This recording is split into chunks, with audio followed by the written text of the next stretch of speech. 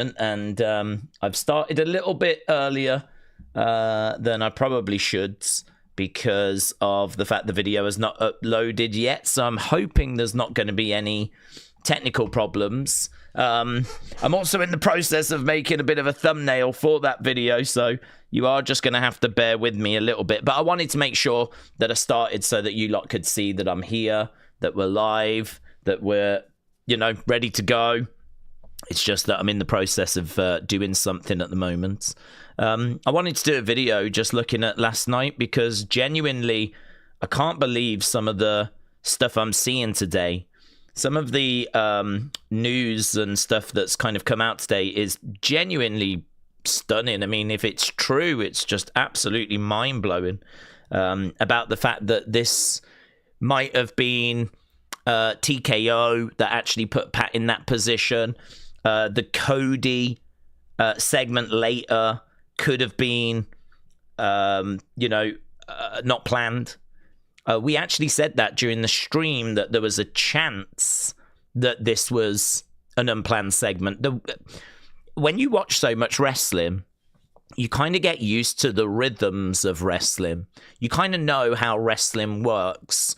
Some of it can be kind of difficult to put into words as to, you know, like how segments are structured and how a show is structured.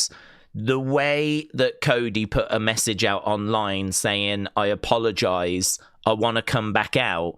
We don't normally see that.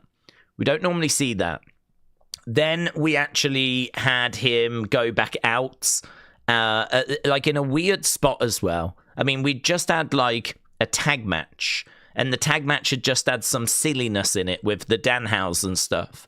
And that's when we bring Cody back out. And, like, that's weird. Like, we don't do that.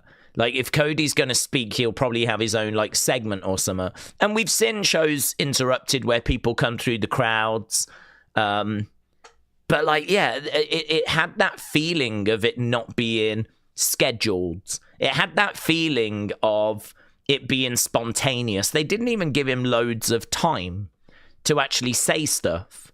It did feel like they were having to steal a couple of minutes from somewhere in order for him to come back out and, you know, say a few words. So I don't know, honestly. I don't know if that was scheduled, if it was not scheduled. I don't know. But I think that it's very interesting to kind of see and hear some of the things that are being said today about it. The video that I've just done on it, I've spent about 10 minutes kind of exploring that and talking about that. So obviously, I'm not going to waste your time doing that here. But yeah, this is where my mind's at right now. That segment last night was diabolical. That episode was horrific. I mean, the reaction to it has been an absolute dumpster fire. In the moment yesterday, I never knew if it was just me being a bit over dramatic when I was saying this is one of the worst things I've ever seen, right? You never know if that's quite true or if it is just, you know, you being a bit dramatic. But the reaction online today, I'm sure you've seen, has been, well, nothing short of historic. I would say it's historic in the fact that people are so negative on this, so down on this. This has been universally panned. And then, of course, you hear that it might have been driven by TKO, right? So this is such an interesting topic that I've actually done like a separate video on it. And that video is currently being uploaded. So, yes, I apologize for being slightly distracted at the moment, but I am just trying to get some sort of video out there, get some sort of thumbnail made, and we can obviously jump into whatever you want to jump into. Hello. It was bad last night, says Catherine. Hello, Catherine. Josh said, I thought it just didn't make any sense. Yeah, I mean, honestly, I found it a little bit difficult to speak about and talk about because I agree with you that it doesn't make sense. And it doesn't make sense on a few different levels, and it makes it very hard to know where to start. So I think one of the areas that I keep getting a bit stuck on is they had Pat come out and attack Cody. They did that in front of Randy's home crowds. So forget everything else. Do they want people to be cheering that, or do they want people to be booing that? Because Randy's been getting boos anyway, cheers anyway, but in front of his own fans, everyone knows he's going to get cheers. So why did you have Pat come in St. Louis and attack Cody in front of one of the most anti-Cody crowds that we could have? And that's not because of Cody being, you know, bland and vanilla and all this kind of stuff, but it's because that was where Randy comes from. His family were in the audience. So it's confusing, because if you want to have people kind of booing Pat, why would you do it in St. Louis? Like, that just doesn't make any sense to me. That doesn't make sense. I would love to know the thought process of why you did it this week in front of that crowd. Because if anyone was to ask me that question, why have we done that? I genuinely don't have an answer. I don't know. So that I find confusing, right? Then I also find it confusing that you have Pat talk about how this wrestling isn't the same as wrestling back in the day. I find that confusing. I find it confusing that he talks about, like, how ticket sales aren't selling, how last week's show was so bad. I've had people get in touch with me saying they actually quite liked what Pat said, because there's a lot of people out there that agree with those comments. So again, I'm left scratching my head thinking, do you want this guy to be cheered, or do you want this guy to be booed? You've brought Pat out in front of a pro-Randy audience. You've had him praise Randy. You've had him attack Cody. And then you've had him say a load of stuff that a lot of people are saying online anyway. And you do kind of look at that and go, what is it that you was hoping to get heat from? What was you hoping was going to upset people? I mean, don't get me wrong, people are going to be upset watching at home, because there's plenty of Cody fans, believe it or not, right? There are plenty of Cody fans. But I have had people get in touch with me saying, I agree with what Pat was saying. So what's the story? Like, what's the story? I mean, we've had Pat come out basically saying that we should root for Randy because Randy represents all that's good about wrestling. But I mean, if Randy wins the title at Mania, that's not going to bring back the Attitude Era. That's not going to stop the 5'5" guys from wrestling, like Pat says. You know, Pat says that he has to watch 5'5" guys have matches. Well, he's still going to have to do that, even if Randy wins. Like, if Randy's champion, we've seen it before. Like, Randy's champion. Plus also, Pat was, like, on commentary for a long time. And this product is basically the same as when he was on commentary. He will have commentated and praised and supported a lot of the wrestling and wrestlers that he is now out there, you know, bad-mouthing. I agree. There are many aspects about what he said, about where he said it, that just don't really make sense. And then I think the bigger problem, the one that I'm seeing most people talk about, is that Randy Cody just doesn't need him in it. Randy Cody is a great feud. That's a feud I've waited for, and it seems like quite a few of you have waited for, and it just doesn't need him to be involved. And that, I think, is where the real issue is for many people, is that I don't need him to be in this. You know, it's one thing to have celebrities getting involved like Jelly Roll and doing stuff with Kit Wilson, maybe a little Yachty doing something with Trick Williams, but I don't need Pat being dropped in the middle of Randy and Cody. And that seems to have kind of done most of the damage. That's what I'm seeing most people say. It's not really, no one's really talking so much about what he said. And actually, of what he said, I've had a few comments of people that agree. So you do kind of go, what was you hoping to achieve with this? How does this make sense? It's it's hard to tackle. It's really difficult to tackle.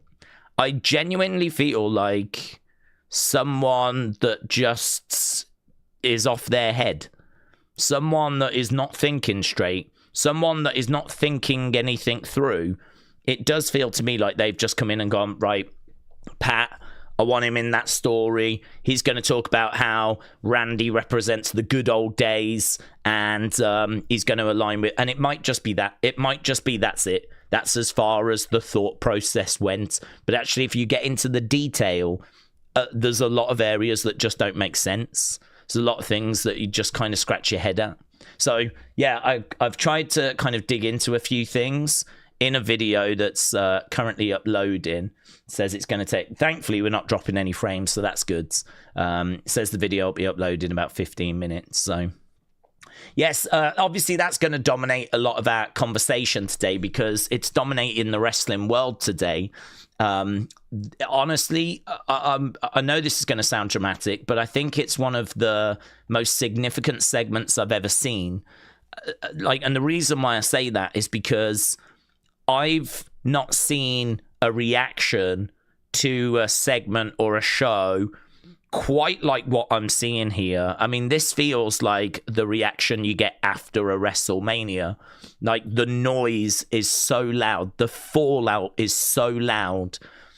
Normally when I'm sat here, you know, I never quite know if I'm in the minority or the majority. So sometimes, like, I have to not pick my words carefully, but I know how I feel.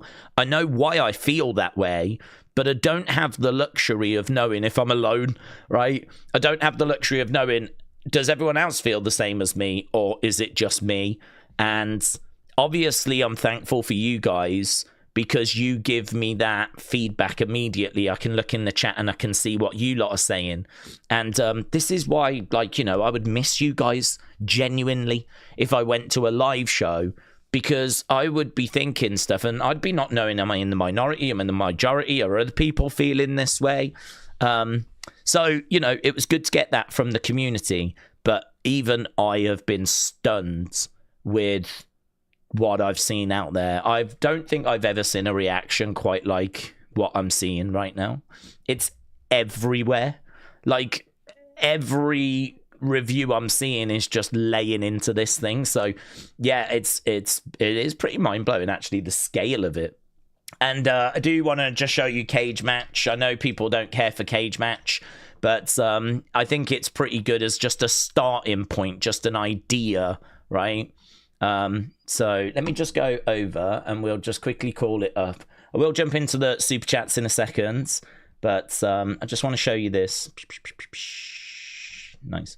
So obviously you can see all the shows that are listed and you can see the scores. So this one, 5.8, they're out of 10, right?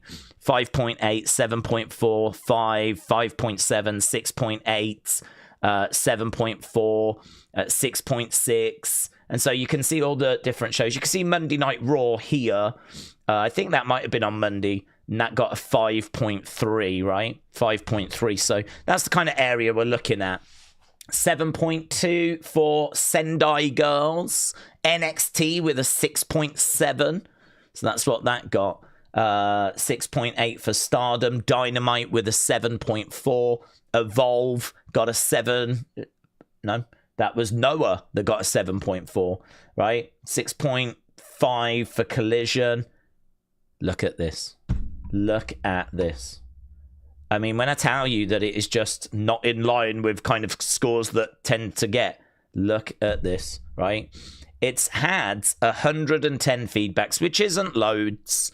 It's not loads. 110 is not loads. But it is just a starting point. It's an idea. It just gives you an idea as to how this was reacted. And this isn't anti-WWE fans that have jumped on here. You've just seen what Raw got and what NXT got on this same platform, right? It's not like all the other shows get amazing scores and the WWE shows get rubbish scores. I wouldn't use this otherwise because it would just be biased and it would be a waste of time. 0.54, 110 feedbacks, 130 comments. There are people in the comments saying, I have just created an account here just so I can tell you how bad I thought this show was, right? 130 comments. That doesn't affect the score, by the way, because the way Cage Match works is you have to actually leave a comment, then wait 7 days, and then they allow you to start scoring shows. They put that in place when, like, the tribalism was at its worst, because people were jumping in and, like, marking down AEW or marking down WWE. So they put that kind of in place, right? And if anyone abuses the system, like, you know, constantly marks down WWE shows, apparently their account flags. So they're trying to do stuff to kind of combat that. The bottom line is, I think you can have confidence that this is where people are, right? 0.5 out of 10. It's not out of 5. It's out of 10. 0.5. And if you go down to the comments, it's not like WWE sucks, ha ha ha. It's, you know, the presence of Pat and, I don't know why R-Truth, but R-Truth in the show is a reason for this to be a 0. 20 years of Cody and Randy. Pat is not needed at all. I don't usually watch every single WWE show, but I do try to keep up with it. Yesterday I was at home and I decided to watch Smackdown, but now I'll probably just skip every show and I'll just tune in to WrestleMania. I don't even know where to start. After last week's abysmal show, they decided to make this week's SmackDown even worse. A disaster of a TV episodes. There's nothing to say about it. Destroying a story that we have waited 3 years for in 2 weeks is disgusting. What is the point of bringing in Pat? No one bought into whatever he was trying to say. No one was that concerned if he even returned to WWE. There's 20 years between Cody and Randy. They don't need an extra in this. Actually painful to get through. Actually painful to get through. Every match was mid or bad. The Pat angle might be the worst, most disappointing part of a major storyline in a long time. The Pat promo, that Pat promo, is an all-time awful piece of business. Let's be honest, TKO is literally destroying WWE from the insides. Bad, horrible, anticlimactic. WTF is this feuds? I mean, like, there's a positive one here that gave it 3, you know? Yeah, this was rough. If it was just the first hour only, this would be a flat 0. But there was some good stuff here, right? The opening segment was absolutely horrendous, and it made me lose faith in this company's creative and TKO, but I never had confidence in them in the first place. Really, bringing Pat into a 20-year story, a WrestleMania main event is now going to involve Pat and Jelly Roll. What are we doing, bro? So, look, it goes on and on and on and on and on, and it was the exact same thing in our opinions video as well. Our opinions video had 120 odd comments. I read every single one of them, right? Every single one of them. And it was this.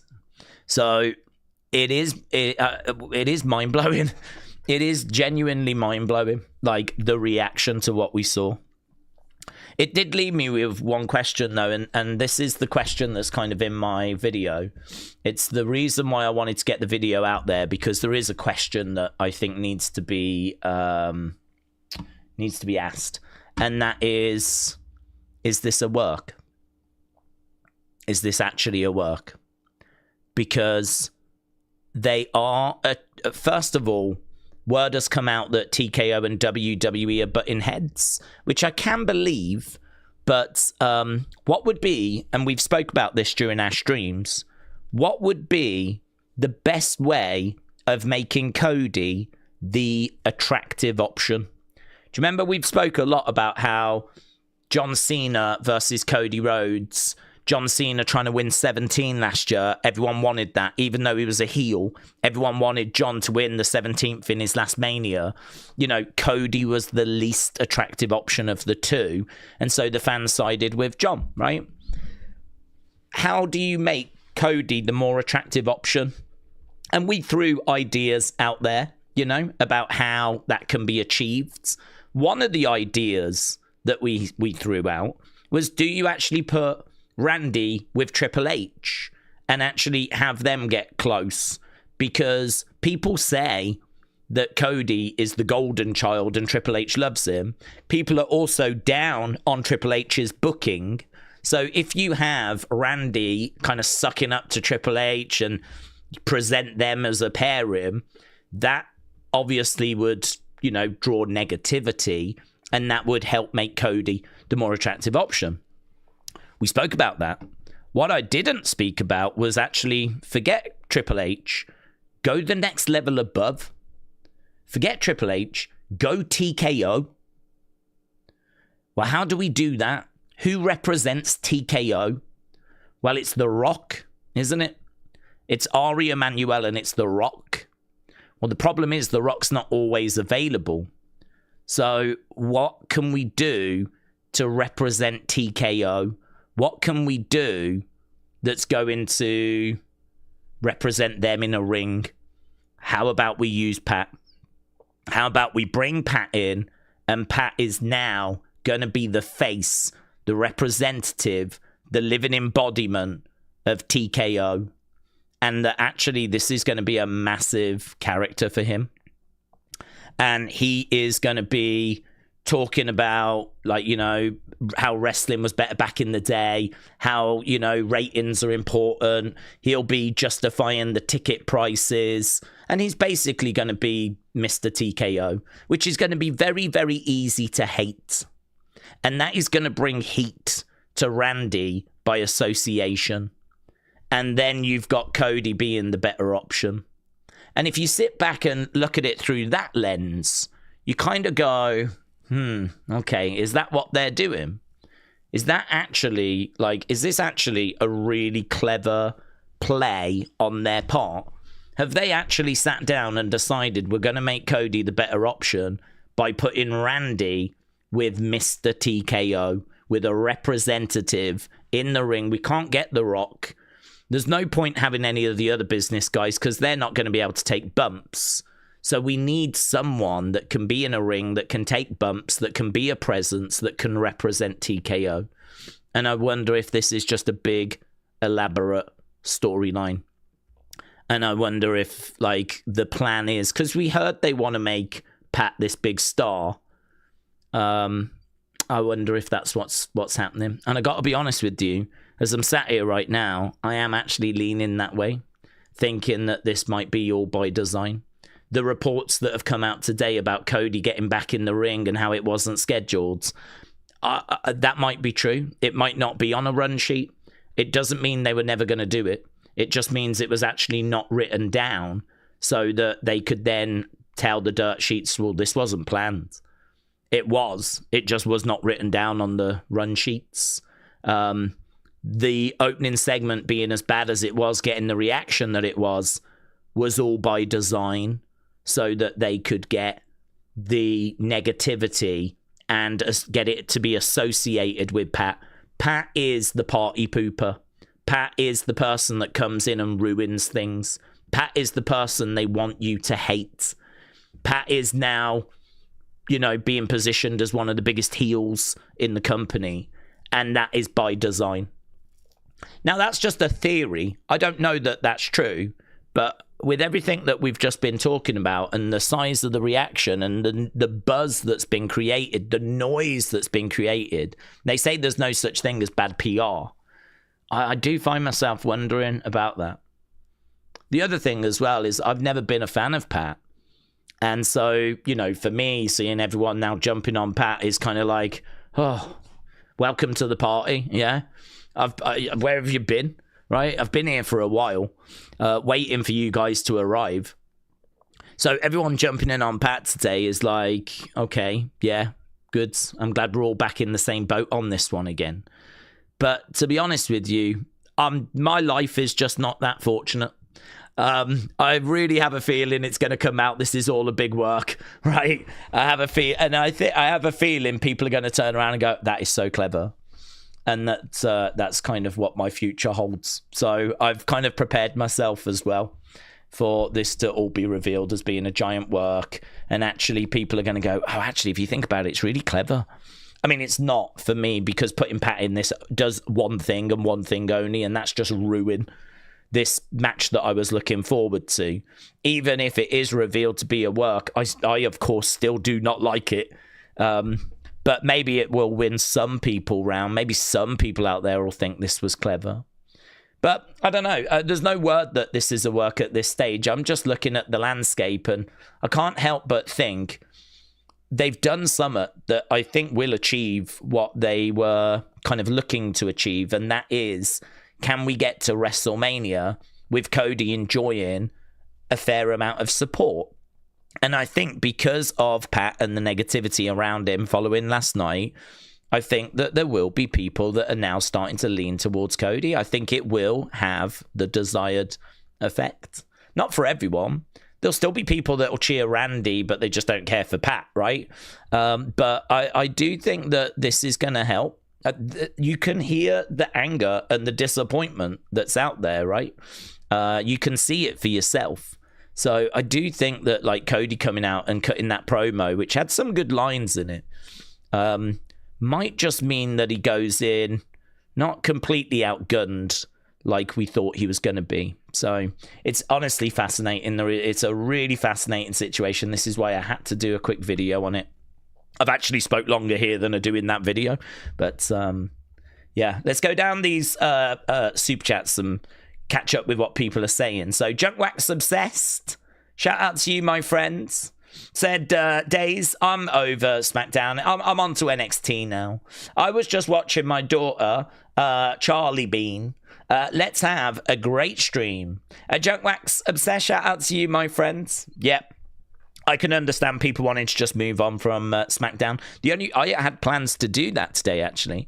When I went to bed, I was like, right, tomorrow I'm not even going to talk about Smackdown. It's going to be hard, and we will have, of course. But I was like, I'm just going to try and get good vibes. I just want good vibes. I'm always worried that when I sit and moan that, like, that's not what people want. That's not what people want. So I know that yesterday was a tough stream, because where was the joy? You know, I mean, it just couldn't be found. I couldn't find it. So I was like, okay, well, in bed, I was like, right, I'm going to be more positive during that NXT stream. We just won't talk about SmackDown. But then when I woke up to the news that I woke up to, I was absolutely floored. I was absolutely stunned. You know, the news at the moment is that this is TKO, and that, you know, it's all TKO that have put Pat into this position and all that kind of stuff. And I was like, just couldn't believe what I was reading. So yeah, there was no way we couldn't talk about it, of course. It's if it is true, right, and it's not a work, and it is TKO, the reason why that's crazy is because we're now obviously getting stories and people inserted into stories that's not being driven by WWE creative. It means TKO are just kind of coming in and sticking their noses in. And, you know, it not resulting in that being a good thing. It's not like they're coming in and helping. They're coming in and, you know, taking a story we're all very passionate about and shoving Pat in the middle of it. So, and then for WWE to respond by sending Cody out there to cut a promo. I mean, like, the current story, if we believe it, is WWE saw the reaction to that segment online. They had Cody send a tweet out apologizing, and they sent him out during the show completely unplanned to try and salvage it somehow, to try and save the situation. If that's true, that is mind-blowing. That is an all-time mind-blowing WWE moment, right? That is mind-blowing. You just have to figure out if you believe it or not. You just have to try and figure out and make your own mind up if it's true or not. That's where the current story, that's what I woke up to. That's where the current story is. Mr. Unfamiliar said, Pat's heel in real life and his fans don't care. It makes Randy over, said Mr. Unfamiliar. Do you think so? I mean, I don't know, Pat, obviously. I don't know what he's like in real life. I've said before, I'm sure he's great on his podcast. I'm sure he's great in football. I don't have any reason to not like him as a person. The reason why I didn't like him in wrestling was I remember the very first time I saw him, he was on a kickoff show. And I remember thinking, who's this guy? This isn't like a wrestler or anyone like this. And it was a football guy. And I remember, like, his voice was a bit squeaky and a bit annoying. And I was like, I just didn't like him. I just didn't like the guy. I found him to be quite irritating. I think he's a bit like Marmite. He's a bit like, I don't know what's divisive in America. Over here, we've got like a spread called Marmite. You either love it or you hate it. It's one of those things where I think you either like him or you don't. And just from straight away, it was like, you know, scratches on the blackboards. I was like, just from the very first time I saw him. And then, that must have been before the pandemic. And then he just didn't go away. He went down to NXT, started wrestling, and you know how I hate celebrities trying to wrestle. So, then he gets in the ring and he's in NXT trying to wrestle. Then he's having matches at like SummerSlam and stuff like that, singles matches. And then he's competing at WrestleMania. So, he's ticking all the irritants, you know, all the things that wind me up. All them boxes are being ticked. And then he goes on commentary. And don't forget, this is a guy and his voice, I find, squeaky, irritating anyway. But I always think for commentary, you need to have like a tone to your voice, a kind of a specific tone that, you know, is kind of, it's got a bit of like grandeur to it or a bit of depth to it, or it's got something to it where, you know, you can hear voices sometimes and go, oh my God, are you a commentator? Because it's just got like, you know, it's different. You know, you think about Mauro Ranallo kind of a thing. With him, it's like it's like scraps on a blackboard. I just don't like it. And his squeaky was something that some appreciated. Some people liked him because he brought a bit of energy to the commentary booth. But for me, I just found him irritating. I'll tell you something else I found irritating. They always had to give him moments. So you remember like when Shinsuke would come out, he'd be up there like air guitaring, or when Jay would come out, he'd be up there leading all the yeeting, and the camera always had to cut to him, always had to go to him. He was as big a focus during certain wrestlers' entrances as they were. They had to show Pat doing his thing, you know? Pat became a part of it, and it was like they were constantly trying to find different things for him to be, you know, shown doing. And that was annoying. Because again, if you want to be a commentator, well, sit and commentate. I don't want you to because I can't stand your voice. But, you know, the fact that we also then had to find other ways of bringing him into the show. I've got several years of frustrations with him that can all come out now. I'm not going to do that, of course, because you don't want to sit there and hear me go on about it. But yeah, this is, I don't know how people react to him. The only thing I can say is the backlash online is so loud. The average person is not on board with this. That means when he comes out, the average person is going to boo. The average person is not going to be on his side. I don't see how we can get the reaction online that we've got, the scores that we've got, all that kind of stuff, and then we bring him out and he's going to get cheers. He's going to get support. That does not make any sense whatsoever. To me, he is seen as ruining this feud. He is seen as being brought in and ruined. And now the word of TKO being behind his inclusion only compounds that even further.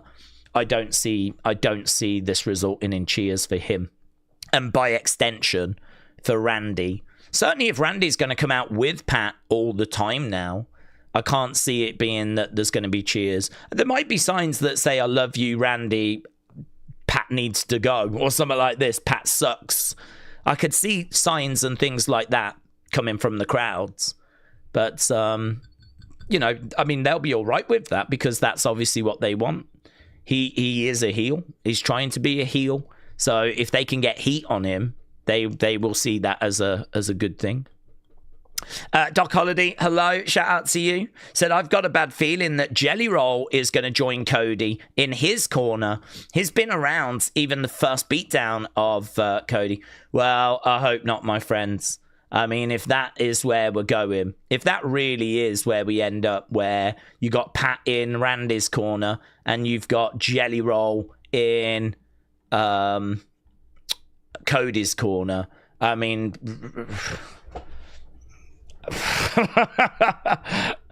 I mean, we will have tried to have combated the decline in ticket sales by just embracing celebrity on, you know, a crazy level. It's one thing to have them on the show somewhere.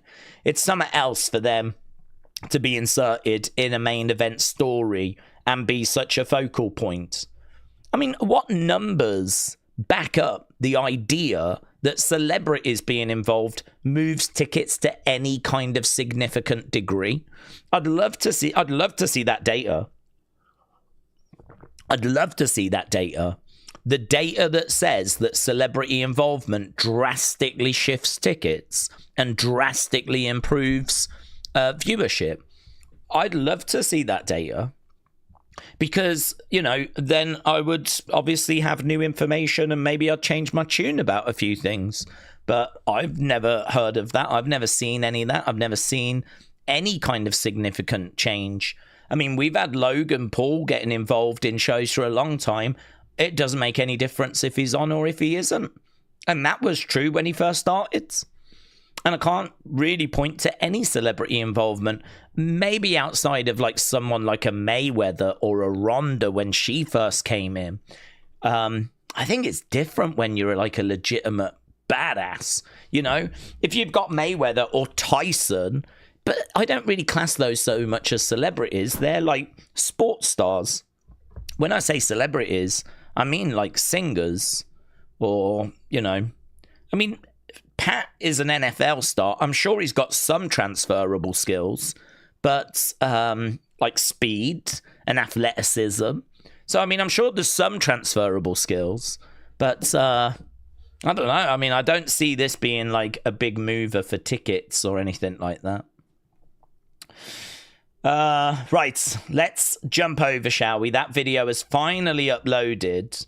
So let's go over to a bit of a breakdown for NXT. We can still keep talking SmackDown if that's what you guys want to talk about, but we are going to look at NXT. Is that a video? Oh, no, it's not. Okay. Right, Doc Ollie said, I wonder if Dennis Rodman's entrance to the Hall of Fame has got anything to do with celebs this year. I don't think so. We've put celebs in Hall of Fame pretty much every year. I don't know if we did one last year, though. I can't remember. But, yeah, there's a big celebrity wing. I mean, I do think his involvement is to try and sell tickets and get interest. Yes, definitely. But I don't think that's anything new. That's, you know, we've put Donald Trump in. We've put Ozzy Osbourne in. We put William the Refrigerator Perry in. There's quite a few celebrities. I think William Shatner might have gone in that went into the celebrity wing. So if Dennis Rodman was the first, I would say, oh yes, definitely. But he's just the latest in a long line of celebrities that have gone into the Hall of Fame. And yeah, it's definitely to try and create buzz and to try and you know, get like people watching that might not normally be watching. It's about trying to get WWE mentioned and promoted in areas they wouldn't normally be mentioned. So with Dennis Rodman going in, can we get any of the basketball fans aware that the Hall of Fame's happening, Dennis Rodman's going in, you know? Could it be there's some Laps fans that are like, oh, I've not watched wrestling in a while. I might check it out, actually. And that is the goal. That's why they want Pat, because Pat obviously brings in a lot of football fans. Football's obviously massive. So, I mean, he's got a big audience. So, I mean, it's not crazy as to why they work with Pat. Like, we're not sat here scratching our heads as to why they do that. The point I keep making is I've never seen any data to suggest that there's any kind of significant change to engagement, ticket sales, viewership, if we do have celebrities involved. But clearly they believe that it does. Otherwise, we wouldn't keep doing it. So, anyway, that's by the by. Let's jump and have a look at the NXT cards, and then we can talk about this. We can talk about Smackdown. Whatever you want to talk about, we can talk about it, right? There is so much going on in wrestling right now that we can talk about it. So, lots going on tonight. We are a good few hours away from this thing kicking off. I don't know if there is a countdown show. When I looked earlier today, one was not scheduled on WWE's YouTube channel, but I haven't been on since. Let's have a little look and see if there is one that's actually there now. I know that it's about 2 hours, until Stand and Deliver begins. No, I still don't have one listed on the WWE YouTube channel. It's not on the NXT channel, is it? Because there is, I believe, an NXT channel. NXT. No, they don't even have a live segment. So there is an NXT channel, but there's no live that's set up. There's no live set up on the WWE one. So does anyone know where you go for the countdown show? I know where I go for the actual show. I go to Netflix. For you lot, I believe it's on YouTube if you're in America, by the way. It used to be Peacock, but that has now ended. But I actually don't know where I go for the countdown show anymore because it's not showing on the WWE YouTube channel. Okay, we can come back to that. But we've got Joe Hendry defending against Ricky Saints, Ethan Page, and Tony D'Angelo. That definitely feels like a poll that we need to do. So, who leaves as champion? Who do you think's going to leave as champion tonight? Is it going to be Ricky Saints? Is it going to be Ethan Page? Is it going to be Tony D'Angelo? Or is it going to be Joe Hendry? I believe in Joe Hendry. Okay, we got a poll up. Who do I think's going to win? I am going to go with Tony D'Angelo. Going to go Tony. The reason why I'm going to go Tony is because I think Joe is likely to go up after Mania. I think Ethan is likely to go up after Mania. And I'm not sure about Ricky. Ricky, I'm not sure about. I don't know if they're going to move with him yet. They could do. But I don't think they're going to move Tony up. Not at the moment. So I'm going to say Tony wins. Which could be an outside shout, actually. Jacy, Kendall, Lola. I'm going to go Lola wins this. I think Jacy could get called up after. Amazing. Do you know, we did a stream on Tuesday, and I was saying, is Kendall the best women's, American wrestler we've ever seen? And we were talking about Bayley, we were talking about Sasha, and we were kind of going down a bit of a list, and Charlotte. We were kind of going down a little bit of a list. And Dave Meltzer said the exact same thing. Dave Meltzer was like, she is going to be the best American female wrestler ever. Where she is now for her age and how long she's actually been doing professional wrestling, she's ahead of anyone else at that stage. She is just going to become the best we've ever seen.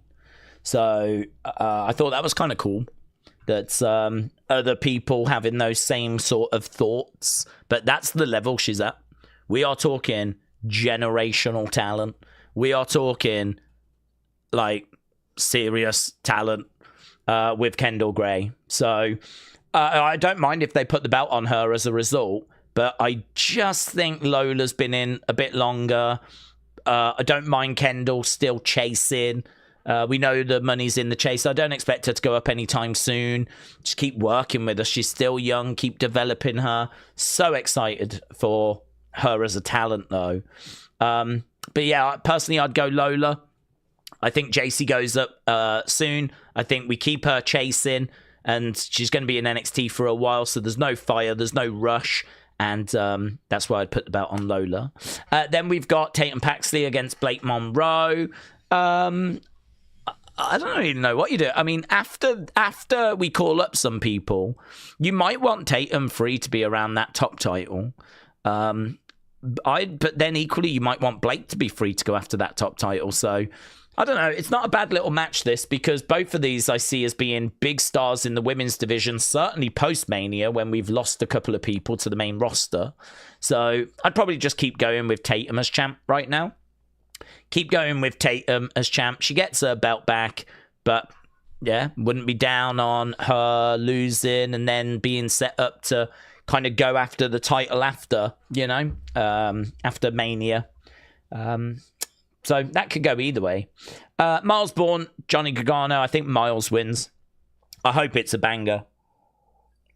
I want Johnny to remind the world just how good he is, because I feel like we need a reminder, because he just hasn't been doing much. So I hope it's the banger we're all hoping for. I think Myles retains. Hopefully Johnny is just reinvigorated by the fight and the fire, and it just unlocks something in him. Like, that would be really good. And yeah, I'm hoping it's a banger. Then we got Vanity Project Los Americanos. Could go either way, that. I wouldn't be against Los Americanos running around the world, going to Mexico, appearing on Raw, and like having those NXT tag belts. Wouldn't be against that. But I think it'll be Vanity Project. I think they're probably only here for a little bit of a boost, star power, whatever. Then we got Soul, Ruca, Zaria. Surely Zaria, because I think she goes up after Mania. So surely Zaria. Then we've got this Hank and Tank, Shiloh, EK Prosper, who was Eli Knight. And women's champ, speed champ, Wren Sinclair against Birthright in a mixed 10-person tag. Yeah, that's meant to be on the pre-show, so there must be a pre-show. That's a good point. There must be a pre-show, because that match is meant to be on the pre-show. It's weird, the pre-show not being scheduled. At least Netflix is finally updated and showing the main show, said Curse Soul. Yeah, Curse Soul, shout out to you. Okay, then we've got Sexy Red is going to appear, right? Sexy Red going to appear. So this is what we've got. This is the card, and I'm really interested to see a lot of these matches. I think it should be a really, really good show, and it'll certainly take the bad taste out of the mouth from yesterday. With that being said, we're still getting lots of comments coming in. Keep getting your thoughts in.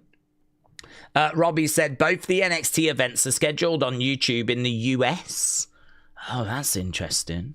It is not scheduled here in the UK. It is not scheduled here in the UK.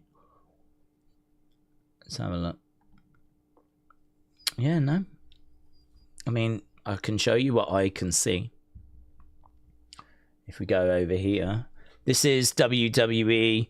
At the moment, they're showing this Best of WrestleMania live. They've shown main event. This is on the live tab. There is an episode of AAA that's coming up at 3 in the morning. So they're going to be showing that, but there's no NXT countdown. You can see there was one for Vengeance Day 3 weeks ago that was here. This is where we go for them. Post-show for the Chamber, countdown show there for the Chamber, Royal Rumble post-shows, Saturday night's main events, all this kind of stuff, Survivor Series. There's the countdown for Deadline. So this is where we go, go for the countdowns, but there is not one listed at the moment. So I don't know if it's going to pop up. I don't know if it's going to show itself or anything, but at the moment there is sadly not one that is there showing. So interesting, Robbie. Thank you. Owen said, do we think Ethan and Ricky get called up? I think Ethan could. Because I think he is a very, very interesting worker. He uses social media really well. I think they really like him. The Rock seems to like him as well, because I remember ages ago The Rock doing a segment with Ethan, and there was word that The Rock was impressed with Ethan's work, right? I don't know about Ricky. Ethan's come in and been a heel from the start, and is nailing it, right? I mean, he's just great in that role. Ricky came in and was a face, and then they've turned him heel recently, and Ricky just doesn't feel quite as settled. Like, trying a couple of things with Ricky. And, you know, he works well as a face, he works well as a heel. They could absolutely call him up, but I don't think I've got the same amount of confidence for a Ricky call-up as I do an Ethan call-up. Maybe because it just feels like we found Ethan. I don't know that we've quite found Ricky. We're still seemingly working on that, so... Tony said, let's be real, last night's SmackDown was the worst in its 27 years. And this is a massive but. The great opening segment saved, so I will give it -14. Big Time said, last night's segment being so panned felt like the consistent bad shows, lackluster product, creative slump for a long time was building up. And we just hit the iceberg last night. We saw it coming. Blaze said, Daze, you need to watch the 4-hour loop of Kit Wilson's song. Let's go. Jahaha Full said, Daze, evening. Hello, Canada. Do we think that TKO might want a big celebrity presence at this year's Mania because of the injuries? No, I just think they want big celebrity presence anyway. I think the belief from WWE forever has been that celebrity involvement is obviously a positive. And I get it. It does get them extra exposure. You want as many people to know that your show is on as possible. This is why we go on late night shows. This is why we do so many interviews. This is why, you know, we bring celebrities in. You know, we got Sexy Red tonight. We're trying to reach her audience. We're trying to reach the hip-hop audience. We're trying to bring in basketball stars like Tyrese Halliburton. We want to reach basketball fans, you know, Dennis Rodman going into the Hall of Fame again. You know, part of that is because he deserves to go in, but I don't know. You could make an argument. Do we need a celebrity wing? Should there be a celebrity wing for the WWE Hall of Fame? Is it needed? Or should we just give that spot to another wrestler and put another wrestler in instead? That can be debated. I'm not saying there's a right or a wrong, but certainly part of the reason why we do it is because of the press and promotion that it generates. So, you know, that results in them going in, right? So, yeah, we're just trying to, you know, there's a reason as to why we're trying to do this. WWE have got a history of it. You know, we had Snooki getting involved. We've had Pete Rose kind of getting involved in the past. Obviously, you can go back to like all those guest hosts of Raw where we were bringing in like the Muppets and Bob Barker and all these people, right? So we've had a lot of celebrities involved over the years. I can't necessarily say this is like just a TKO thing. I do think that Pat in particular is very, very well liked by Triple H, Nick Khan, TKO. I don't know. He's very good at networking. He's very good at getting in with people. I think he's like a bit of a yes man in regards to, which is not a bad thing. You know, I'll criticize him for a lot, but I'm not criticizing him for being a bit of a yes man. But I think the reason why he's liked is he's willing to give his platform over to promote in WWE. You know, he'll have wrestlers come onto his show and he'll speak to them. And, you know, you got to remember he's predominantly got a football audience that want football content, yet he is willing to give over part of his show to wrestling. And I'm sure that is frustrating for some of his fan base because there's going to be plenty of people that have decided wrestling is not for them. So I think the fact he's willing to do that, the fact he was willing to contribute so much time to being a commentator for them, like, I think, you know, they really appreciate the amount of kind of work that he has given to them, right? And so I think that relationship is really, really strong. So him being in this position, I don't even know that it's as much about being celebrity and how much it is about being Pat, because there is word that Ari wants to try and make Pat specifically this big star. The next Sylvester Stallone keeps getting mentioned. Apparently he's going to be appearing in like some TV show. He's already done like some episodes of a TV show. And so I don't know if this is like celebrity or if this is like a bit of a pet project for Ari Emanuel. Don't know. That bit makes me feel a bit all uncomfortable, to be honest. But I think in regards to Jelly Roll, he's also very well respected. It's one of those where it's like, oh, I had such a great time. If you ever have anything else, please let me know. You know, he's just won a load of Grammys. I mean, it's nothing to go, hey, do you want to do something for Mania? Yes, I'd love to. In he comes, multi-Grammy winner. Do you know what I mean? Speed, one of the biggest celebrities on the planet with his following and all of that. So I don't. This is nothing new. WWE have been doing this for a long, long time. They'll continue to do this for a long, long time. For me, I just don't like. I don't like Pat, first of all. So anything with Pat is going to be a problem for me. But I think if a lot of the celebrities are willing to just sort of stay out of the ring, I can deal with it. Once they start getting into the ring and having matches, that for me is where I've drawn the line. So I don't mind celebrities getting involved. I mean, I understand what they bring. I understand they're excited by the product, and I think it's kind of good to see celebrities that are excited by WWE. I don't think that's a bad visual at all. You know, the fact that this guy that writes music people loves and is winning Grammys, or this kid that's like a big streamer, big influencer going around the world, you know, they've got a passion for WWE. That's certainly not a bad thing. But it's just like, how do you use those people? And that for me is where the conversation has always been. And it's interesting because I don't feel like that's where the conversation was maybe before the pandemic, whatever. But as time has gone by, and I think as the celebrity involvement has seemingly increased, I think more and more people have kind of come on board to the idea of, I don't really like this. We've took this too far now. And I think what Big Time said, like, you know, everything's kind of come to a head and we kind of hit the iceberg last night. I think that's, I think that was a really good comment. So, no, I think we would have got these celebrities anyway, to be honest. I think we would have got them anyway. I mean, even with all the injuries, like you say, dropping Pat in the middle of Randy Cody does not really fix any of the injuries. Doesn't, this is, if it was a case that it was going to be Pat versus Seth, maybe I'd feel different because, he was meant to face Bron Breakker, or maybe we were going to do Gunther Pat again because Ray's injured.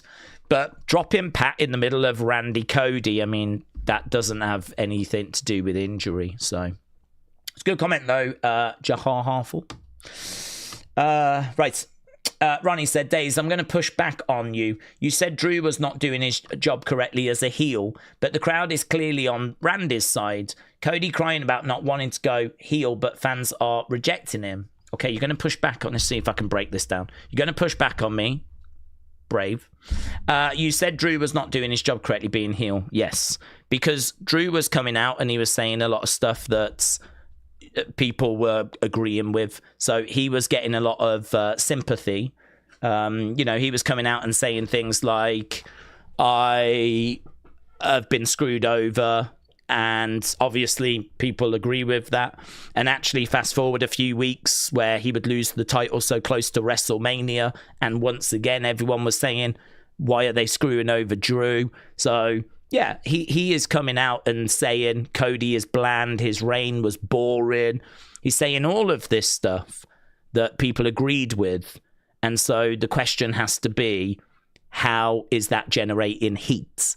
How is that getting people to hate Drew? So yeah, I stand by those comments. I think he was not doing his job as a heel. A heel needs to generate heat.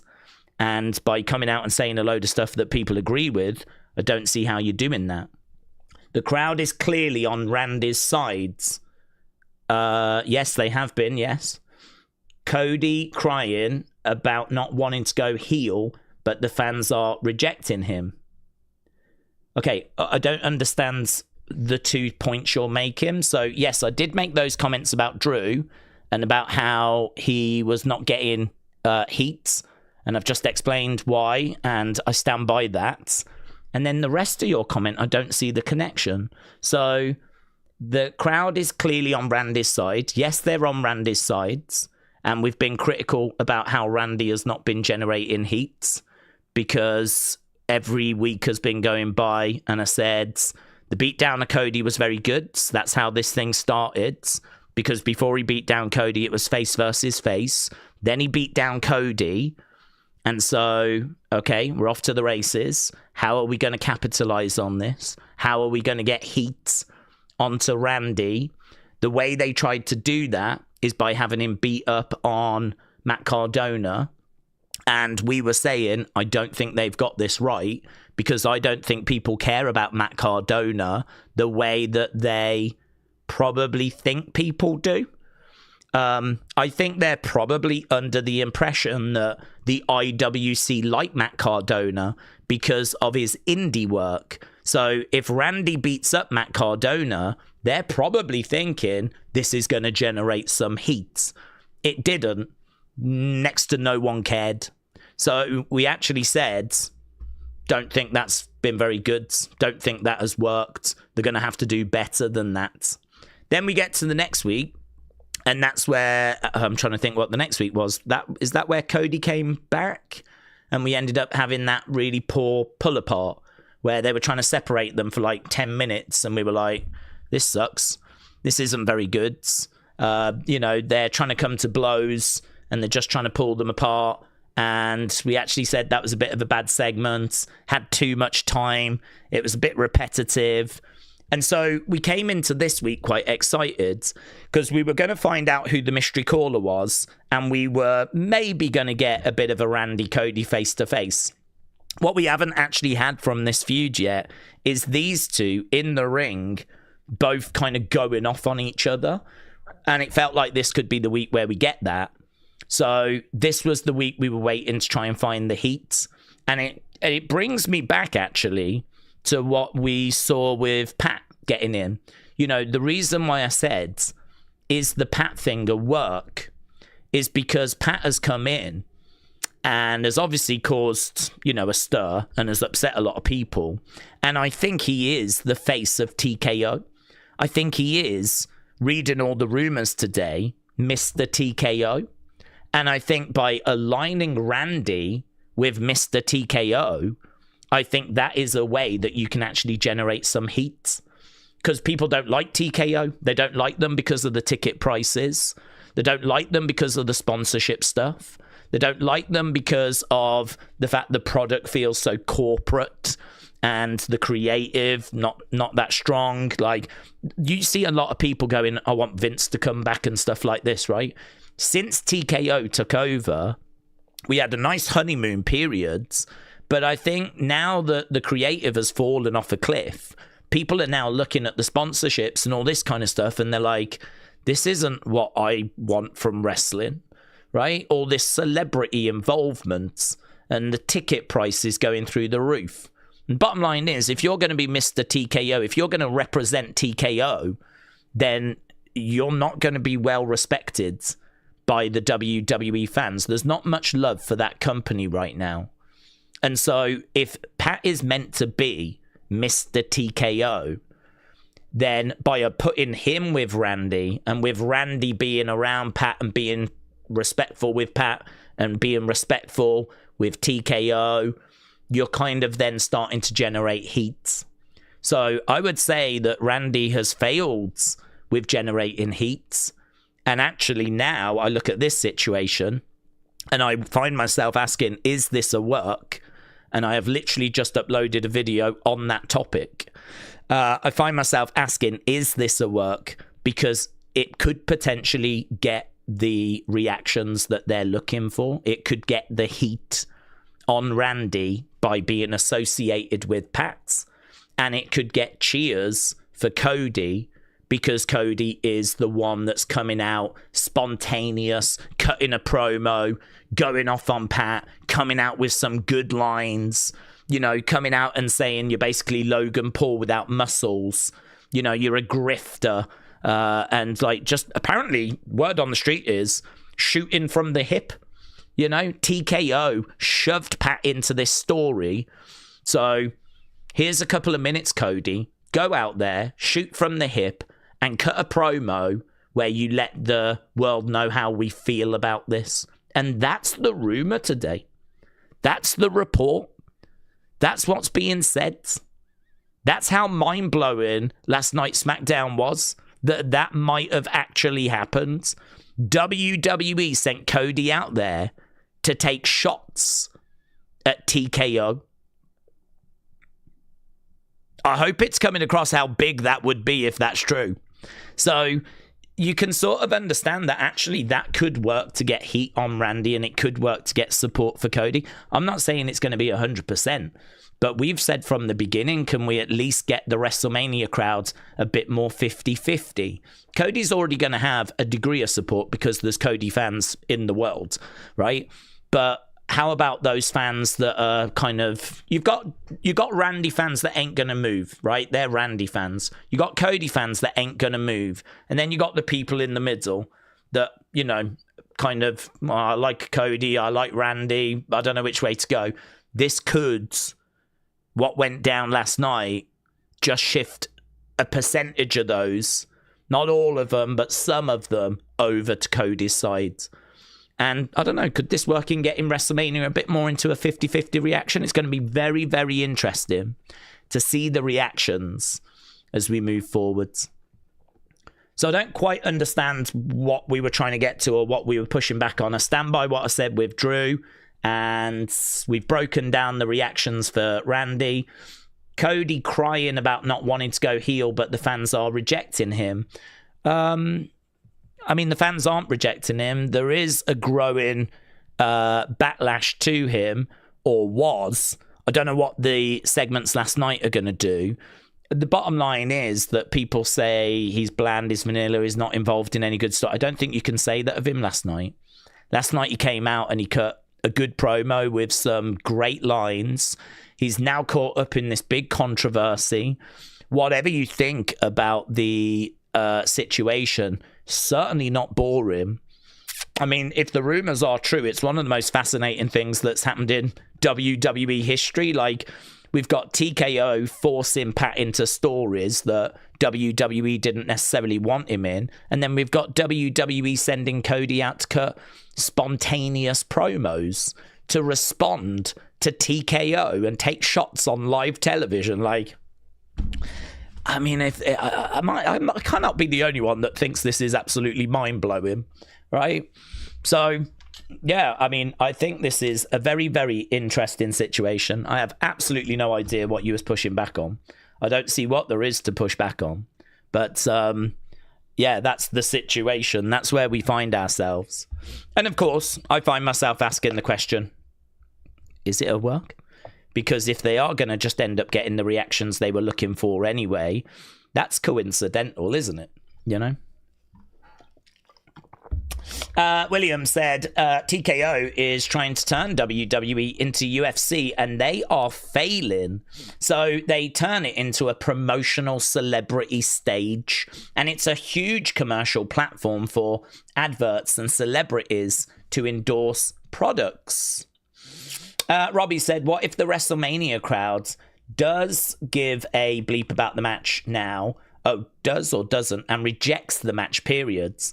Well, I mean, honestly, if this is a work and they are trying, so they've sat down backstage and gone, right, let's make Pat seem like he is Mr. TKO, right? The face of TKO. And that's our plan, right? People hate the ticket. What do people hate? They hate the ticket prices. They hate the sponsorships. Like, TKO will make TKO the enemy, right? So let's have Pat be the face of TKO, right? And we'll leak some stories out that kind of say that he was put there. You know, the reason why the segment felt weird was because he was not meant to be there. TKO put him in, and we'll make him the face of TKO, right? If that's the plan and the play, and this is one big work, then yes, they are running the risk of just driving people away. They are running the risk of people not looking at this going, you know, oh God, I can't believe TKO have done that. I hope that WWE find a way of driving TKO out of, you know, getting them out. Like, people are either going to respond by finding this a fascinating story and wanting to see, my God, where does this go? we've got some real life drama to get our teeth into. So, people are either going to stick with it and think along those lines, or you are absolutely right. I've seen plenty of people going, I'm done.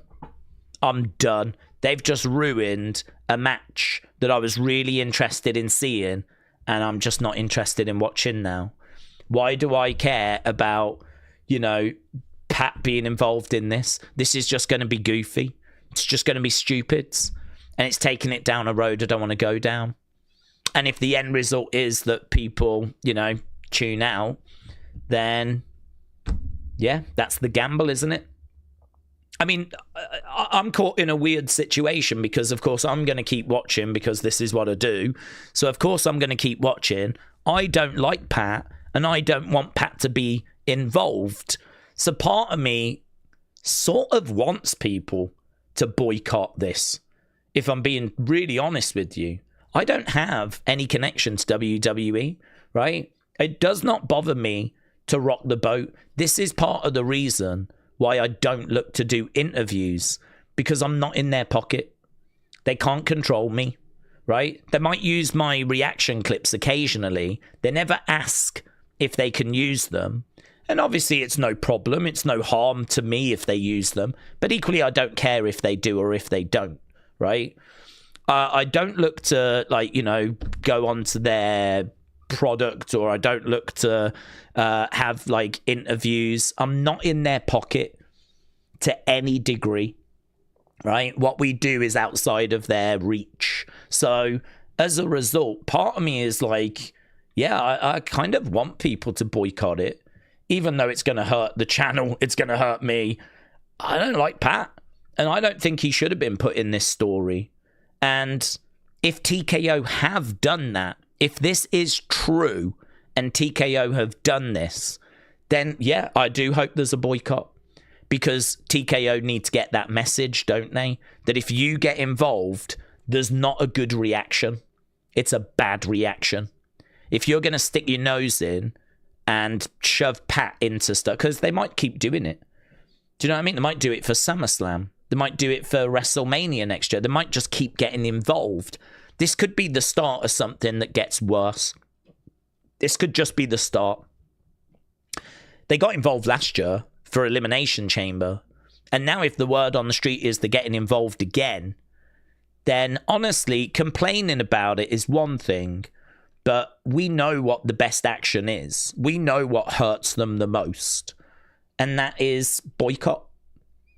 Not going, not buying tickets, not tuning in. That is the best thing you can do. That is how you send the message. That's how you send the message.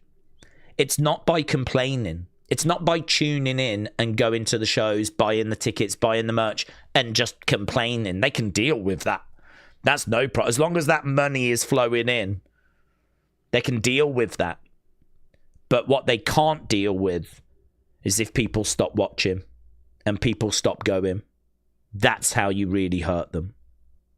So if this is TKO getting involved, then I must admit, part of me does sit here thinking, I hope the message gets sent. You can't be doing that. That is not acceptable. That is not what we want. And how you do that is by, sadly, temporarily hurting the product by not watching, and ratings falling and ticket sales. Imagine if ticket sales get even slower now. Imagine if people actually get refunds. Imagine if they were 11, 12% behind, and now all of a sudden they're 20% behind this time last year. Imagine it falls off an absolute cliff. That's how you would send the message to TKO. So if it's a case that people now are going to not watch the match, and if it's a shoot and they did shove him in, that's how you would send the message. If it's a work, then yes, they run that same risk, don't they? They do run that same risk. They might have looked at this and thought, okay, how do we get support for Cody? How do we get booze for Randy? Let's put him with Mr. TKO. But if the end result is people actually now tune out, then it's a big failure. Yeah. if this is what they've done, it's a gamble. It's a big gamble. I suppose you just have to look at historically when people have always said that they're going to cancel the network or they're going to stop watching. The vast majority actually don't. The vast majority are angry. They go to bed, they sleep on it, they wake up the next day, they feel better. And so I wonder if this is a work, if they have kind of factored that in and thought, right, people are going to be livid on the Monday, on the Friday, sorry. But by the time we've got through Easter weekends, you know, they will have calmed down. You'll have like all the reaction from people. There'll be different thoughts out there. People will start to, and they'll want to see where the story goes. They'll want to see, will WWE fix it? Will they change it? Will there be a reaction to the backlash? You know, what's next in this story? You know, I mean, I don't know about you, but Friday is going to be fascinating to see how they follow up on this. Do they double down and just keep going with what they're doing? Or is there going to be a change of direction? So, you know, we can sit here and say that people are livid and they're not going to watch and all this stuff, but I still feel like people are going to want to tune in Friday to see what happens. It's so bad. And the words that are coming out about TKO getting involved are so big and dramatic. I mean, there's going to be so many videos that cover this that, yeah, God, this is fascinating from a case study point of view, from a learning from, you know, history. Do you remember that time when this happened point of view? This is fascinating. So it could backfire. Yeah, it could. Dal Jr. said, I wish you did more UFC and boxing. Yeah, but we can't keep having this conversation. We know that what's going on. You know, we're in a situation where it has to be wrestling predominantly. I am going to try where I can.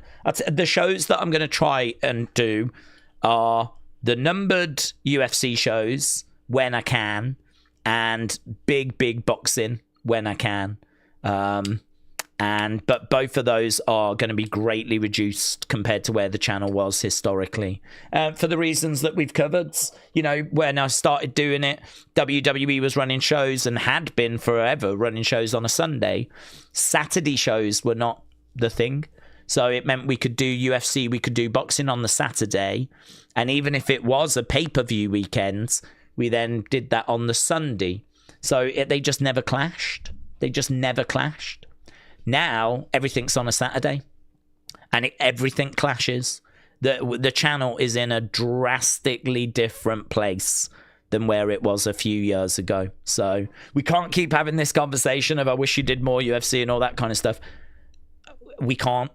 We're in a completely different place to where we were a few years ago, and it's not because I don't want to do it. It's because they've moved it all around and the schedule has all changed. So. Yeah, you know, I don't know what we're doing next weekend. I don't think there's any wrestling next weekend. I'm not looking to bring AAA into our schedule, so I'm not looking to do that. But so next weekend could be a UFC weekend or a boxing. I don't know yet. But yeah, where we can fit in, certainly those bigger numbered shows, I will try to do it. But to be honest, I'm not even that worried about it, because I have zero doubt that we have just absolutely destroyed the UFC community that we had built up over years. Why would anyone choose to watch that show with us now? I mean, they are UFC fans that watch that product on a weekly basis. We can't do that, so they're going to go at other places. There's so many other communities for them to go to now that I don't expect anyone to join us. I think that side of the channel is largely dead now. Honestly, I think it's dead, because I think the way that YouTube works now is you have to be really dedicated to something. There are so many YouTube channels, you can't afford to just do it once in a while. It's not good enough. You know, if you want to do wrestling streams, you're going to have to do every WWE stream. Because if you don't, why are people going to join you? Why would people join your stream that you do once a month? or once every few months? Why would they join you rather than someone that's doing it every day? And that's where YouTube is now. That's where YouTube is. We're in a completely saturated kind of area now where there's just so many channels covering so many different things that you just can't afford to just dip your toe in anymore. So I think we've killed that side of the channel, honestly. I think we've killed it. So I've got to be honest, I'm not even in a rush to get back to it. I love it. I still love it. I'll always love UFC and boxing. It's not about me not caring about it anymore, but it's just from a channel point of view, I think we've probably killed it. Your receipt is coming. Do we think Cody doesn't know where your studio is? You're going to cry later when Cody gives you what you deserve. They're going to break your glass table, Cody, says Verkehrhausen. Sean said, Daze, hello. With today being Stand and Deliver, it would be cool if we got some vignettes for Evil to introduce him. Oh, that's a great shout. Do you know, mentally, I've been so focused on the whole Smackdown situation today. I mean, it's such a crazy situation that I've been so focused on that I've not even thought about Stand and Deliver outside of just the matches. So yeah, I haven't thought about Takahashi or Evil. So it's a really good shout, that is, because that's actually something we can get a little bit excited about. I would absolutely love to see them come in tonight. I love those. I love Takahashi. Evil I don't know loads about. I do like Takahashi. Boom.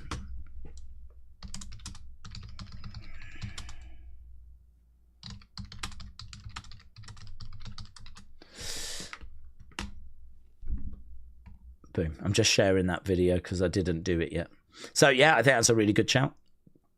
I would actually like more than a vignette. Ideally, I'd love them to be there.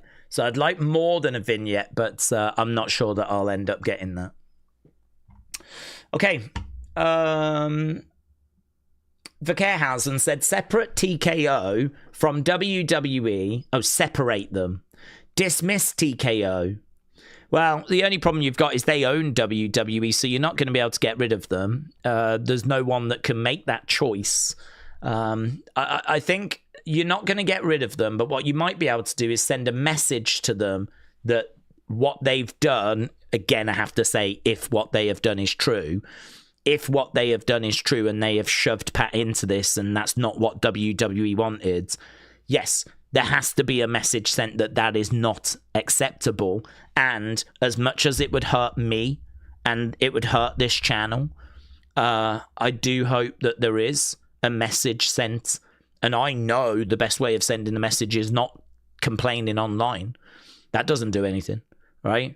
The way that you send a message is by not watching the show and by not going to the shows. And that's how you send the message. It'll be really interesting to see if that happens. There's people out there that are threatening to do such a thing, but I don't know if they'll actually go through with that threat. So I don't know. I think there's a lot of food for thought for people. There's a lot of different things people are thinking about today. Hence why we're spending so long on this topic, because it touches on so many fascinating areas. And I just cannot believe I'm sat here having this conversation. We did not expect this kind of a chat before yesterday's Smackdown, you know? And I love WWE. I don't want it to get twisted. Like, I do not want this company going away, but do we just do something temporarily to send that message? I mean, the problem is that, you know, we're, as a community, we're not big enough to make a dent. You know, if we sat out, no one would even notice, right? So we can't make a dent. It has to be a bigger movement that would come together.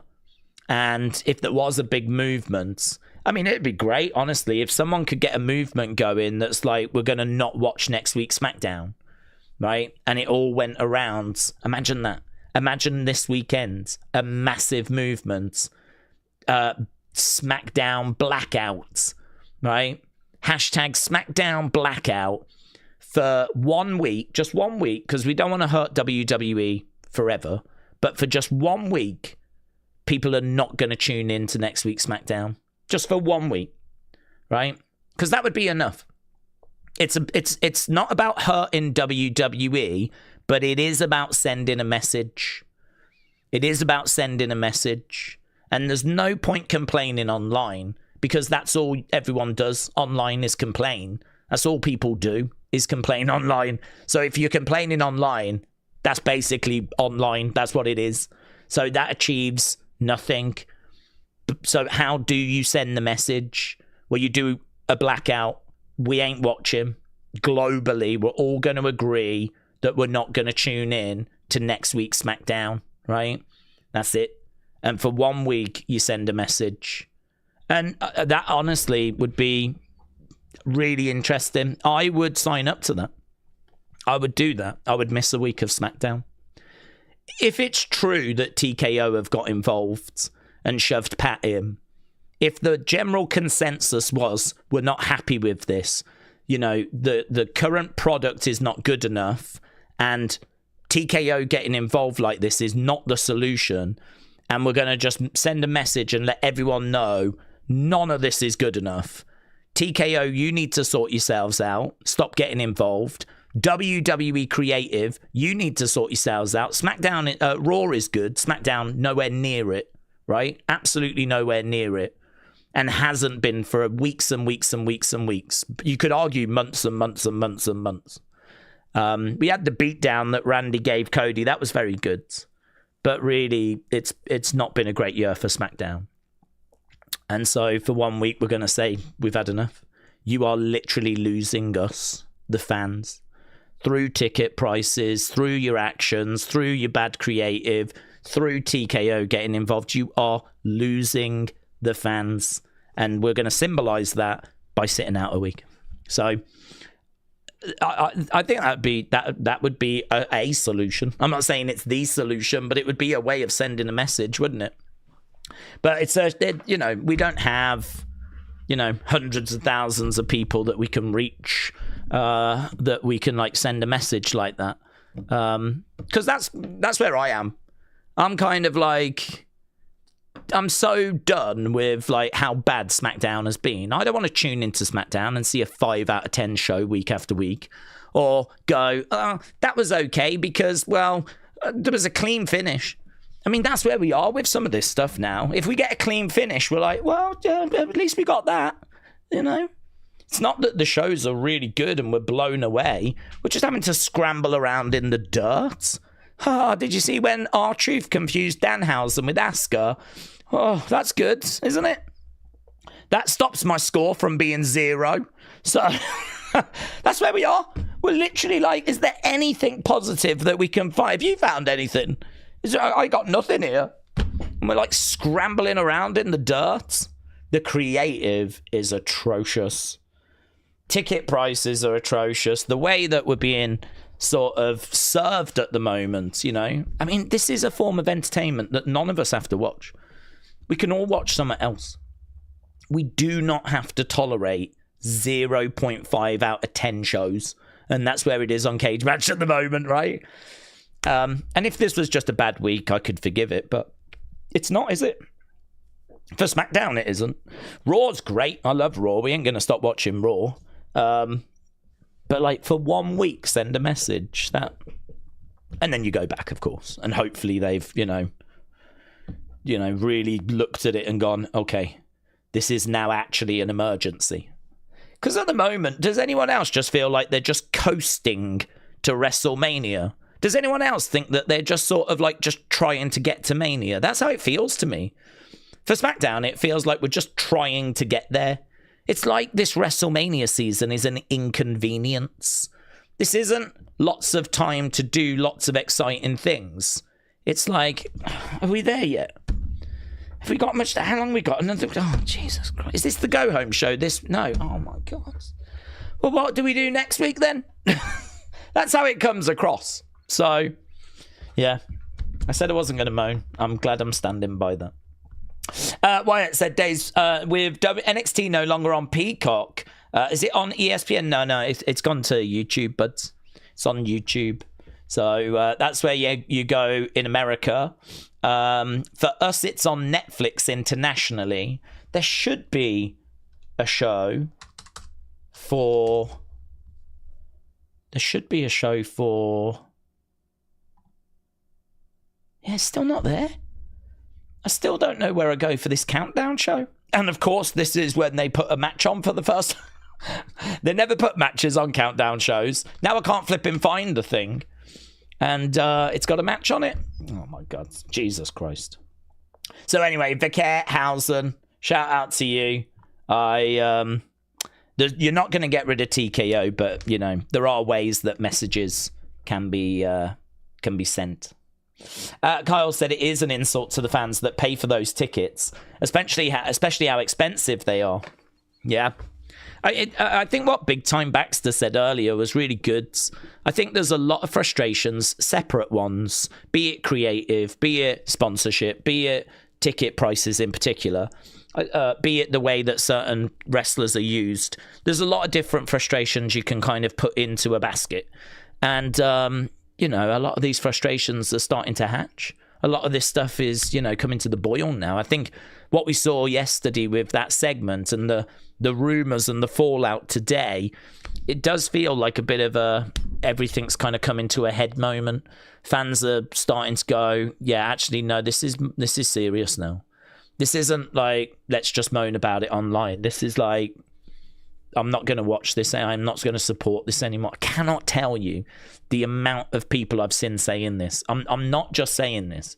There are people in the opinions video. There are people in the comments of Cage Match. There are people on social media that are like, I don't think I can keep doing this. Like, I am just not getting any enjoyment from this. It's weird, isn't it? How guilty people feel. Like, WWE enjoys such amazing brand loyalty. It is unbelievable. The brand loyalty that it's like we're breaking up a relationship and we're like, look, it's not you, it's me. I feel like I need to see other people at the moment. And it's like, do you know what I mean? I don't feel like we act this way about any other show. If there's a TV show that you've been watching that all of a sudden goes rubbish, you just stop watching it. Do you know what I mean? But with WWE, it's like... I don't know how to tell you this, but like, I feel like we need to go our separate ways. There is a real deep bond that WWE, I think maybe because it gets you when you're a kid, maybe there's something in that. Perhaps it's the longevity of the show and all the memories, the fact it's also a live event. Like, there's so many different aspects that I think make it a special show compared to just other shows, that it does enjoy that deeper brand loyalty, that deeper connection. And yeah, people are having existential crises today. And listen, I'm in that boat, man. I'm sat here as well going, I know what sends the message is not watching the shows. I can't do it. I can't stop watching. I mean, I would do it if it was a one-off, right? I would do that. But, like, I got to watch Mania, and I got to be here doing these streams. And, you know, we can't sit here and say this is a great escape for people from their real-life problems, and this is a great, you know, distraction, and then turn around and go, oh, we're going to stop watching now, you know?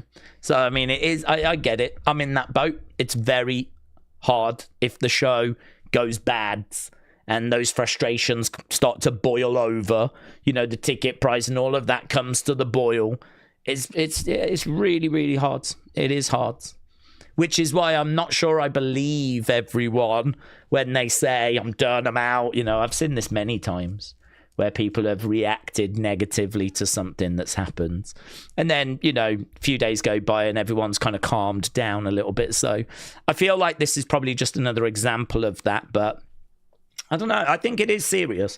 If it is true that TKO shoved Pat in and it was not a creative decision, I think this is really serious. I think this is a real significant moment, which is why we can't seem to get off the conversation.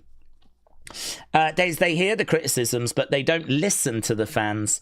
All Triple H says is he does what's best for business. If the fans go away, it's his fault. Just leave and give someone else the job, says Triple H. Well, yeah, I hear you, but if it's true that TKO shoved Pat into this Randy Cody story, then that's not his fault.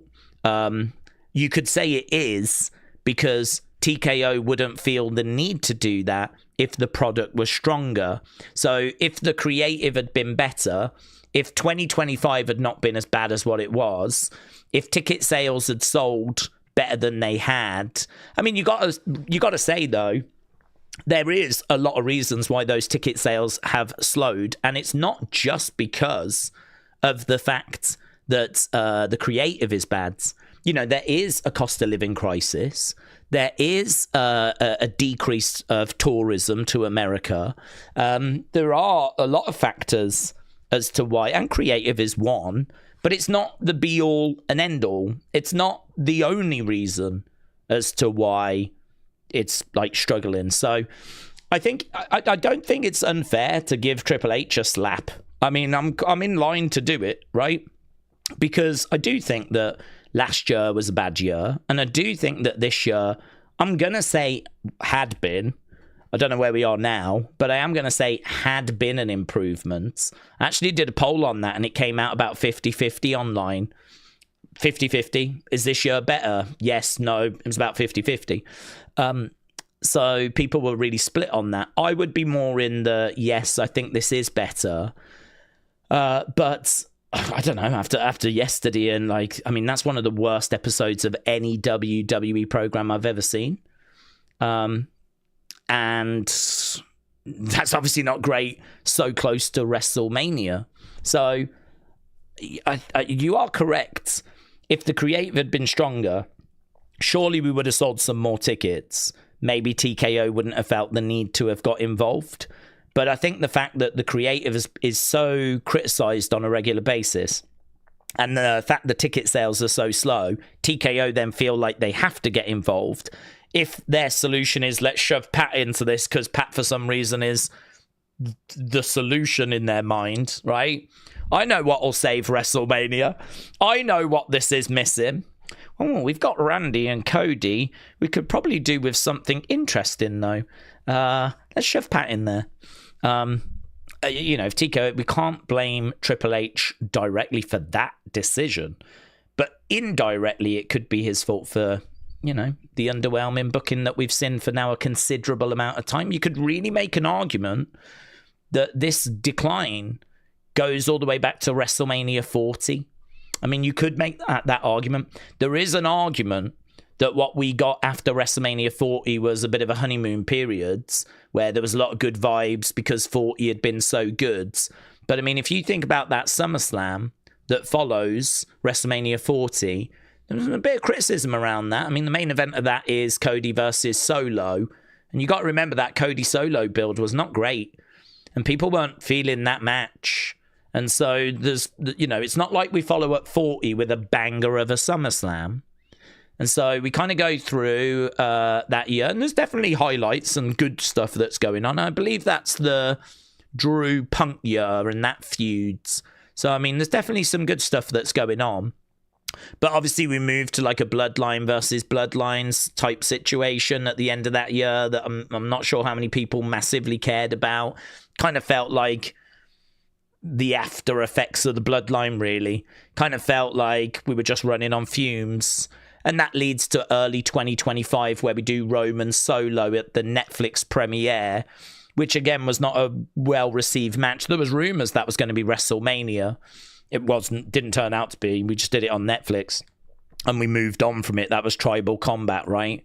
And even that Netflix premiere, early 2025, do you remember how badly received that was? We were going to Netflix. It was going to be amazing. And then you remember how badly received that episode was. A lot of people saying the second episode was actually better than the first. So there is an argument that this actually goes all the way back to 2024. This is not a bad show.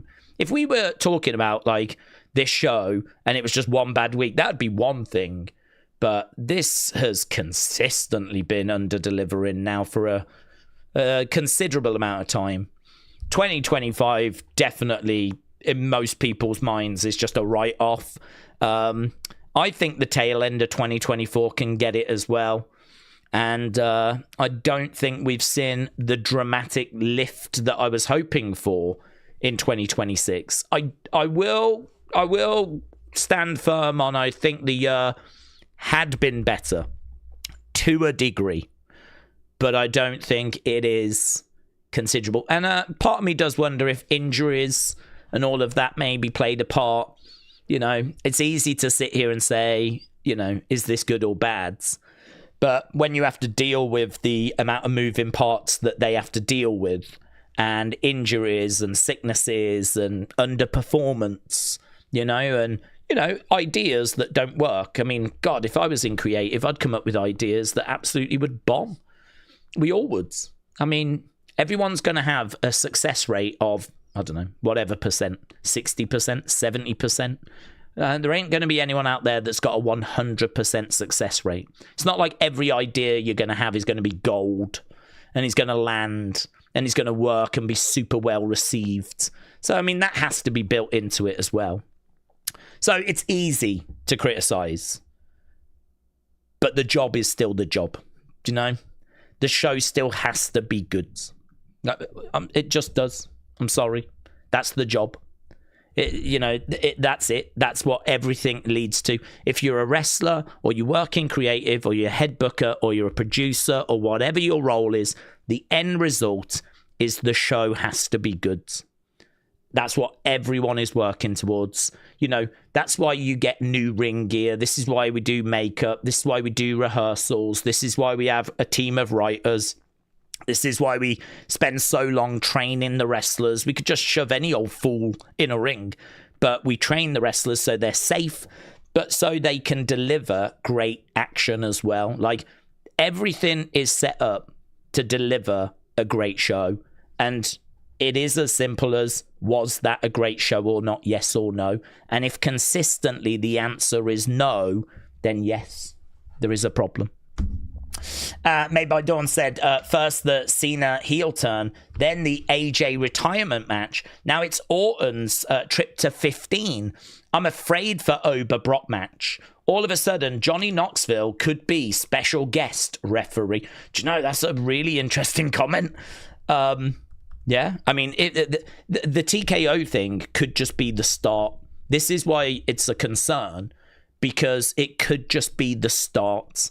They could now feel more emboldened.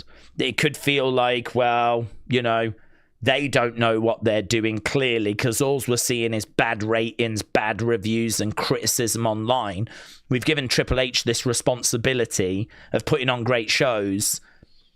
These aren't great shows, right? Our fans are not saying they're great shows. The ratings are not setting the world on fire. Our ticket sales are slow.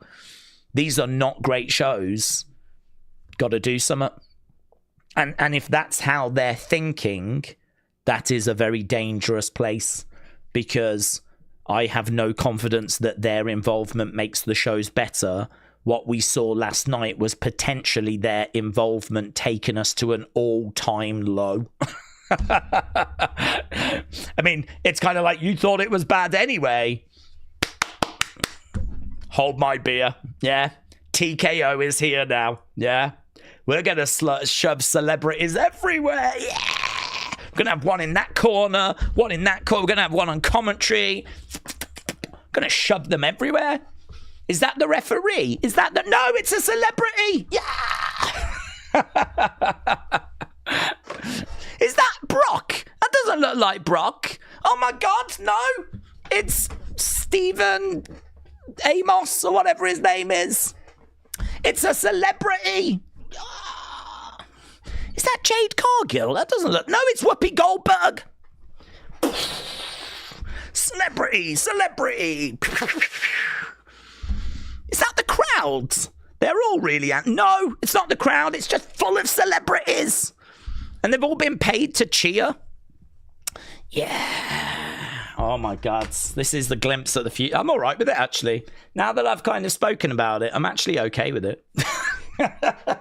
I'd tune into that show if all the wrestlers had been replaced by celebrities and we were just pretending that they hadn't. I'd tune into that. Yeah. Dawn, you've actually helped me out there. I'm starting to think that this is not so bad. Okay, what is bad is the fact that I still can't find this flipping countdown show. Cheryl, shout out to you, my friends. Appreciate it. Appreciate the supports. Big Meg said, this feels like it's a civil war between WWE and TKO. Well, I mean, this is, yeah, potentially, yes. Which is why this is such a massive conversation. Because I don't know if I can really get the message across any like louder than what we had. This is a big deal if true. This is a big deal because WWE taking a shot at TKO because they're not happy with them getting involved is stunning. So yeah, it is like a civil war. Owen said apparently WWE did tell Cody to go out there and do a shoot promo about TKO last night on SmackDown. I know, it's stunning. Absolutely stunning. The only thing I don't know, and I did just upload a video on it, and again, I've just spoke a lot on it here, is it a work? Have they leaked that because that's what they want the fans to think? Is that the truth? Or is it that it's been leaked and they want you to believe that it's true? So I don't know the answer to that, to be honest. I don't know if it is a work or if it is a shoot. But it's definitely generated a lot of conversation today. And on this stream as well. Mark, shout out to you. Mark Popolizo. Is that how you say it? Popolizo? Appreciate the support, my friend. I don't know if you left a comment in there. There's nothing that's showing, though. Otherwise, I would have read your thought buds. So, Mark, shout out to you. Okay, Stand and Deliver live at midnight. That's what it says on Netflix.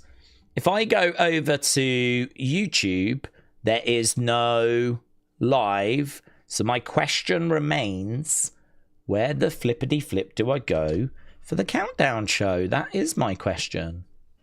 That's my question. I'm going to have to wade through all the complaining and the frustrations and all of this because my timeline is just absolutely covered. Right, that's interesting. If you actually go to their X accounts, it seems like there is something there. So get the latest breaking news with the countdown show. It says they're live. Where do I go for live? Do I click on it? Yeah, I do. Okay, I've never gone here before. There's only 497 people watching on... Is this where I gotta go now to watch this? On WWE's X account.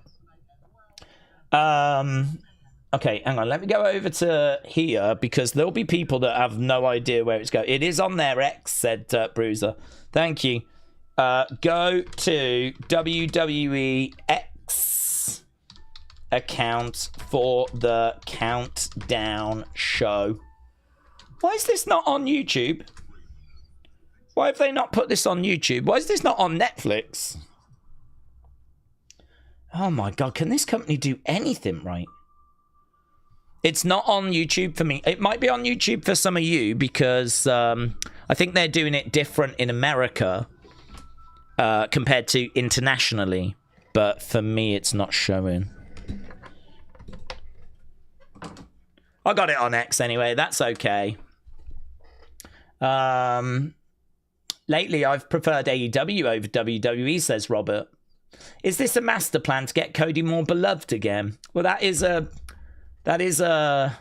theory. I've not seen many people speaking about it yet, but it is a theory that I do find myself wondering about. Yes, I think the reason why I wonder it, there's no evidence for it, but the only thing I would say is I can see how it would work.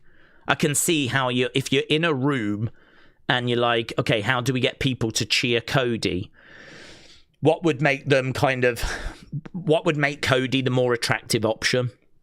Well, moving Randy closer to TKO, the people that are responsible for ticket sales and the sponsorships and ticket prices and all of that.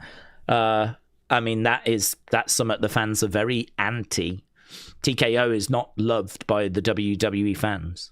So, yeah, I mean, you can sort of see how it would get the reaction that they're looking for. And so if it's going to work and achieve something that they're hoping to achieve, then yes, naturally you do go, is this a work? Are they doing this because this is exactly what they are hoping for? We've got a video package right now at the moment. I've got it in a little screen. Is there not like on oh, that's a shame, man. On YouTube, you can press a button. It's called like cinema mode or theater mode. It just kind of fills the panel. I mean, look at what I'm watching. Look at this. Look at that. I've just got it in a little corner up here. I want it to sort of fill this panel a little bit, but it doesn't matter. It's only the countdown show.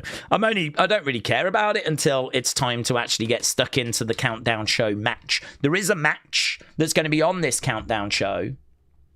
That's like a 10-man tag, just a big mess of a thing, so that'll be all right. It'll be worth a watch. Okay, let's go down. Big Time said, Daze, what's really frustrating is we've gone on record to say 2026 was showing some improvement. People are still recovering from 2025, but they somehow have washed away those green shoots because of the bads. Yep, it's a great comment. I think you're really on it, Big Time. I think you're right where a lot of the comments that I'm seeing are. Yeah, I completely agree.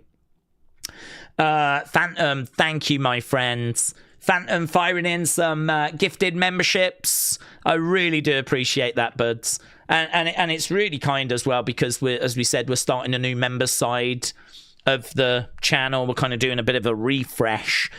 This coming week is going to be the week where we've got our 5 member streams. We're going to do one each day, different thing each day as well. And yeah, I'm really excited for it. I think we've got a really good system in place now for the members side. If we can get a bit of a championship game that kind of works better for me, hopefully works better for the community, can have more people involved.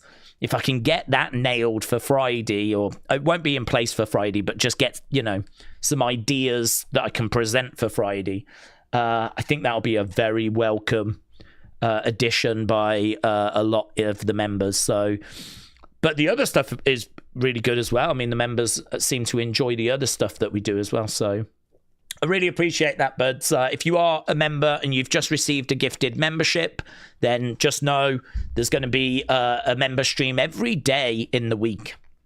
So come and join us. We'll be doing a little different thing each day. I'm going to try and get a message out just detailing that probably tomorrow.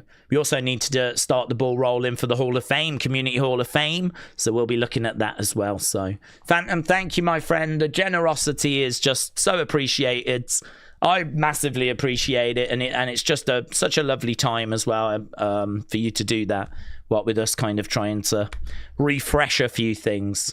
And the same with Choppy06 as well, also firing in Wrestling Daze gifted memberships. So we've had a real boost there with some new members joining us. I just hope that you join us on those member streams, take advantage of those perks.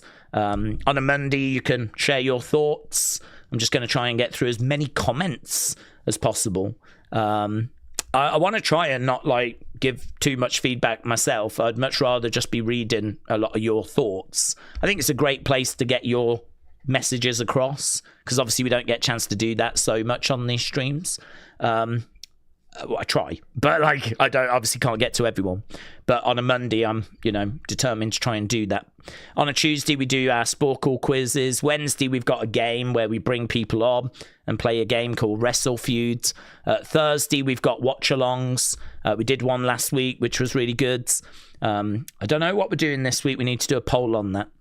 And then, of course, as you said, Friday, a championship game. So lots going on that side. So Phantom, 6715. Yeah. That's what the kids do. And same to you as well, Choppies06. YT Melonhead said, love the streams days. Thank you, my friends. Yeah, I mean, we just talk about wrestling. We really get stuck into it. We try to get in there as deep as we can with the information that we've got.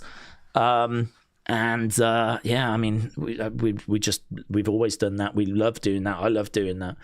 I do worry, honestly, that I kind of complain and moan too much. That's not why I started the channel. I don't want to be sat here talking about how WWE is under-delivering. That's, none of us got into wrestling because of that. But the sad truth is there are clearly problems at the moment. I mean, a show just got 0.5 on Cage Match and social media is on fire. This is not working for many, many people right now. I think there is some comfort in knowing that if it's not working for you, it's okay, because it's not working for any of us either, right? I think there was like one person yesterday out of 120 that said they enjoyed the show and gave it a 7. Everyone else was like, this is a dumpster fire, this is a mess, what the hell are we doing? There is a bit therapeutic about kind of knowing you're not alone, and about knowing that others are kind of feeling the same frustration. So, I don't know, as much as I sit here and I'm like, oh, stop moaning and all that kind of stuff, part of me thinks, I don't know, we are talking about the things people want to talk about as well, and we are kind of, maybe we could just maybe not talk about it as much. I don't know. Trying to find that balance is my nightmare. Robbie said Blake isn't going to be happy with Arsenal losing. I haven't seen the results today, actually. I don't know who's won, who's lost. I did see Chelsea beat Port Vale 7-0, which probably shouldn't be a surprise. Southampton stun Arsenal to reach FA Cup semi-finals. Okay. Wilder is hunting to knock out Chisora in their fight. So that's going on right now. I don't know what rounds they're up to in that, but Deontay Wilder is fighting Derek Chisora right now. I think they're into like round 3 or something. It seems like Wilder is looking pretty good. We have got the countdown show started, but there's just video packages at the moment. Ooh. So Southampton beat Arsenal. Yeah, 2-1. Is she an Arsenal fan? I didn't know that. Blake Monroe's an Arsenal fan. So Southampton beat Arsenal. Oh my God. Liverpool. Bad day. Bad day at the office.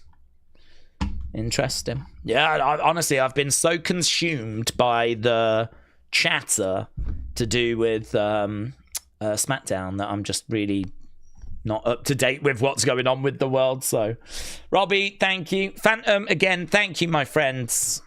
Choppies06 as well. Appreciate it. Okay, we also had a very kind super chat. Let me go to that because it came through. These bigger ones, it takes a little longer for them to come through. I'm not sure why. But Lumion01, shout out to you, my friends. Yeah, sending this your way. You can all have it, though. Yeah. Lumion said, Daze, what is it with WWE's obsession with making celebrities involved in their main event stories heading into WrestleMania every year? What's next for next year? Punk versus Cody happens, Punk turns heel, and we get, another celebrity involved. Well, I mean, look, it's so funny for me because I feel like a lot of my frustrations with wrestling have been brought together in one moment, and everyone has looked at it and gone, oh yeah, that sucks. And it's so funny, isn't it? Because these are the things we've preached and spoke about for a long time, about how celebrity involvement is, there is a place for it, but when it crosses a line, it's a negative. And, I've never been a fan of Pat, and I know we all differ on that. If you like Pat, I don't care. I don't mind, right? I understand that he was a big name and he's got a podcast and he's wacky and zany and people like him. Like, that's fine. You know what I mean? People like Mongolian throat singing, right? It's not the kind of thing I would listen to, but there are fans of it, right? So I can cope with people being a fan of Pat. That's absolutely fine if that's you, okay? But it is funny how, like, Pat, someone I specifically am not a fan of, and celebrity and that kind of conversation has kind of been brought together with, you know, yesterday we saw Little Yachty. It's only the other week we had Jelly Roll getting involved. Now we got Pat getting involved. Speed's knocking around. I mean, that dial has been turned up to a point now where I think the average person is like, enough. I've reached my break-in point now, thank you. I was already there. But for some of you, it just took a little bit longer, right? It took a bit more of a push. I think, you know, it's just going to bring us back to a lot of conversations we've had before, and that is the odd celebrity being involved is fine. I think that it's great to actually have celebrities that are big advocates for wrestling. I think that's a real positive. You know, it was brilliant around WrestleMania 1 where Mr. T, the strongest man on TV, I mean, we didn't know how strong he was, but he portrayed this big muscle guy. He was cool. He was a badass. Like, I remember the A-Team and Mr. T being this just absolute icon. The fact that he loved wrestling and wanted to come in and help Hulk Hogan, I mean, that was massive for WrestleMania 1. That definitely had an impact. But I think as time has gone by and kayfabe has sort of died and everyone now knows that this is scripted, it's easier now for wrestlers to for celebrities to want to be a part of it because they know that wrestling is predetermined and they can be made to look good. You know, I can go in there and I can go toe to toe with the wrestler. That'll look good to my fans. And so now just being connected or coming in and waving in the crowd, it's not enough for some. Now they're seeing other wrestlers that have got in there and actually wrestled. That now means that other celebrities want to do that. That seems like fun. I want to do that. You know, we've kind of opened that door and loads of people are trying to get through. And so Triple H said he's inundated with celebrities that want to do this. But it's about, you know, choosing those right partnerships, working with the right people. So I suppose the truth is it could be even worse than this. My understanding is there's a lot of celebrities that want to come in and do this. And you could understand, couldn't you? Because, I mean, it's fun, innit? Goofing around in front of a load of people and, you know, doing wrestling moves and everyone thinking you're great and a badass. I mean, yeah. Why wouldn't people want to do that? The problem is these people have not earned the right to do that just because they're singers or just because they're podcast hosts or whatever, you know. Wrestling is for the wrestlers. That's kind of how I've always felt. So I don't know. I mean, one positive that might come out of it is that we might actually see a backlash to celebrities in matches. Maybe we see that decrease. I think there's still room for celebrities in wrestling. I think it's great that they want to be connected to it. But why don't the singers come in and sing? You know, why don't we get brilliant, big singing stars to do the opening national anthem? We used to do that. We don't really do it so much anymore, but I mean, we used to get the people like Ray Charles and Aretha Franklin and Reba McIntyre, and you know, these were some of the names that did the America the Beautiful, I think it was. They used to sing that, and so that's you know, we didn't have Aretha Franklin getting a singlet on. We didn't shove Ray Charles in the corner with Bret the Hitman Hart, right?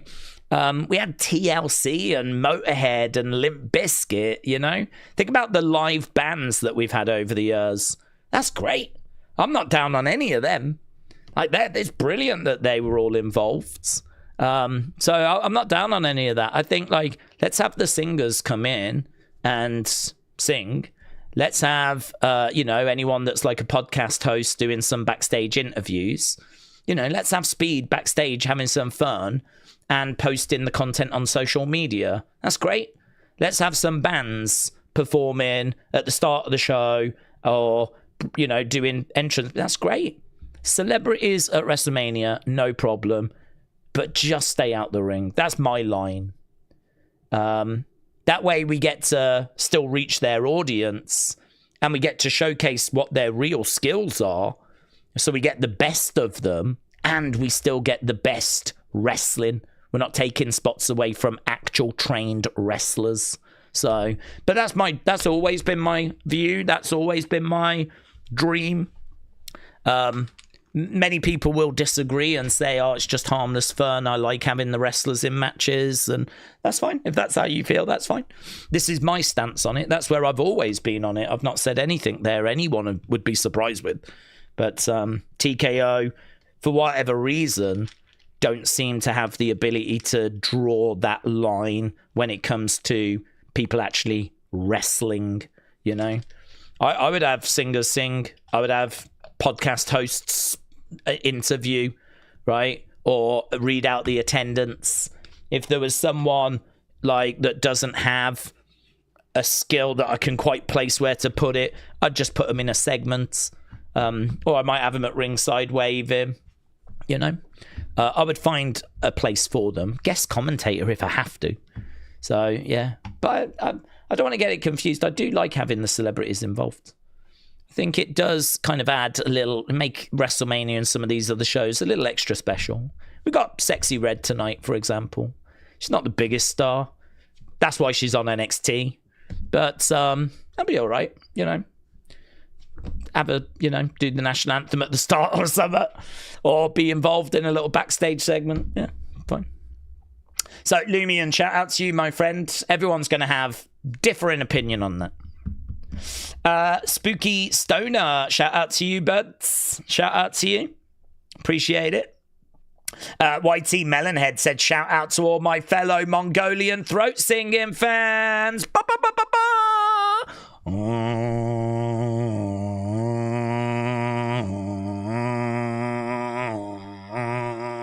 Let's go.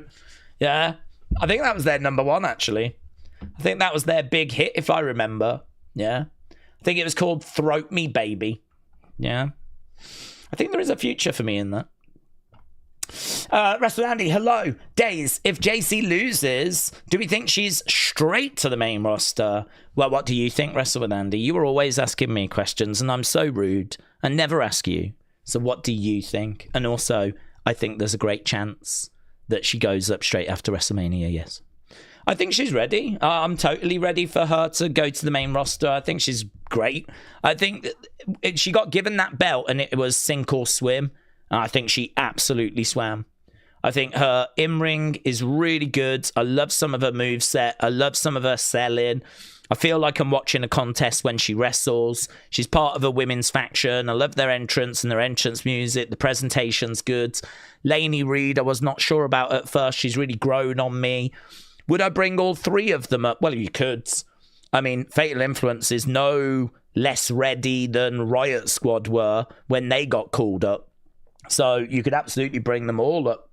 Lainey Reed would be the concern, but Liv Morgan was a concern when she first came up. It took her a while to get ready and get, you know, up to speed. But WWE were patient.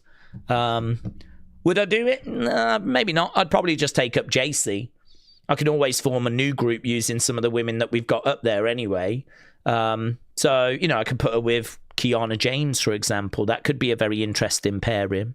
I think that would work a bit better than the Kiana-Julia pairing, which seems to lack chemistry to me. So, yes, I would, is my answer. And I think she will. And I think she's great. And did you answer? Because I asked you the question and then you didn't even answer. So that's rude. That's disappointing. Robbie said Zaria and Soul is the match Daze is looking forward to the most. Well, I am. It's true. Because hopefully once it's over, it's done. So that match, you know, Robbie, I don't think it's going to be bad. I do think it's going to be good. I mean, I think Zaria is interesting. You know, she's this big wrecking machine. She's this kind of beast, if you will. Her entrance has got some aura to it. I'm not down on her. And I don't think anyone's down on Soul Ruca because Soul Ruca is so innovative. The Soul Snatcher, such an amazing move. And she is very special, actually. She's someone that WWE really turned to if they want to showcase that sort of next wave of women's wrestling, Soul Ruca is someone that, will be in a Rumble, or I think, am I right in saying that she was featured in John Cena's Saturday night's main event show? I think she made it onto that event, didn't she? She is someone that gets these opportunities because they really rate her, they really like her, and we did as well, and I think still do. But it's just this story, isn't it, that just kept going on and on and on. And it got to the point where we knew they were splitting. But I just stopped caring. I was done. It should have happened ages ago. And it got to the point where I'm like, I don't even care now. Please just end it. And, they teased they were ending it. Then they didn't end it. Then they did end it. I'm just at the point where I'm like, I'm so over this feud. So it's certainly not them. I'm not down on them as performers. I think they've both got bright futures. But, I'll just be really glad when we're kind of underway with the match, really. Underway with the match. I think it'll be a good match. What I don't want is any moments where someone's trying to reconcile with the other, right? I don't want Zaria to be like, look, I'm so sorry. Let's, to try and get Soul off her guard so she can, I don't need any of that nonsense. They don't like each other. They're going to rip each other apart. Best friends, but better enemies. And I just want to see it come to blows now. I just want to move on.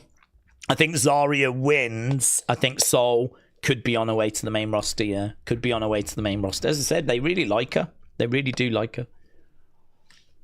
Okay, Stand and Deliver, 2,777 live viewers at the moment for the Stand and Deliver Countdown show. There's 35 minutes left to go.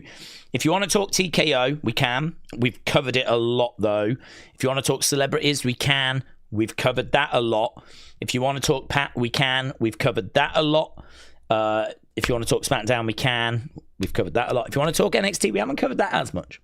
So it would be nice to get into some NXT, but I'll go wherever you lot want to go.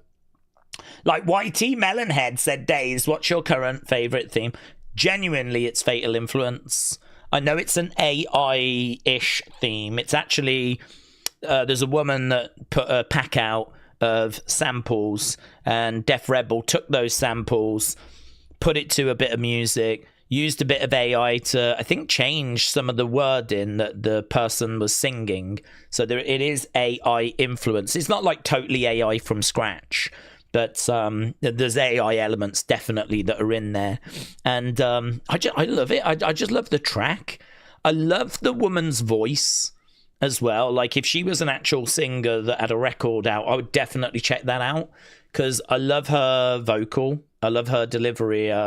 But apparently she just like records and puts samples out for people to purchase. And it seems like Def Rebel purchased this pack, and then made a tune out of it.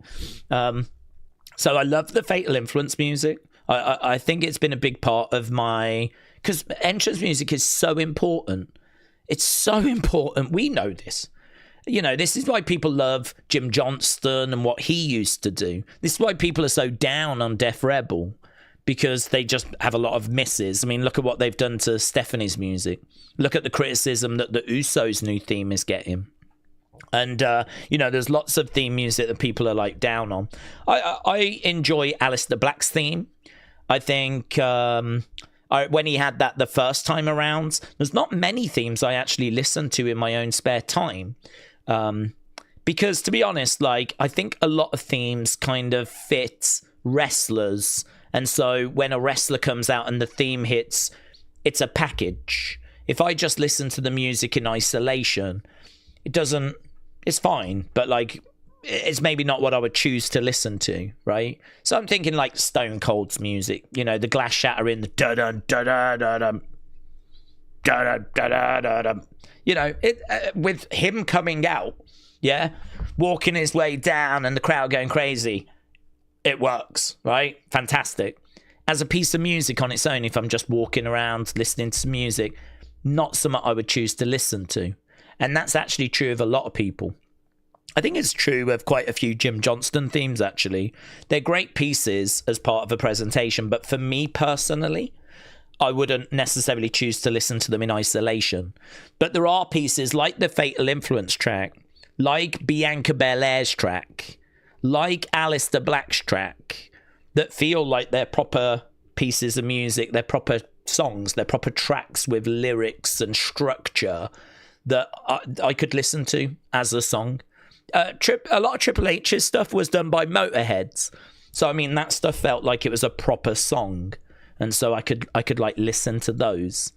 So like the Evolution theme was a bit of a classic that people enjoyed. Doesn't really get much love. DX's theme is one that I always enjoyed the energy of and the feel of it. I feel like DX's theme is always right up there. I don't mind talking to Jim Johnston. I don't mind like Shawn Michaels. That was a bit of a song, with lyrics and verses and a chorus. So, I mean, that had a bit of a song structure to it. So, I mean, that one was okay. So, yeah, I think I like ones that closer resemble actual songs. Maybe part of that is why the Kit Wilson theme has been so greatly received, because it is based on actual songs. It's got lyrics, it's got a structure, it's got a chorus, Kit Wilson, into the verse, na na na na, so that's got a song structure to it. So yeah, Fatal Influence is the one that would come to my mind right now, but anything that's got a song structure, like Aleister, like Bianca, those are the other ones that I would think of. But that's a good question, that. Feel free to put in the chat what your favourite theme is at the moment. I think the ones I find annoying are the kind of like Seth's. Anything that gets spammed and overexposed and just gets played too much because the fans are like, Jay's with the eating. Kids might be able to listen to that. I couldn't listen to that now. If Jay's came on, if I was walking and Jay's, I'd have to skip it. If Seth's came on, oh my God, that would be an instant skip. Instant skip. The same with Judas. I mean, Judas by Jericho, if I heard it once or twice, I might be like, yeah, it's okay. Don't love it, don't hate it. But the fact that when I was watching AEW, they would play it so many times and repeat it and all this kind of stuff, like that to me was like, that would be an instant skip now. So, yeah, those kind of ones that they extra hammer hard because people are singing along. Instant skip. Right. Lumion, shout out to you, my friends.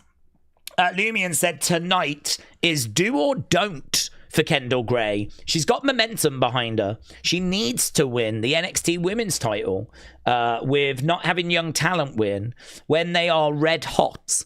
She's good for something like that. So you would go Kendall tonight, would you, Lumion? I can see your logic, honestly.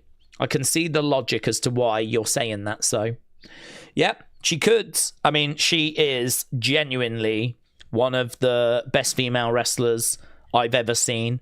I think the reason why I'm not worried about it is because she's one of the best wrestlers I've ever seen, and I do not expect that to change. I don't expect that to be... I don't see why that will change. So that says to me this is a girl that's going to deliver bangers on a regular basis. She is Kendall Takeover. If we had Johnny Takeover, who was able to go onto the Takeover shows back in the day and deliver bangers consistently, this is Kendall Takeover. I expect her performance tonight to be, fantastic. Because she's bringing new stuff in all the time. I mean, you're right. She's got great momentum. If they put the belt on her tonight, no complaints from me. No complaints from me whatsoever if they put the belt on her tonight.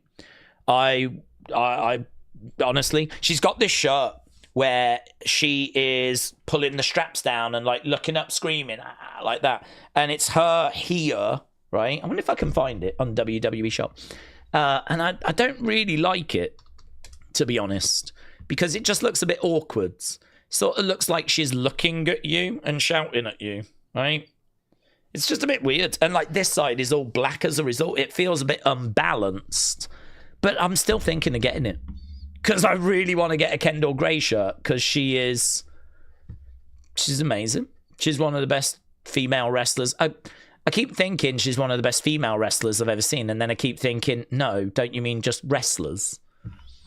And it's like, I don't know if I'd go quite that far yet. I mean, I don't know that we can start comparing her to, you know, some of the amazing wrestlers that we've seen, like, from the past. There's lots of competition when it comes to men. There's not so much competition when it comes to women. We haven't really took women's wrestling that serious, you know, if you go back before, say, 20-odd years ago. So, I mean, the history of women's wrestling in WWE is not as rich as it is for men. Where's this flipping shirt? It was online the other day. There it is. Guys, shut up. I found it. Here. Yeah, they do it in colour, and they do it... See how much black there is there? It's kind of off balance a bit. I don't really like it. I kind of like an image to be more central. So I'm not a big fan of like how, and I don't get why that has got the little text there and it's got bigger text there. I think this looks better as a result because it's got a little less. It's kind of filled the space up a bit more. So I think it looks a little better. I also think she looks a bit better in colour. But you see what I mean? If my head's there, it looks like she's shouting at me. Like this. So I'm kind of like, oh, what? I sort of like it, but don't like it. Like, I think I like the image, but I think I would take it down, put her here, put Kendall Grey there, and maybe have... Do you know what I mean? Maybe do something like that rather than... I think it's too zoomed out. I don't know, man. This is her only shirt, to my knowledge. So this is like... that kind of a vibe. I think that looks better. I think the logo being bigger looks better. I think the colour looks better. And then there is another one that's black and white where the logo is smaller. And I don't know, it seems to lose a bit of detail when it just goes back in black and white. I think it doesn't look as impactful. So I'm not as keen on this one. But that's it. That's it. Like, that's all you've got. For Kendall Grey. If you search Kendall Grey. What are these? Ugly. Yeah, that's all you've got for Kendall Grey. Although there is this, which is... Oh, I love these posters. This is where they get all the wrestlers to sign. That's expensive, though. $230. Do you know, if you go... I bought one in 2024, and it's got all the autographs on, and it was $100. And even that was expensive because I swear they only used to be $50. And now they're currently selling for $230. $230? The flip. Kit Wilson. There he is. Dump him. He's toxic. Kit Wilson. Danhausen, of course. Oh, new long sleeve item. New t-shirt as well. New Danhausen merch. There's a bit of the ring when he arrived. Ooh. There we go. Big League pillows. Big shots. That'll probably do well. So there we go. Lots of Danhausen merch. Lots of options there, but not as many options when it comes to one of the best flipping women's wrestlers I've ever seen. It's a disgrace. So, Lumion, shout out to you, my friend. If you are a Kendall Grey fan, then there is a couple of shirts there for you. Some of you might like those, love those designs. I think I'm going to wait to see what her next shirt looks like. But, yeah, at least she's got a shirt now. YT Melonhead said, Edge's theme is incredible. Yes. Yes. Well, that's another proper track, isn't it? So, that is another like proper song. And I would say the same with like Randy's is a bit like white noise to me now because I've heard it so many times. Kind of the same with John's. But when I first heard those tracks, I loved those as well. Same with Punk. I mean, Punk's song is just white noise. I think like when you hear songs so many times, I mean, I'm not just talking, you know, a year or two. I'm talking much longer than that. They just kind of, they wash over you, you know. But maybe that's why the Fatal Influence one is quite, high on my list right now, because I really like it. And I've not been, overexposed to it yet. Come back in, 10 years. If I'm still listening to it, how I feel about it, then I'll probably say it's white noise. But right now, yeah. But, yeah, I agree with you. The Edge theme is fantastic. I think a lot of people would say that, actually. I think if we did a poll of the best themes, I think I would expect Edge's to be right up there. Lumion said, just for shiz and giggles, WWE should have had the Cesaro theme be spin you right round in my head. Spin you right round, baby, right round. Mr. Dell Jr. said, Daze, people think that WWE declined after John Cena's heel turn at Elimination Chamber. In my opinion, though, the real downfall was when Scott Hall came in and ruined the main event of WrestleMania. Thoughts? Well, my belief is it was actually before all of that. Because we were doing shows at the end of 2024 that felt a bit flat. And I remember us saying, it doesn't matter, next year's going to be so good. We're moving to Netflix. This is just the calm before the storm. They're saving all the good stuff for when we get to Netflix. And I think there was a lot of excuses that we were making at the end of 2024 because we were thinking they were saving good stuff for Netflix, Why would you give good stuff to Fox when you're about to leave? Why would you put good stuff on, Raw when you want to save that? Why are you going to pull the trigger on turns and returns and, all the fun stuff that we like? Surprises, mysteries. Why are you going to do that at the end of 2024 when you've got this massive change where we're changing networks and everything? So I think there was a lot of kind of that thought. I don't want to say excuses, but I think the shows were a bit, and we got to 2025, and then we all remember how underwhelming that first Netflix premiere was, right? We all remember just how bad that Raw on Netflix first episode was. And, The Rock coming out saying that now he was just friends with Cody again. And everyone was like, what?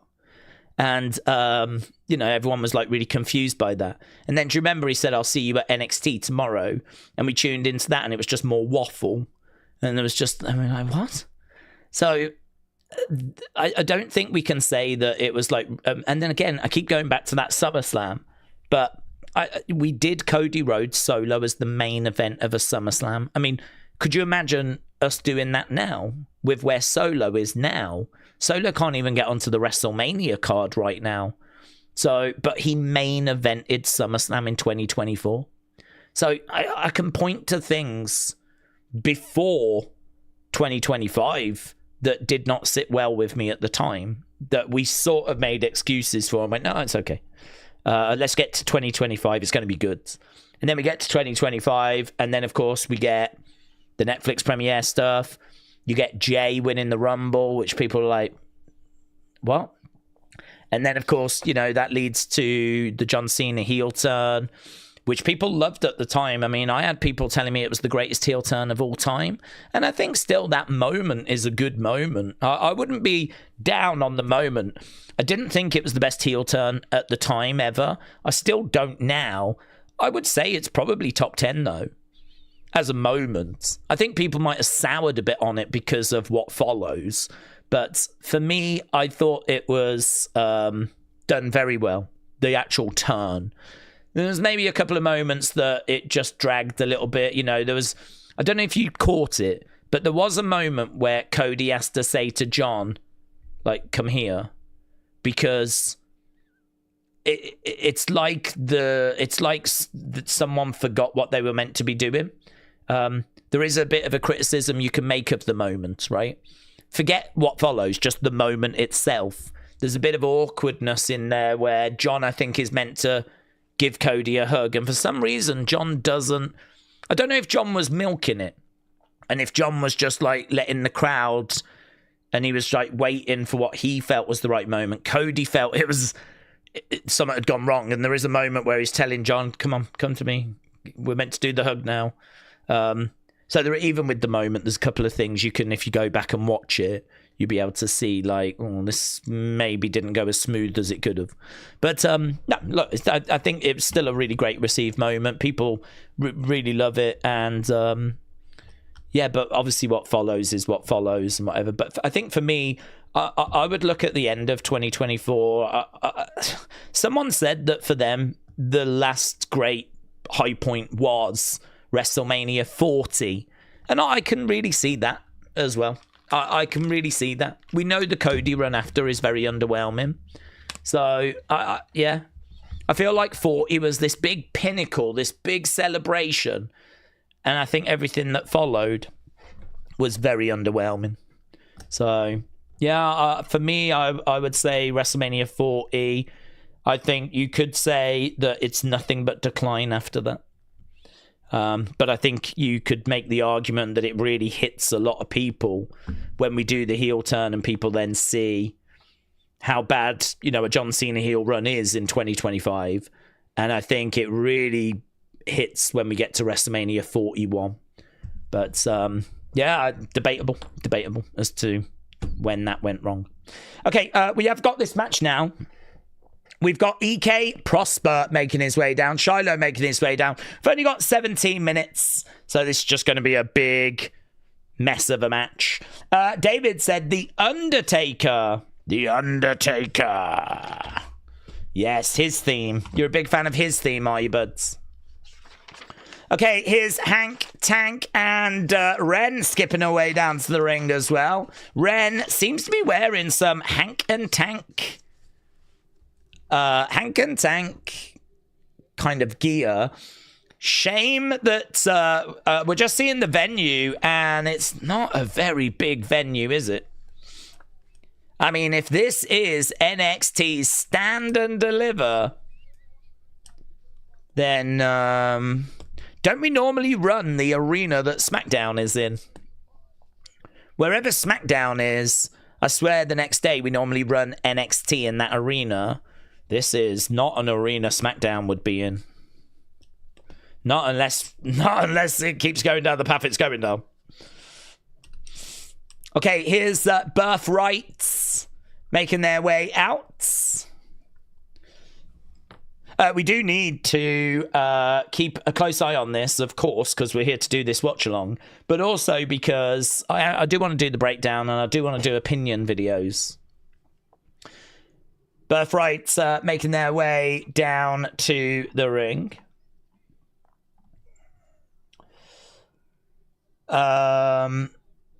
Okay. Sanon has got Kendall winning, Tatum winning, Myles winning, Tony winning, the babyface team here winning, Soul winning, and there's a lot of matches, isn't there, tonight?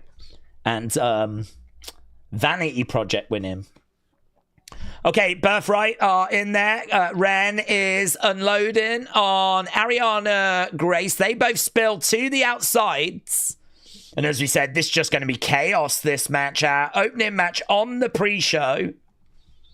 So, 10-person tag. We've got a female on each team. And we are up and running. We are underway. It's chaos, says Booker. 1, 2, kick out, shoulder up. Nice to have a match back on a kickoff show again, isn't it?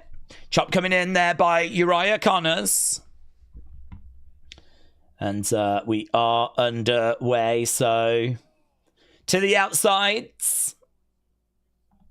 Against the ropes goes Tank. Stacks is in the air. Stacks being thrown to the outsides. There we go. The big man, Hank. So we've got Booker on commentary, doing Booker things as Hank goes for the cover. It's really hard to stay with the chat. Try and get pictures into folders and also be watching this on X. This is very strange. To the outsides. Okay, Adam said, evening. Glad I chose to stay up for this and not Smackdown, says Adam. Well, I mean, one thing I will say, Adam, is I don't remember an episode of WWE TV generating the amount of conversation that this one did. So if you did watch Smackdown, I don't think you should regret it, because I think you've seen something pretty monumental. Something really mind-blowing, but yeah, if you missed it as well, I could understand you feeling a bit smug. Because it was, the first segment is mental. Cody coming back out to fix it is mental. And to be honest, the rest of the show is just dull. The scores from the community were flipping atrocious. We did a poll, actually, online for it. Did a poll for SmackDown. I haven't even mentioned this.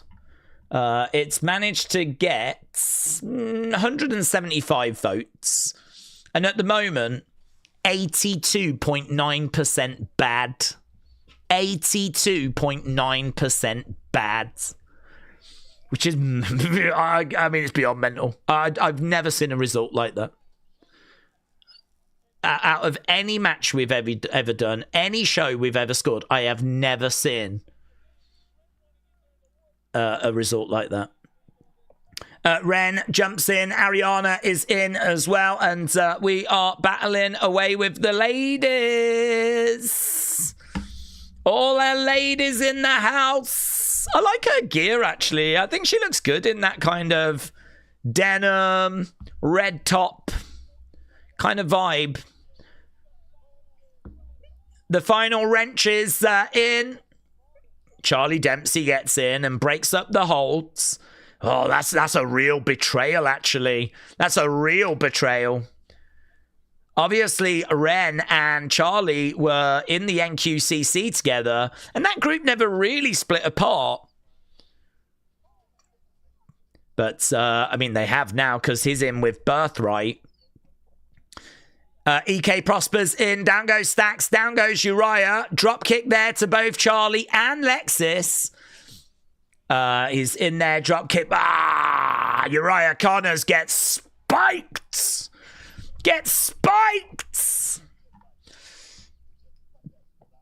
Lovely work. Over the top.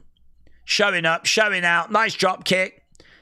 I tell you what, Connors is bumping. Oh my God, that was moody, mate. Stacks just got hurled right onto the top. Right onto the top of his head. Okay, EK to the outsides. German. EK down. EK back in the ring by Charlie Dempsey. Big boots. Have they actually put up the thing yet? Yes, there is one there now. I can actually watch this on... Okay, I can actually watch... That's better. I can actually watch it on YouTube now. Right, I'm all out of sync. Okay, Charlie, round the back. Nice German to Tank. Jared, hello. Jared in the building. Happy birthday. Oh, no. Happy Easter, says Jared. Oh, look, we've got Wren going off on Charlie. Kick coming in. Double underhooks. Butterfly suplex. Butterfly suplex. Wren to Charlie. In comes Ariana. Okay, to the outside. Crossbody. Down goes Wren. Big kick coming in there by Stacks. Stacks against the ropes. Oh, deep six. Bossman slam. It's a lovely pace. I mean, it's what you imagine. They're just going out there and cooking. Bang. Down goes Connors. Connors to the outside on top of Stacks. Down they go. Shot coming in there by Charlie Dempsey. Dempsey charging over. Big boot coming in. Dempsey. Oh, look at that. Absolutely fantastic. EK Prosper bouncing off that top rope. Moonsault into the outsides. So crisp. Lovely springboard action by EK. Charlie in the middle of the ring. We got the belly boy. Shiloh is joining in. Why isn't Wren joining in? She should be in the other corner. Boom! Ah, Shiloh didn't do a belly attack. 1, 2, 3. Fine. Fun. I'll take it. Not bad. Not bad at all. Fun. Just fun. Just a mess. Fun. Wren is in and Birthright are defeated. Guys, we've got to end our poll, unfortunately. I can't even find it. There it is. Let's get a poll going for the match. And we'll see what you lot thought about the action. Match score. What did you think? Did you enjoy it? Did it reach great for you? Or is it just good? Or maybe you thought it was bad. Okay. Daze, how you doing? It's crazy. The pre-show's not on in the UK, said Radiator Zombie. It is, buds. If you go to YouTube, you'll find it now. It wasn't there before, but it is there now. We've got a lot of talent standing in the entranceway. I'm guessing we're going to throw over to them right now, are we? Okay, I don't know what's happening at the moment, but we've got... Are they Hong Kong kin? Yeah, they're Hong Kong kin. Have we got AAA talent or something? What have we... What? There's a lot of people standing on the stage. Oh, right. No. It's Sarah Schreiber. I saw a girl standing there with blonde hair. It's Sarah Schreiber. It's Robert Stone. It's Blake Howards.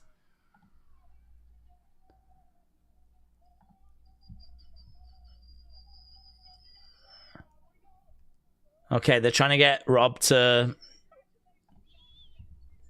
do something.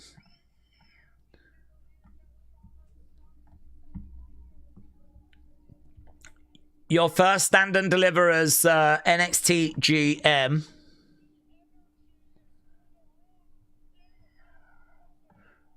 Yeah, I will say, it does seem like a pretty fun crowd, like a noisy crowd. Like, this is a crowd that's here for a good time. That's, you know, obviously a great sign.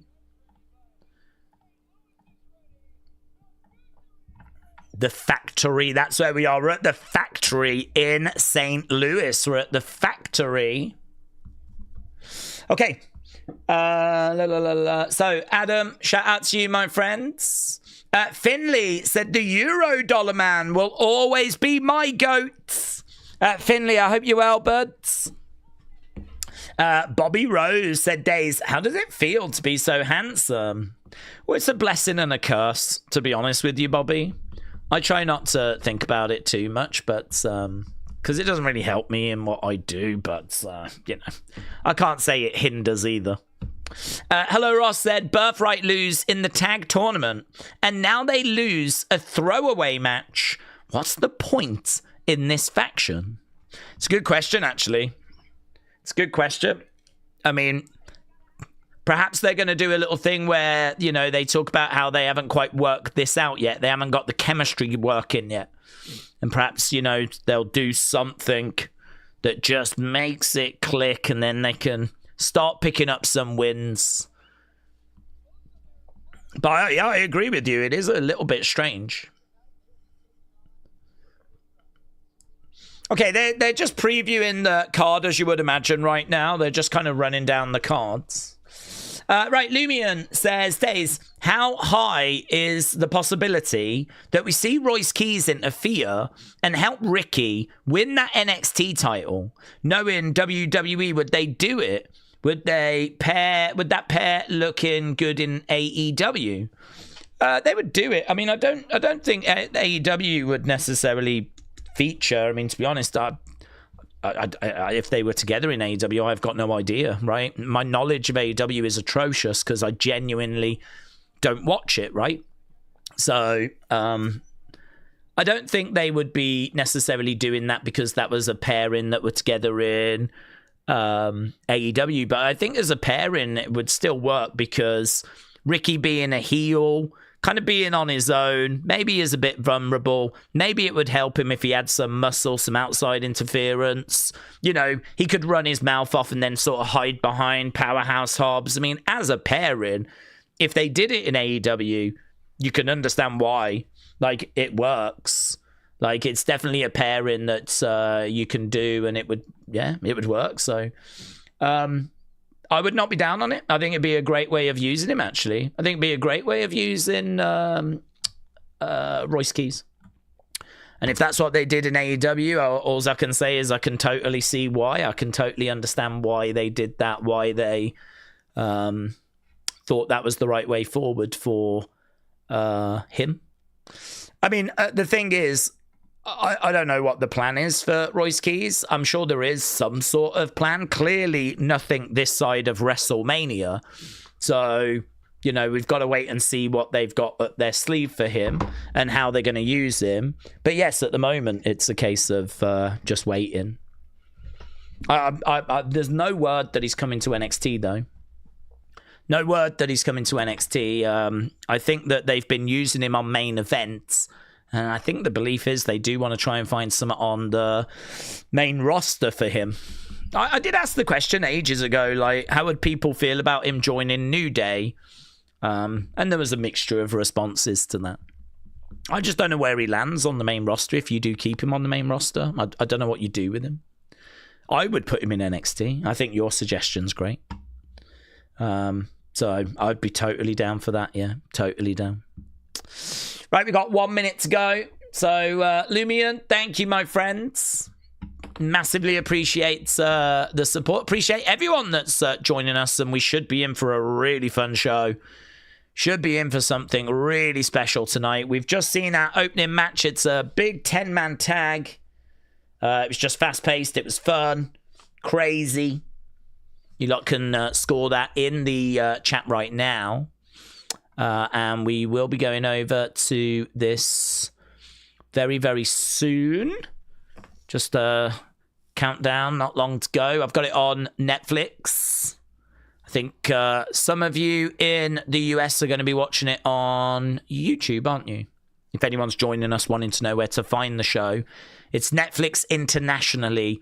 It's YouTube in America. It used to be Peacock, but that deal fell through. Okay, let's go back to the chat. Weird Flex Wrestling said it didn't make any sense in AEW. It didn't work. AEW had Keys attack Punk, put him through an announce table 2 weeks into the debut. They pretended that it didn't happen after that. Well, I can't comment on what they actually did with them. But what I can say is that if you've got that dynamic of the heel that's going to run his mouth and then sort of hide behind the big muscle guy, it's a little bit like Two Dudes with Attitudes, where Shawn Michaels could run his mouth off, and if you've got a problem, well, have I introduced you to Diesel, you know? That's a pairing that we've seen many, many times over the years. You could say like Raquel and Liv is an example of that as well. So I could see how that works, like, you know, as a pairing. What you actually do with them, I've got no idea. Like, what they did in AEW, I don't know. But I'd definitely support it if they put them together in NXT. Okay, we're seeing shots of St. Louis. Big Time said, Daze, I wonder why WWE couldn't help NXT get into a building that can hold more people. 2 years ago, they sold out with over 17,000. This year, we're at 1,700. I don't know. Honestly, I really don't know. I don't know why they didn't go bigger. I mean, obviously, you would have to imagine they would want to go as big as they feel they could. So, I mean, it sort of suggests that they don't think they could go bigger. Sean is opening the show. Maybe he's going to come out and just apologize for Smackdown, even though he doesn't have anything to do with Smackdown. Do you know what would be funny? If he came out and said, TKO have just asked me to come out and say a few words. Guys, I wasn't going to come out, but TKO have asked me to say a few words. Ticket prices are fair, actually. We should not be upset with sponsors. And frankly, there's just not enough celebrity involvement. Here's Sean. Let's see what he's got to say. All right, boys and girls. It's weird, isn't it? It's weird that this is Stand and Deliver.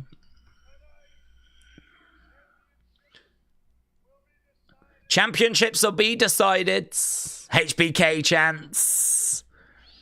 He's drinking them in.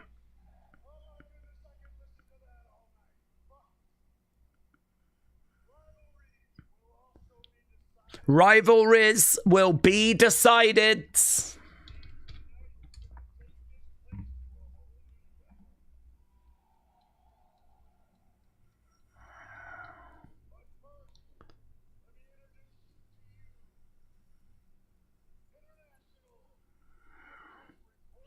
All right, we're bringing out Sexy Reds. Ari Emanuel is trending.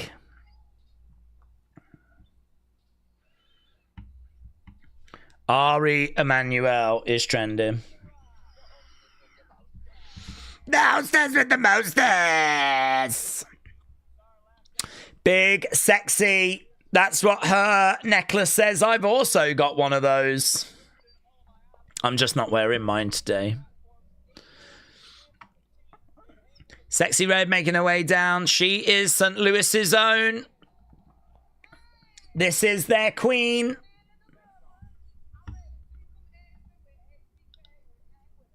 I'm ready. Oh, he's dancing away.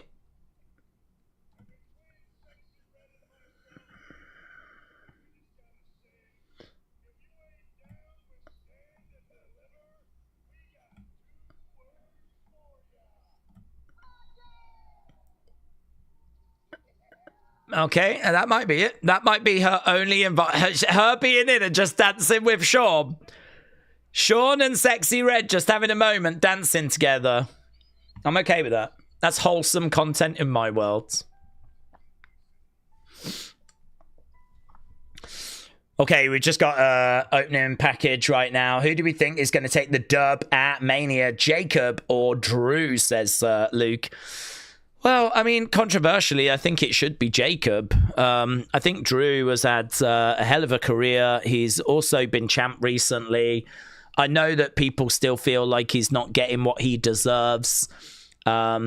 People will be down if he loses. But I think there's a lot of love and support for Jacob as well. So I don't think they'd be that down.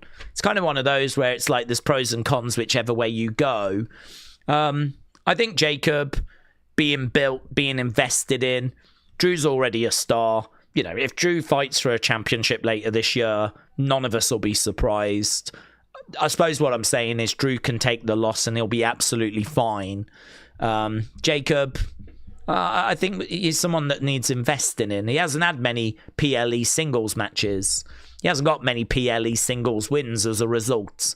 I feel like it's more important that he gets the win, but I know that's not going to play well with everyone.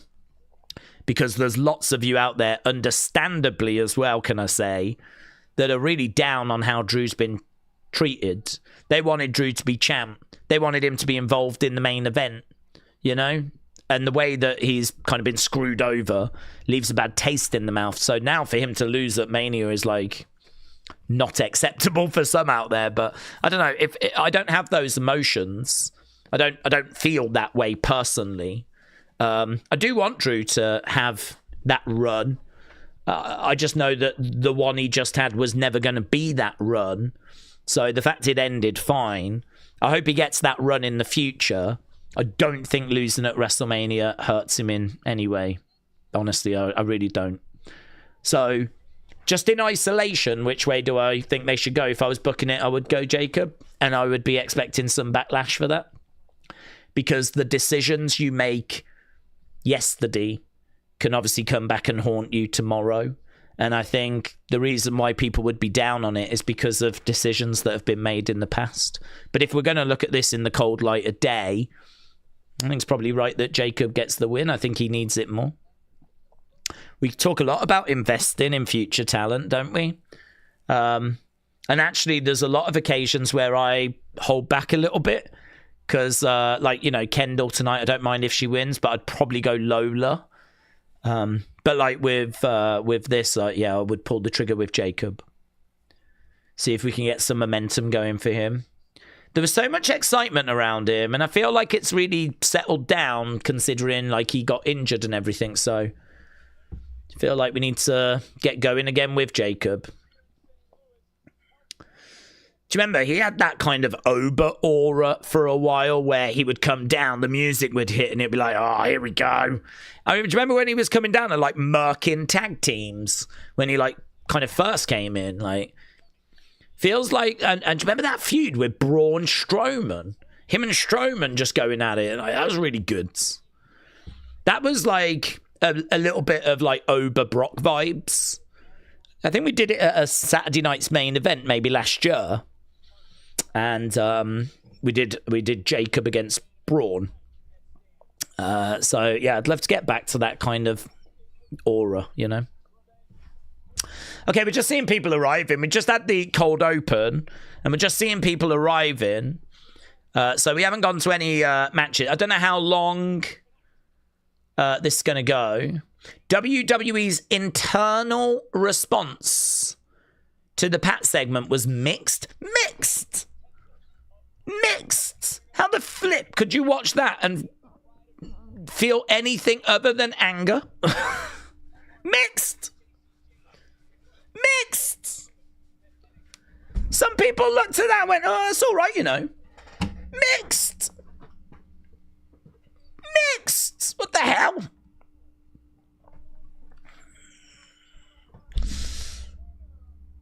Okay, it's going to be the women's triple threat first. Women's triple threats. About to get underway with mixed. It says there's more information on... No, I'm going to have to retweet that. Mixed.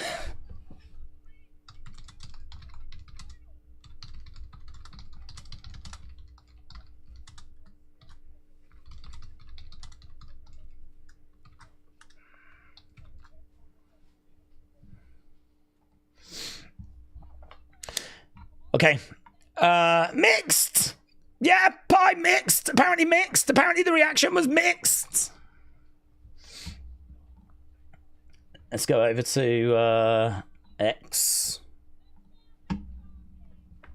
The internal response to the Pat segment was mixed. WWE is aware of the online reaction. Oh, good. Mixed.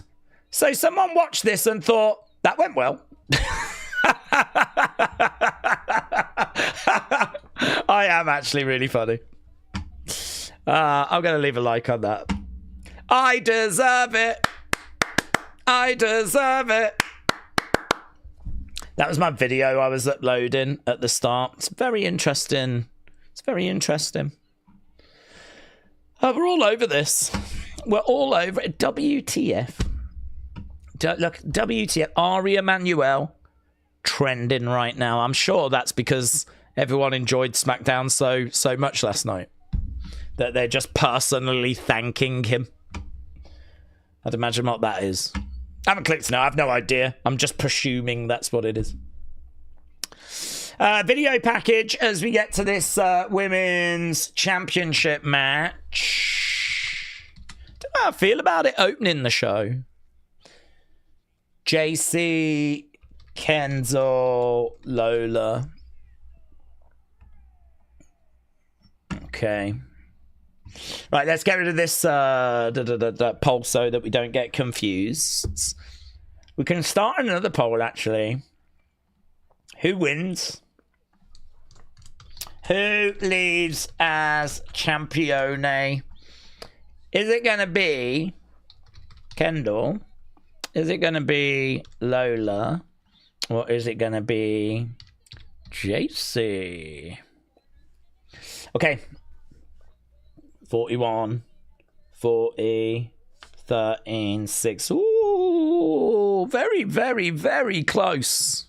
Very, very close. It's good that just pips it. But, oh my God, yes. A lot of you there thought it was just sneaking its way into being a great match. So, yeah, it's a solid start. It's a solid start. Flamefist said WTF is actually correct because I'm still confused. Just got more confused from that comment from WWE. Well, I wanted to read it actually because apparently it's on Fightful. I've select and I've got that. So let's just have a quick scan of what they're saying. It might end up annoying us though, to be honest. Okay, 38 minutes ago. This is what Fightful is saying. Pat answered the call. That's the first line. Pat answered the call. Pat appeared on Smackdown attacking Cody after being the person on the phone. PW Insider reported that it was a call from Ari Emanuel, as he's been very high on Pat in general, but especially in the entertainment space. This has led to the incorrect notion that Triple H has no say on the creative direction. He still leads the week-to-week creative and the vast majority. Okay, so they're saying that Ari... PW Insider saying that it was Ari that decided to put Pat in this and get Pat involved. Triple H still has the majority of the creative say. I think we know that, though. I think we know that. We're told the move was made to boost interest in the show and for corporate synergy between WWE and ESPN. There were a number of people who weren't in favor of this direction of the "this place sucks" angle. That's a nice little backstage thing where Jacy's walking and we're seeing her best moments. That feels like she's going to lose the belt. Jacy walking backstage with moments kind of added on top of her. Feels like we're reminiscing on her time in NXT. Ooh, she might be losing that belt. There's Fatal Influence. They all walk out together. Is this the last time we get a Fatal Influence entrance? Because Jacy's on her way. This is giving serious goodbye to NXT vibes. They waited for her.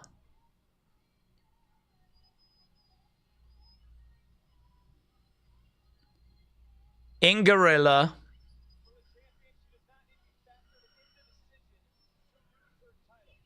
There's Fallon. Laney. Jacy. Okay. There was a number of people not in favour of the "this place sucks" angle in the promo. They feel that that rarely, if ever, works in pro wrestling. Body Slam reported Cody's promo that happened later in the evening was instructed to be from the hip. We can't confirm if the promo was unscripted, but it wasn't on the company's run sheet. The response internally has been mixed, but the company is aware of the reaction online. Some chalked it up to heat, whilst others said it wasn't the kind of heat the company needs. WWE sources said to Wrestle Votes that Pat would be figured into plans, although he denied he'd be coming back. Sources said to Fightful Pat is figured into upcoming programming. Right, there we go. I can't say I really learnt much there, but it's a nice way of pulling everything together. So that's the article on Fightful. Fightful Select. Mixed!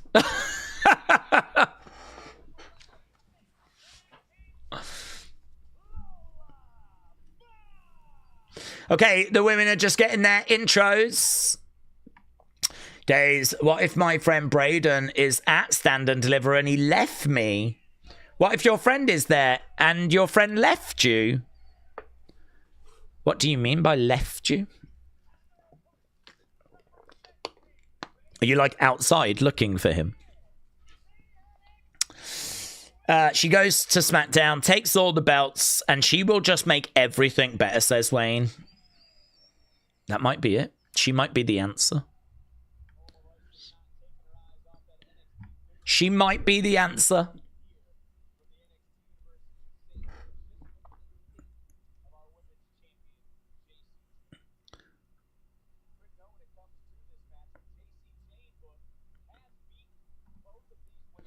Okay, this is going to bang.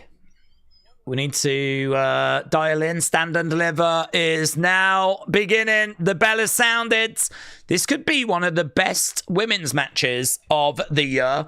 Kendall can certainly deliver that. Jacy can deliver that. Lola showed that she can hold her own. Jacy pushing. Lola pushing. Kendall. Love. That shot by Kendall, the way that she like leans back, really throws those right hands, looks so good.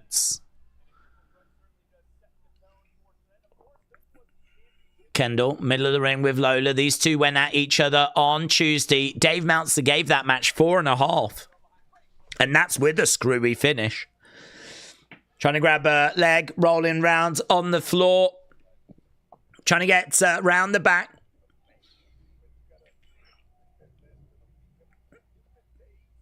One, just a 1 count. Crucifix, no joy. One, just lots of little pin attempts. Jacy on the outside. She's back up on her feet. She's getting back in. She now rolls both over, goes for the double pin, and both Lola and Kendall kick out. Looking for, I don't know, maybe a German. Couldn't get it. Kendall down on the ground. Stomp coming in there by Jacy. Kendall back up. Goes for a clothesline against the ropes. Roll up 1, 2. To the outside goes Kendall. Lola. Back elbow there by Jacy. As Lola goes down. Jacy swing and a miss. Duck underneath. Oh, I love that. That's a new... I love that cartwheel she does on the outsides. Love the change of direction against the rope. She's done it twice there. Goes over, lands on her feet. Little bit sloppy, but it was fine. Double drop kick. Down goes Lola. Down goes Jacy. The moveset from Kendall is just so satisfying. There's a few beats that she's got that, you know, you kind of know that she's going to do. I love that change of direction off the ropes. There's not anyone else I can think that does that in the current product. Over into the corner goes Kendall. Lola charging in. Knee coming up there by Kendall. Kendall trying to get out the way to the outside. Stuck underneath. Getting out the way. Goes back to that cartwheel. She's really bringing that into her moveset. We've only been underway with this match 3 minutes. She's done it twice. Where she like cartwheels. Uses the ropes to kind of cartwheel. Get out the way of like leg sweeps. Lola with a sent on to the outside. Takes down Jacy. We got NXT chants breaking out. Shining Wizard said, I got a feeling that Lola is going to do some kinky things. Hello, Dr. Luch Lala. Hope you're doing well. Wrestling Fan Brack said, when I said my friend left me, I meant he left me in Tennessee. Can you look at this and say something? Well, I don't quite understand. I mean, if your friend has got a ticket to go to this show, I don't know. Is he going with other friends? Is he going with his parents? Is he going with family member? Did he say he was going to take you? Then he didn't. I mean, it just leads to more questions. Kick coming in there by Lola. Word Live Cena fan said, Daze, I heard when Drew comes back after filming Highlander, he's going to come back as a face. Thoughts? Yeah, well, I think a lot of what he's been saying has been, you know, connecting with people. I think that a lot of what he said has not generated heat. It's generated sympathy. Oh, lights went out, and I can only imagine that's a wardrobe malfunction. Guys, I think that's probably a wardrobe malfunction. This is why going to the live shows is the best, because they can't black your eyes out momentarily if someone's boob pops out. That means if you're there, you would see everything. And that's why live wrestling is the best. Knees cut unless it's Smackdown. Unless it's last night's Smackdown. Jacy is in control, keeping Lola grounded.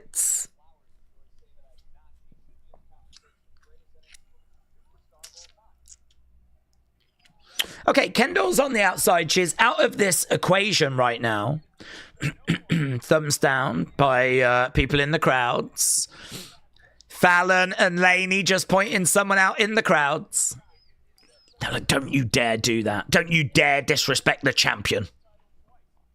Back in the corner goes Lola.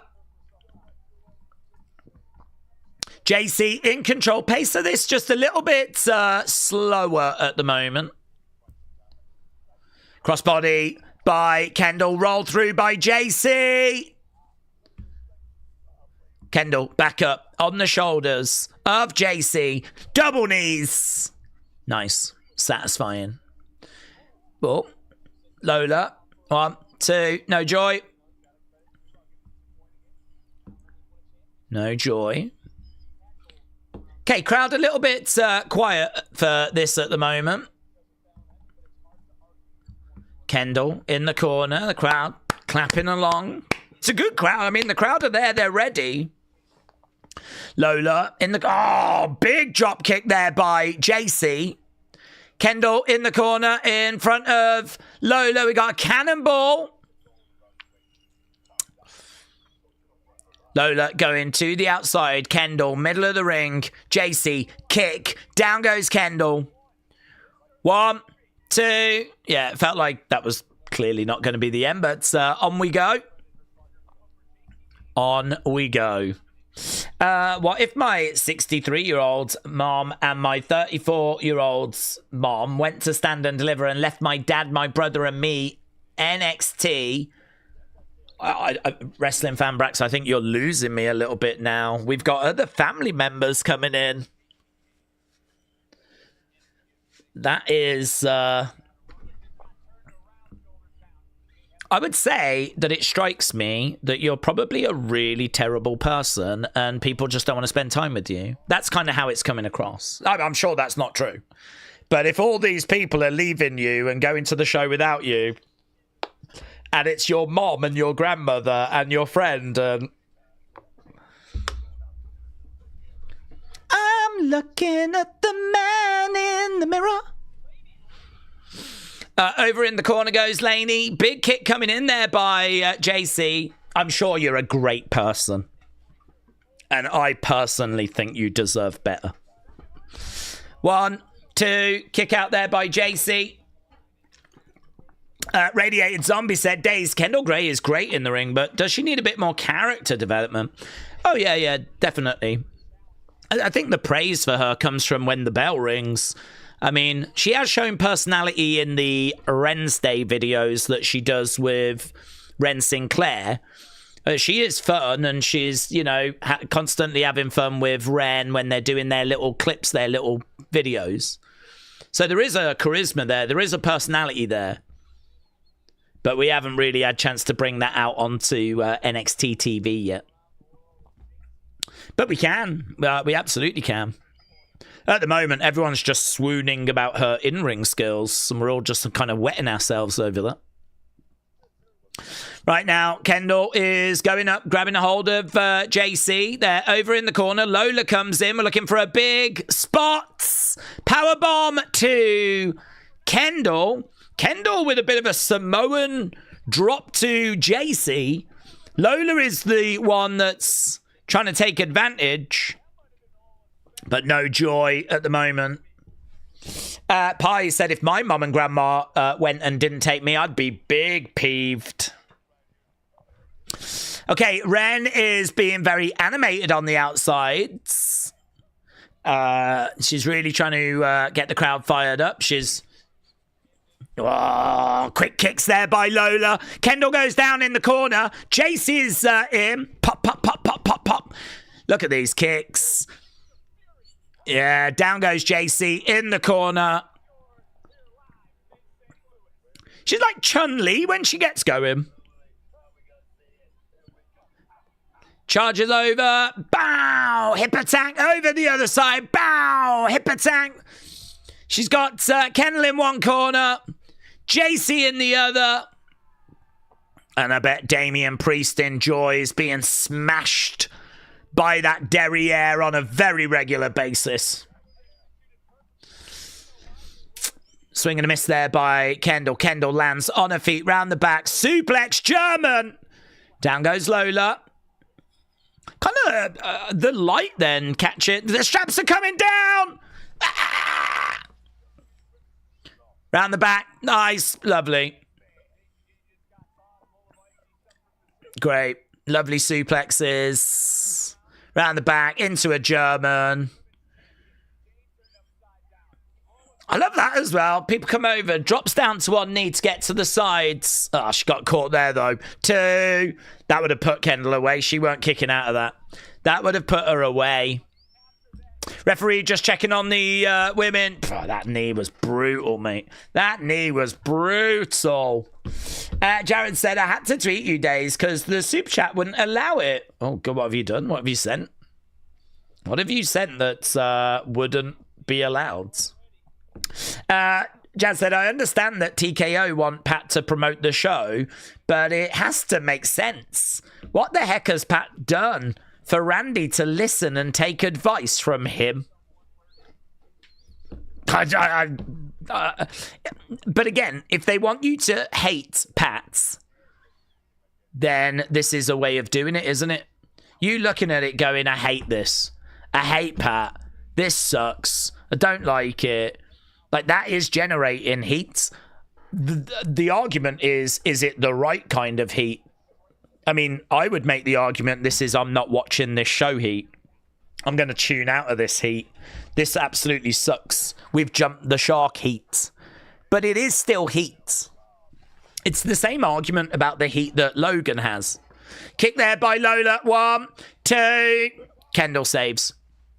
Yeah, it's the same argument like that people have about Logan, isn't it? Logan's got crazy heat, but is it the right heat? So,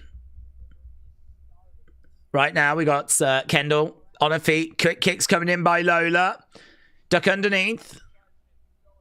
I agree with you, though. I mean, it's ruining this match for me. Not this match, the Cody-Randy match. 1, 2, Kendal gets pinned, but Jacy drags Lola out the ring, drives Lola into the edge of the ring. Jacy, big boot. Down goes Lola. Oh, she's selling a bit of an injury right now. Jacy, back in the ring. Coming in. Oh, wow. That was so good. Into an ankle lock. She went for a knee strike. It looked like it connected, but actually Kendal caught it last minute. Managed to get... Oh, my God, we got another black screen. What's happening? I think there is a bad wardrobe malfunction, actually. I think there's a seriously... Yeah, I think there's a really bad wardrobe malfunction. I think Jacy has got a really bad wardrobe malfunction.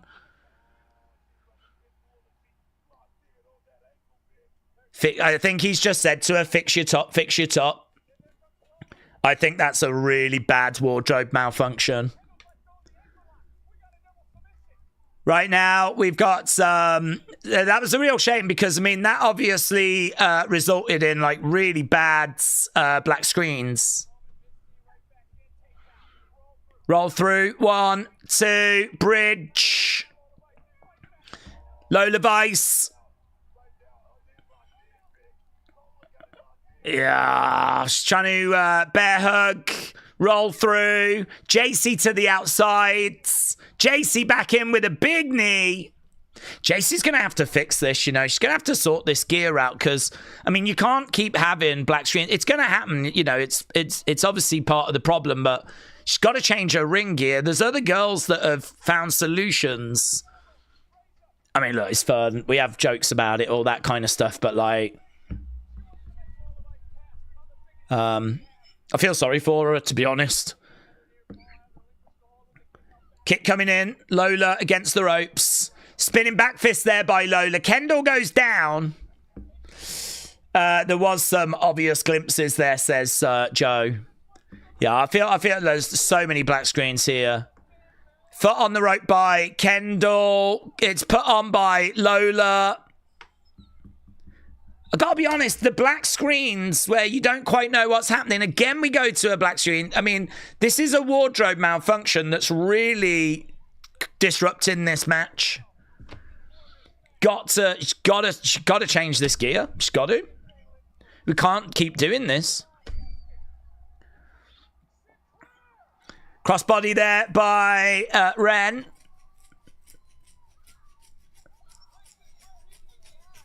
Wren is throwing in some shots. We've got, they're being chased away. We've got a cannonball to the outsides by Jacy.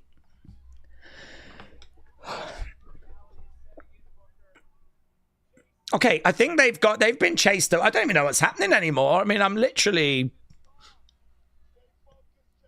Stay focused, says Booker. That could be a word to all of us.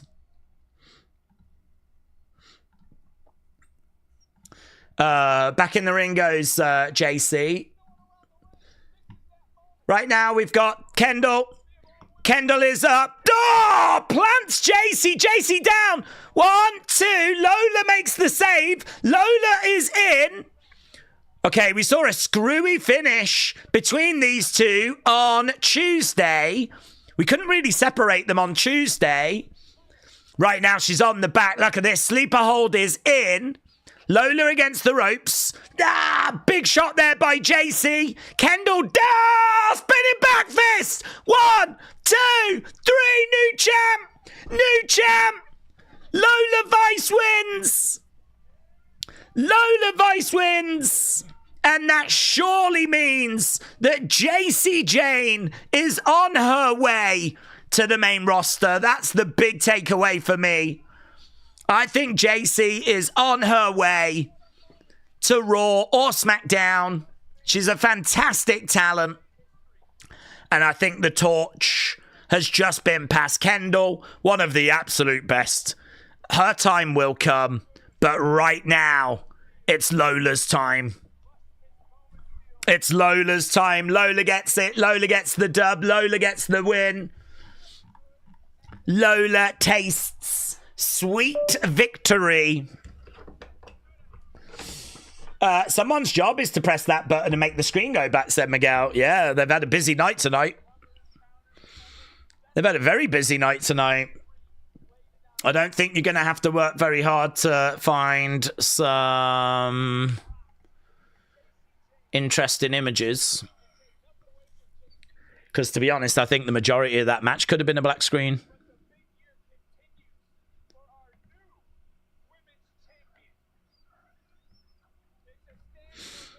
There we go, Jacy on the outsides. Can you imagine when Jacy gets to the back, she's like, did anyone see anything? It's like... I mean, let's put it this way, Jacy. You could start an OnlyFans account now, and I think people would end up seeing less.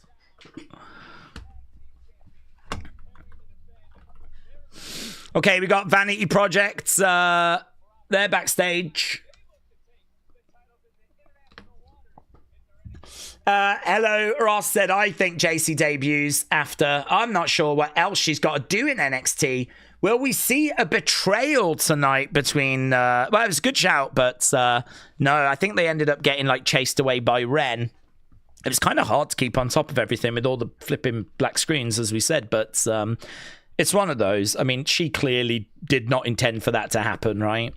I mean, it's a hell of a leave-in present that she's given us, but... yeah, it's one of those. She didn't intend for that to happen. I do feel sorry for her. There will be no shots of breasts in the breakdown. I'm just telling you now. Yeah, I don't want anyone clicking on that thinking, oh, I can't wait, I'm going to see some boobs, right? If you go on X and type in boobs, you can find them anyway. Do you know what I mean? They're everywhere. There's a load of them that are running creative by the seams of it. That's all we did last night was boob.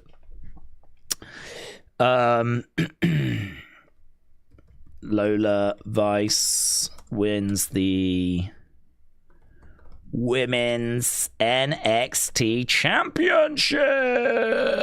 I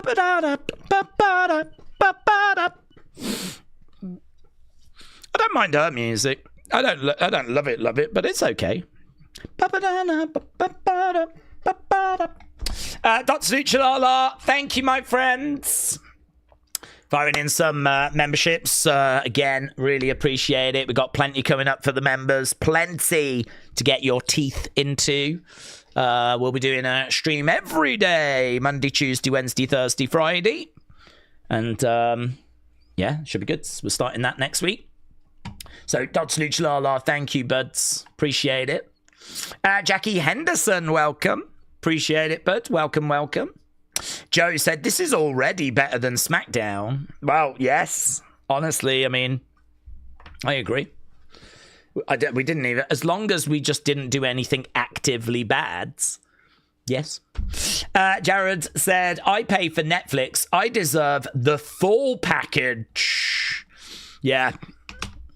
Just when you think that things can't get any worse, they actually now start denying us boobs. I mean, this is a new low. This really is a new low. It's one thing to push up ticket prices. It's another thing to embrace celebrities to a absolutely abhorrent level. But now there's going to be boobs on the show and you're going to take them away from me.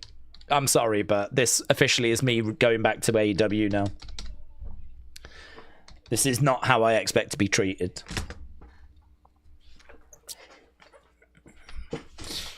Okay.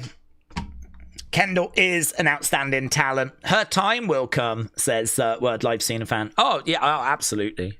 Listen, there ain't no bigger cheerleader for Kendall Grey than me. If you're a massive Kendall Grey stan, I am right there with you. I've loved this girl in Evolve. I'm a huge fan of her work. I mean, I don't think anyone could have freaked out more than when she delivers that back elbow. We didn't actually see it this time, but that fake kick that she does that makes people kind of react like that, they kind of lean into it because she throws the fake kick. She doesn't land the kick, but she throws this kick and then pivots off the other leg. So good. It's so good. We see so much wrestling, which obviously is going to be very repetitive. I mean, does anyone freak out about a suicide dive? No. We see one literally every 5 minutes. You know, do you freak out about a crossbody? Probably not. Drop kick, stuff like this. But like when you see things executed in a slightly different way, or you see something that just really grabs your attention, like, oh my God, it is so impactful. And she's got several things that she does that just look so good. And I'd say that back elbow is just... it's a thing of beauty. So yeah, love her. Her time is absolutely going to come, but she's only just arrived in NXT. She's going to be in NXT for like this year, probably next year. I mean, a main roster call-up for her might be like 2028. So I mean, did we need to put the belt on her tonight? Debatable. Yeah, good comment earlier saying we should capitalize on the momentum. But I just think she's such a good talent. She's going to put on banger after banger after banger on a regular basis. So yeah, very excited about her. She's got such a bright future. Okay, next we've got the tag match. This is going to be Los Americanos taking on Vanity Project. Ba, ba, ba, ba, ba, ba. They used to be called Swipe Right, and they're not now. Ba, ba, ba, ba, ba, ba.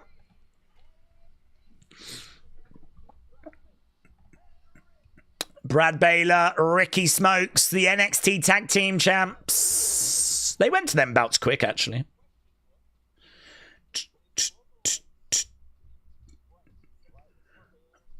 Will the lights be too bright? They look good, actually, in their gear. Dun, dun, dun, dun.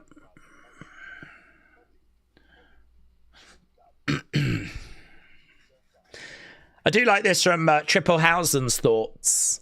He said, Lola Vice won a fantastic triple threat match to become the new NXT Women's Champion. Just on a side note, Jacy Jayne needs to find some better fitting gear. The screen kept going to black because her titty kept popping out. I like how serious that was. Nice analytical breakdown. And then we use the word titty. Titty. I mean, it's not an incorrect word, but you know, breast. I don't know if that would have maybe fitted in better. Titty. Her breasticle. Her fun lumps. Okay, this is a bit more difficult now to know which one's Ryo and which one's Bravo, because they're not in red and blue. They're in golds. So I'm guessing this one is Pete Dunne. Tyler Bate, I mean. And so I'm guessing this is Bravo. Okay, yeah, I just saw Ryo's got a little bit of red on his gear, so okay. I actually had not really paid them any attention. I just saw that Bravo was wearing golds. Little bit of blue on the mask. Ryo has got a little bit of reds. You should be able to tell from the body types, though. But I'm quite lazy, to be honest. I just tend to look at red and go, Ryo. I look at blue, I say Bravo. I'm a simple man. Okay, Ryo in the ring. Red and blue mask, said V85. Thank you, buds. Yes. Chops coming in then by Ryo. Tag being made. In comes Brad Baylor. Brad Baylor against the ropes. Oh, rolling through. Looking for a double knees. Tag being made. Okay, we've got Brad Baylor upside down right now. Ryo with a big kick coming into the midsection. Looking to come over. Shots coming down there by Bravo.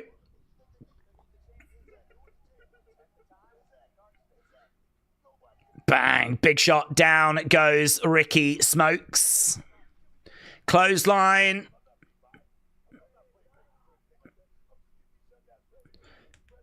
Brad Baylor is in with Bravo. Tag being made. Ricky Smokes comes back in. I like the white gear. I'm not sure about the Vanity projects. I think they've got a lot of like logos on that they don't really need. Okay, well, at the moment, Vanity Project are in control. Hello, Ross said, did Jace's outfit get cursed like the ref did last night? Maybe. Maybe. I just think it was such a wonderful leaving gift to us. It was just like, she can now literally say she gave everything. I gave everything when I was in NXT. There was nothing more I could have contributed. And it's true, isn't it?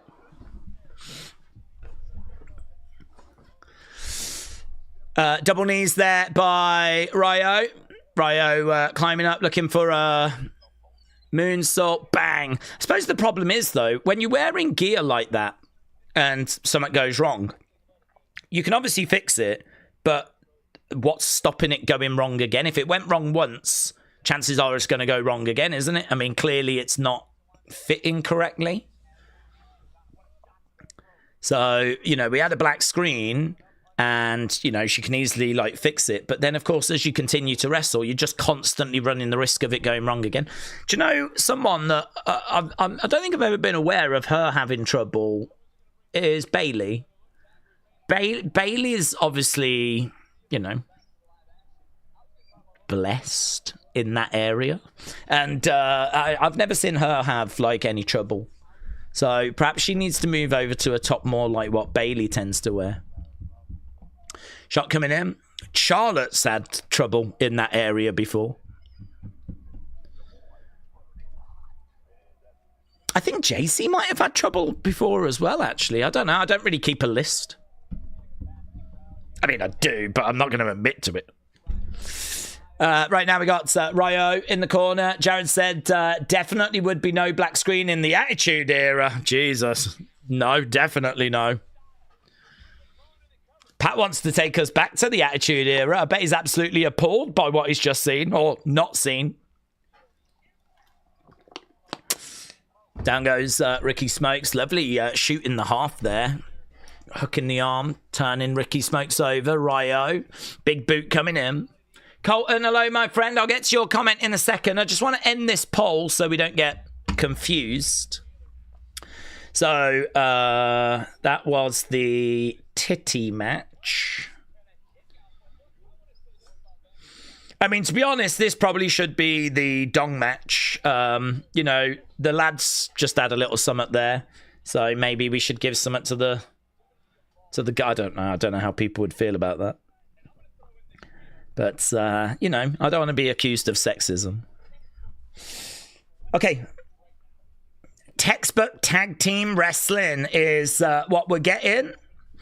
Yeah, unfortunately, you lot said good 97, and honestly, without the wardrobe malfunction, there's probably a good chance we could have seen that get into the great range. I do think there was big parts of that sadly, you know, took us out of it because of the black screen. Oh well. Still very enjoyable. 1, 2, shoulder up. Joe said Mae Young has had malfunctions before. Wow, yes, indeed. Indeed. There's many a Mae Young segment where I would have prayed for a black screen.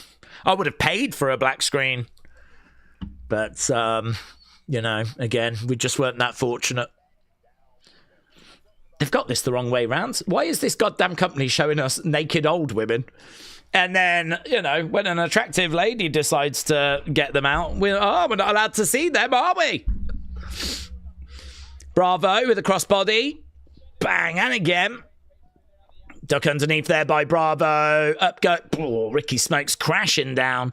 Goes through the ropes to the outside. Big back body drop there to Brad Baylor by Bravo. I mean, he's not even dancing, but I am. Right now, he's got him up on his shoulders, trying to spin him round. Kick coming in there by Brad Baylor, tag mates. Oh my God, there's a kid in the front row with, like, glasses on. The things he has seen. That kid's become a man tonight. It's a pretty fun camera shot, isn't it? As Bravo gets both members of Vanity Project up, suplexes them back. So that was like a Northern Lights, was it not? A double Northern Lights. Right now, he's got Ricky like this, and he's spinning him rounds. We are seeing some innovation here. Kick coming in by Ryo. Drop kick there by Bravo. 1, 2. Save mates. Save mates. Through the ropes goes Bravo to the outsides.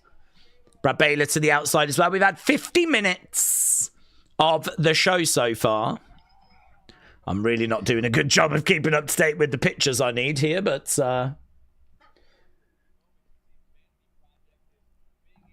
Against the ropes. Bang. Slam down.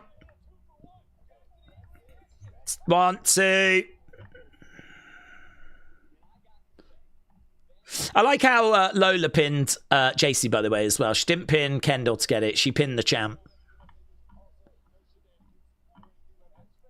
Okay, right now he's trying to undo the mask. Ryo is over in the corner. Brad Baylor trying to undo that mask. Step up in Zaguri. Looking for a knee coming in. Bang, down he goes. Slam down. Lovely work there by Ryo. 2. Kick out there by Brad Baylor.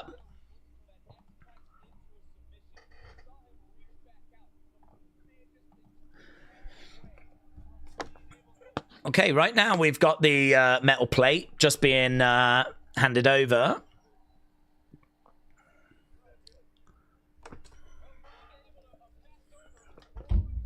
Tag mates.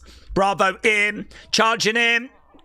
Kick coming in there by Ricky Smokes. Big knee there by Brad Baylor. Bravo in trouble. Is up.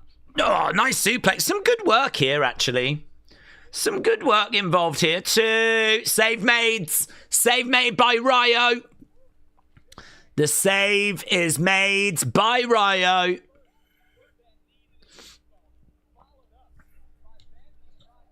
Vanity Project in control. Okay, the fans are chanting this is awesome, so they're into it. They're enjoying it. I think it's a fine match. You know. Okay, right now he's just took that metal plate out of the mask. Now he puts it into his trunks. Does Ricky. So Ricky took it. Ricky knew it was there. He's took it out. That's clever. Now he's put it over his dong. So he's got a metal dong. What's he going to do? Is he going to splash him like with his dong? Let's have a look. How does this play out? He goes down. Well, surely his dong's protected. He's just gone crashing into that top turnbuckle. Okay, here's Ryo. Over Ricky in the middle of the ring is Bravo with a big splash. Ryo. Yeah, it was a little out of position there, Ricky, but shoulder up by Ricky. This match continuing.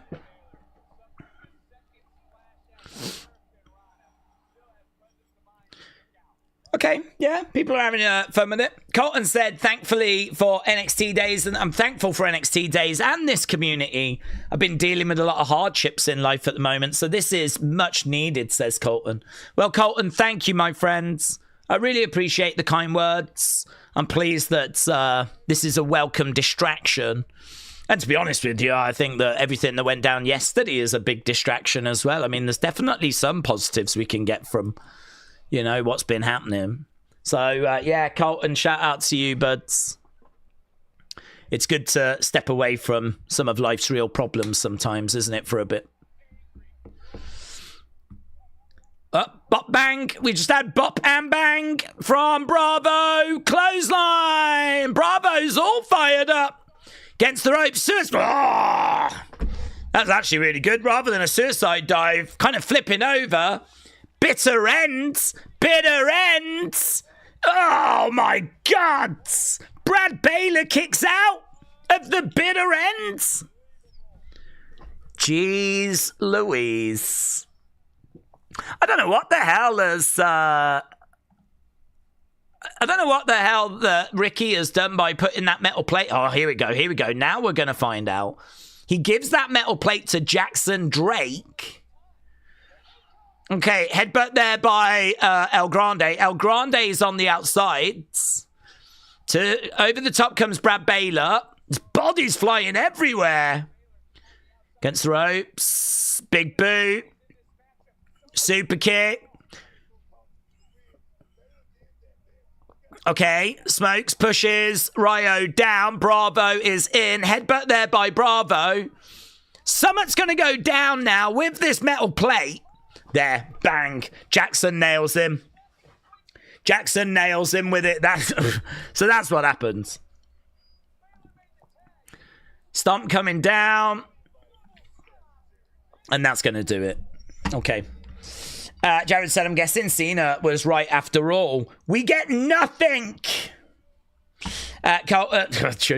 NXT is way easier to watch. Oh, 100%. 100%. Vanity Project retain.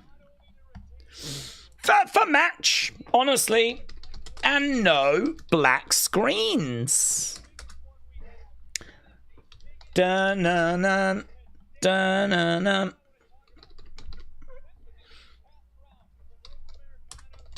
Yeah, I feel like I was watching that metal plate being like traveling around.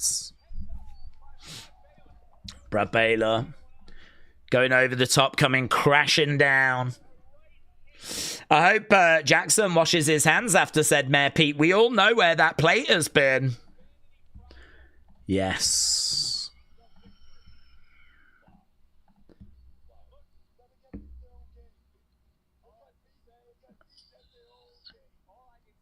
Okay, we got Los Americanos down on the outside.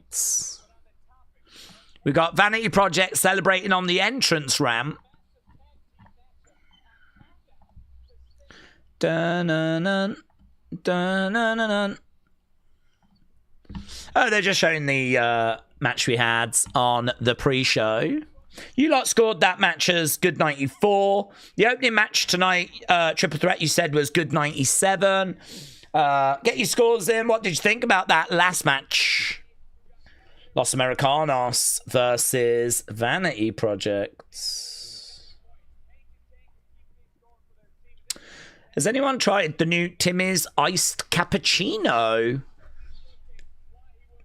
I have not. I don't have one close to me. I don't even know where my closest Timmy's is, actually. We do have them here now, but there's not loads yet. Or not that I'm aware of.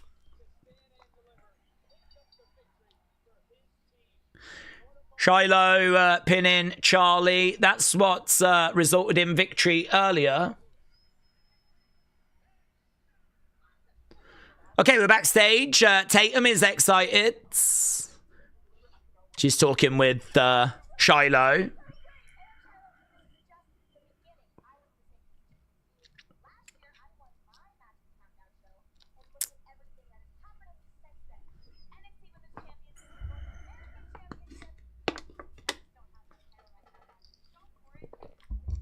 Her eyes are crazy. Is she wearing a contact lens? I would think she is, isn't she? In the one eye. In Sexy Reds.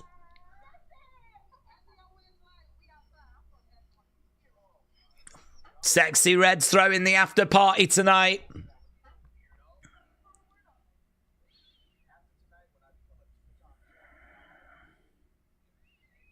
You can hang with me tonight, says Ricky. I don't think she's interested. Could you imagine how messy a Sexy Red after show party would be? Shiloh, Tatum interaction. My wish has been answered, said Vic. Daze, it's called a caramel churro iced cappuccino. Sexy Red scares me, says Johnny. Well, Johnny, all women scare me. So, I feel fine with Sexy Red being around. I don't find her any more threatening. I think Bates is one of the strongest wrestlers, pound for pound, in WWE, says Jack. Zaruka reunion tonight, said Gluckness. Okay, amazingly, we've gone to commercial break because of lols, you know. So we've gone to commercial break. We've had 2 matches. Kendall Grey says, I'll be back. Kendall Grey channeling her inner Arnie. Love that for her. So, yes, we've got a little commercial break at the moment. That'll give us a chance to just take a breather, gather our thoughts, see where we are. I think we're in a good place. I've kind of enjoyed the show so far. I think that they will reunite after this match, said Tribal List. Flame Fist said, I'm with you, Daze. I'm absolutely terrified. Wyatt said, it's confirmed that Birthright is on the same level as Dark States. Robbie said, it's too early for Kendall, but not for Vanity Project. Make that make sense. Well, I can give it a go. I mean, I can say that the tag division is not that great, not very interesting, not very competitive. Winning the tag belts is just not that big of an achievement in comparison to winning the NXT Women's Championship, and that division being a lot more stacked, of course. I mean, you know, if you're Kendall, you're looking at the likes of Kalani, you're looking at the likes of Jada, you're looking at the likes of Lola, you know, the Izzy Dame, Tatum Paxley. Like, it is a pretty stacked women's division. The women's division for NXT has been strong for years and years and years and years. That tag division, I don't know, I mean, you know, you got Hank and Tank, OTM, Dark States, Tyson and Tyreek are out because, I think, is it Tyreek that's injured at the moment? I mean, honestly, we're lacking star power to the point where we've just had to bring in Los Americanos to try and give this show a bit of a boost. I don't think that NXT tag division is quite where it was, so... yeah, we've moved quick with Vanity Projects. Should they have got those belts that quick? Debatable. Plus, the other thing as well is they're heels. So I don't know that people are really necessarily sitting and hoping and waiting that Vanity Project get to those belts, because they're heels. You shouldn't really be rooting for them. But with Kendal, she's a babyface. So, you know, you should hopefully be sat there going, oh, I really want Kendal to win the belt. I really want her to do it. So there are a few differences. Okay, we are looking at the video package now for Zaria and Soul Ruca. That feels like the next match that we're moving to. JMB said Kendal will get the title at one point. She's only 24. Dr. Luch Lala said the tag division has stalled since Fraxium left. They've always managed to generate such great tag teams. But, yeah, we're just really struggling a little bit at the moment. I don't mind Hank and Tank. I think, actually, they've turned into quite a fun team. So I'm not really down on them, but yeah, well, we're not at the dizzy heights that we used to be, are we? We used to be in a really great place with the tag division. So looks like it's going to be Zaria, Soul Ruca. I definitely do not need to watch this recap video. Oh, that's something I do not need to be watching. But I will watch this match. There's every chance this match is going to be very good. We know that both of these are very good performers. That's not how you spell Ruca. That is Soul Ruca. Right. Shining Wizard said, NXT always feels like a tight-knit group of people who are striving to break through. And you can see it in the dedication to their work and camaraderie. What a word. It's why NXT rocks. Robbie said Lola has been passed over 3 times for a call-up. Despite being on that list, Julia, Stephanie, Jordan, Soul, Jacy, she's obviously doing something wrong. Big Tony K said, in addition to buying Sonny's phenomenal book, don't forget to buy Snowman, the Tony Khan story. Mayor Pete said, OTM have come a long way. I can see potential there. Yeah, I think that's very, very fair comment. Yeah, I think they're big. They, you know, seem to be getting a bit of chemistry going. Yeah. Okay. Let's go, Soul, says the one. She is the next top woman. I'm the next butterman. You like that? Oh, what? You're the next butterman. What's that mean? Because of her butt. Is that where we are? What appears to have happened is Jacy has got her boobs out. And that has really brought the people out of the shadows that are like, oh, yeah. And now we got people talking about Soul Ruca's butts. Yeah, is that where we are? Is that where we are as a community? I'm not against it. I can support it. Definitely feels like the kind of thing our community would be focused on. But no, she's a great talent. She's a great wrestler. She's got a really bright future. And yeah, I think there's a chance that she loses here. If she loses, it feels pretty much like she could also be on her way to the main roster. I've got a pizza in the oven, said Edward. Ooh, very nice. Bishop said, to be honest, I'm just low-key enjoying the way that we've been using Sexy Red, and I can't believe I'm saying that. Big Mig said, Jacy gave the men a great Easter gift. It's true. It's true. Okay, here we go then. Zaria getting her entrance. And is that her standing on the St. Louis arch? Here she is. I hope she wins. I'm Team Zaria. I think she's a badass that was kind enough to be Soul Ruca's friend, and then Soul Ruca just didn't really do much for Zaria. Has Soul been selfish? Yes.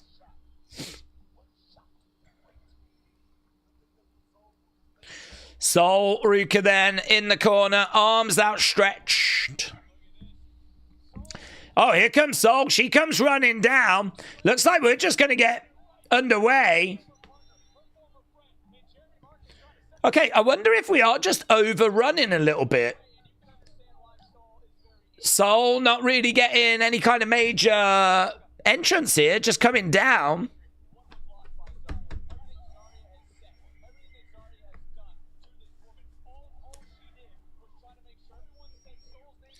Okay, on the feet, round the back. Soul taking the legs down, back elbow coming in. Kick coming in there by Soul. Against the ropes. Soul bounced off the ropes, right? I mean, no messing around here. No stare down or anything like that. No words being exchanged, or it's just straight into it. Okay, Soul getting chucked. Thrown down. Zaria, back up. Going over. Shot coming in. So, yeah, it was St. Louis that they had burning as part of her video package. So, to the outside. Zaria moves out the way. This is that big payback that Zaria has been looking for. Soul going face first into the commentary table. Into the edge of the ring. Soul up on the shoulders. Bang! There's a Zaria sign in the crowds. Okay, back in the ring goes Soul Ruca. Soul in the corner as Zaria collides in to Soul. Big clothesline. Daze, hope you're enjoying Stand and Deliver, said Matteo. I think we can say that we've seen more of Jacy than we wanted to. Well, speak for yourself. What do we think about Lola winning? Yeah, I don't mind it. I get it. I think she's been in NXT a lot longer. With women moving on, she's got to be at the top of the pecking order now. And I think this is going to be her sink or swim moment. They've given her the ball. It's going to be very interesting to see what she does with it after Stand and Deliver. But I think the future for maybe Soul Ruca and Jacy is to go to the main roster. Okay, right now, Zaria picking up Soul. Look at that. She's just dangling away there, Soul, being lifted up by her neck. Zaria flashing the guns. Zaria, super kick. Down she goes. Yeah, she did just take a moment just to look out at the fans there. Maybe that just cost her momentarily. Nice. Chuck in Soul. Looking to roll her over. 1, 2. Shoulder up. Shoulder up there by Soul. Soul is wearing boxer brief thongs over those pants. WTF, said Big Migs. Soul is wearing boxer brief... Boxer brief? What? Boxer briefs. Thongs over those and pants. Oh, she's wearing boxer briefs, a thong, and then pants on. Is she? Bloody now you've done a deep dive there, haven't you? You've managed to work out her underwear situation. Do other watch-alongs have to deal with this level of perversion, do you reckon? or is it just us? I think you'll find, actually, that she's wearing a thong. She's wearing boxer briefs. Roll over, going for the cover, Zaria. Dean, shout out to you, my friends. Zaria is grabbing Soul by the neck. Okay, I can tell you that last match was great 61. You lot enjoyed the tag match. I do wonder if things are just going a little bit long. The way Soul came out did make me feel like we're trying to cut a bit of time, get a bit of time back. Stomp coming down. These two women really going at it right now as Zaria manages to get down. Laney reads. just posted JJ Heart Rockstar. So flowers being shown there to Jacy Jayne, and I mean it just everything you're seeing makes you think that's it for her. On her way, surely. Sure, I'll be stunned, absolutely stunned if she does not rock up on the main roster. She could be great up there as well. I'm all for it. I don't know how though, and that message feels like she's going on her own as well. That message feels like she's maybe going without them.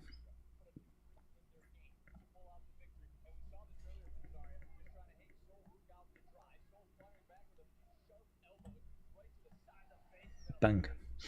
Okay. Zaria in the corner. Soul Ruca is up and trying to get Zaria over. Zaria comes down, crashing down from the corner. Hurricanrana.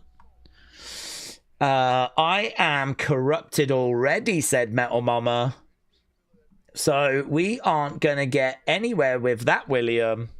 Well, Metal Mama, shout out to you. I didn't realize you was corrupted. I'm sorry to hear that. Okay. Soul Ruca in control, but not able to capitalize.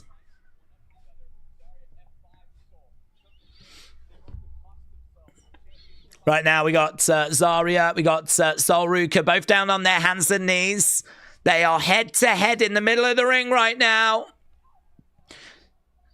Slap coming in there by Soul. Right hand coming back there by Zaria. Another shot coming back there by Soul.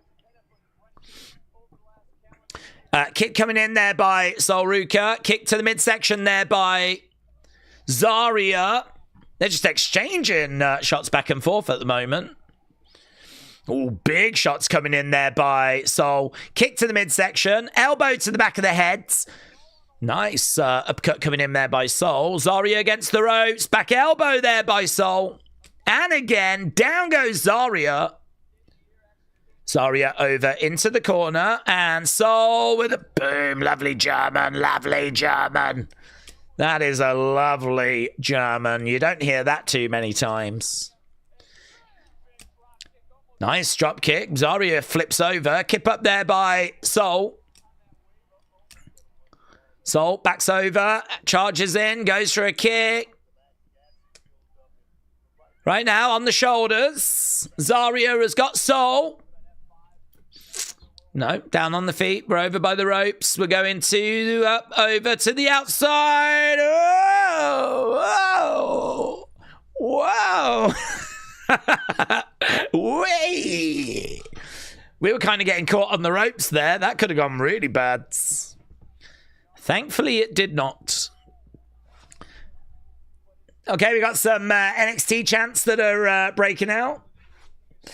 Please tell me that this is the end of this tedious feud now. Yes, surely. I really do expect Soul to move on after this. Zaria, clothesline by Soul. Zaria goes down.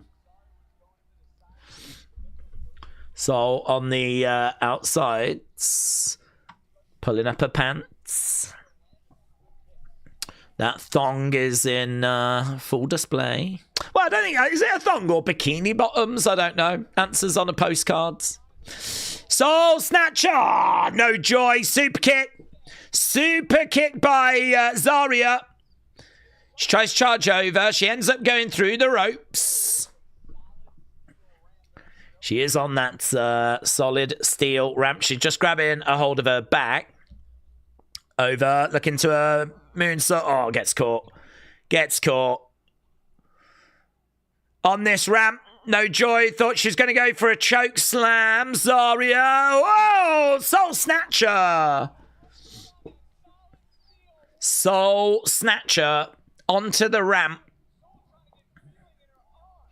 It's onto the middle bit that's carpeted, though. That was carpet. You want me to be impressed with that? It's carpet. That was basically a super soft landing. It was like landing on a pillow. I mean, it probably wasn't.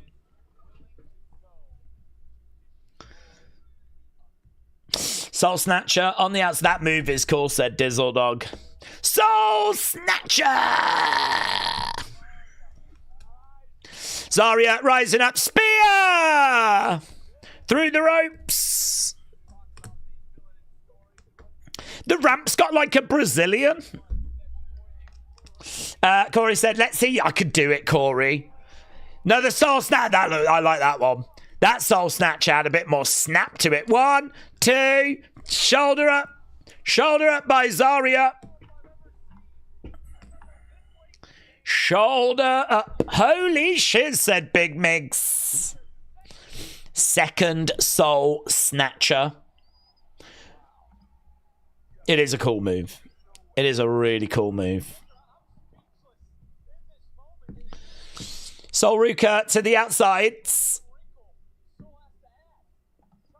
Off the top, lands on her feet, gets caught by a spear there by Zaria. I don't quite know what Soul was going for. She kind of flipped, landed on her feet, and then just got speared. So I don't know what she was going for, but it didn't work. On the shoulders of Zaria. Bang. That could be... Oh, it's not. Shoulder up by Soul, a big F5. Zaria's trying to figure out what the hell's gone on there. She can't believe it. She just can't compute. It's not going in.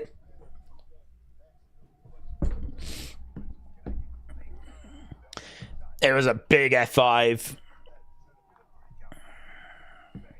Shoulder up. Soul needs to get the Snatcher right. She's been really close to a serious botch lately, said Shining Wizards.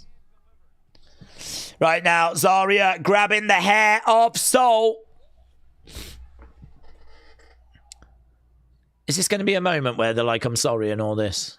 Oh, God. Boo! Boo! Killer! Killer! Put her away! Yeah, goods. Goods. Marker. Destroyer. Hit her so hard her ancestors feel it. Up on the shoulders. I'm so sorry. I'm so... Shut up. Jesus Christ. Oh, going up. We're going for a super F5. Off the corner, look. Soul Ruca trying to fight out of it. Don't... Oh, you better land this F5, Zaria. I was just promised an F5 there from the corner, and I don't think I'm going to get it now. Shot coming in. These two exchanging blows back and forth. Come on, Zaria. Let's go, Ruca, Zaria. Let's go, Ruca, Zaria. That's not as good as a big F5. Soul Snatcher gets it. Soul Snatcher connects. 1, 2. Soul Ruca wins. I really thought Zaria was going to get it. I thought Zaria was going to win and then Soul would go to the main roster. Soul gets the win. Thanks to the Soul Snatcher, which is an amazing move. But I'm a little bit sad about that. I wanted Zaria to get the win. There we go. That is it for that feud now, hopefully. It is done. It is over. We don't need to speak of it again. We did it. We lived through it. I don't remember what life was like without it. It went on that long. But, yes, it's over. It's done. Soul wins. Let's get the score. Let's get the score.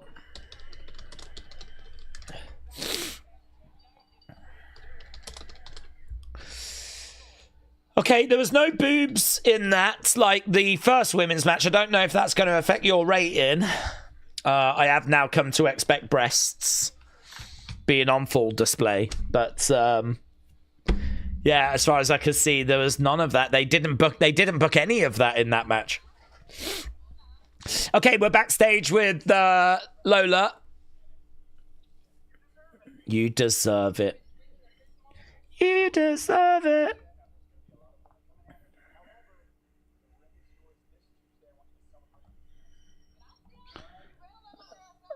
Here's Sexy Red. Thanks, girl.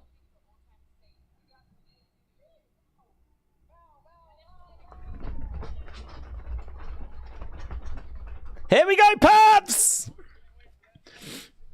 Community, if you fell asleep, wake up!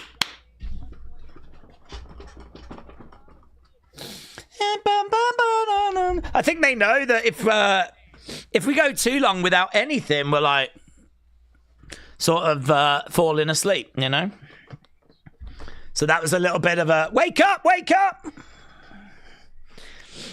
We know we didn't book any breasts in that last women's match, so how about this instead?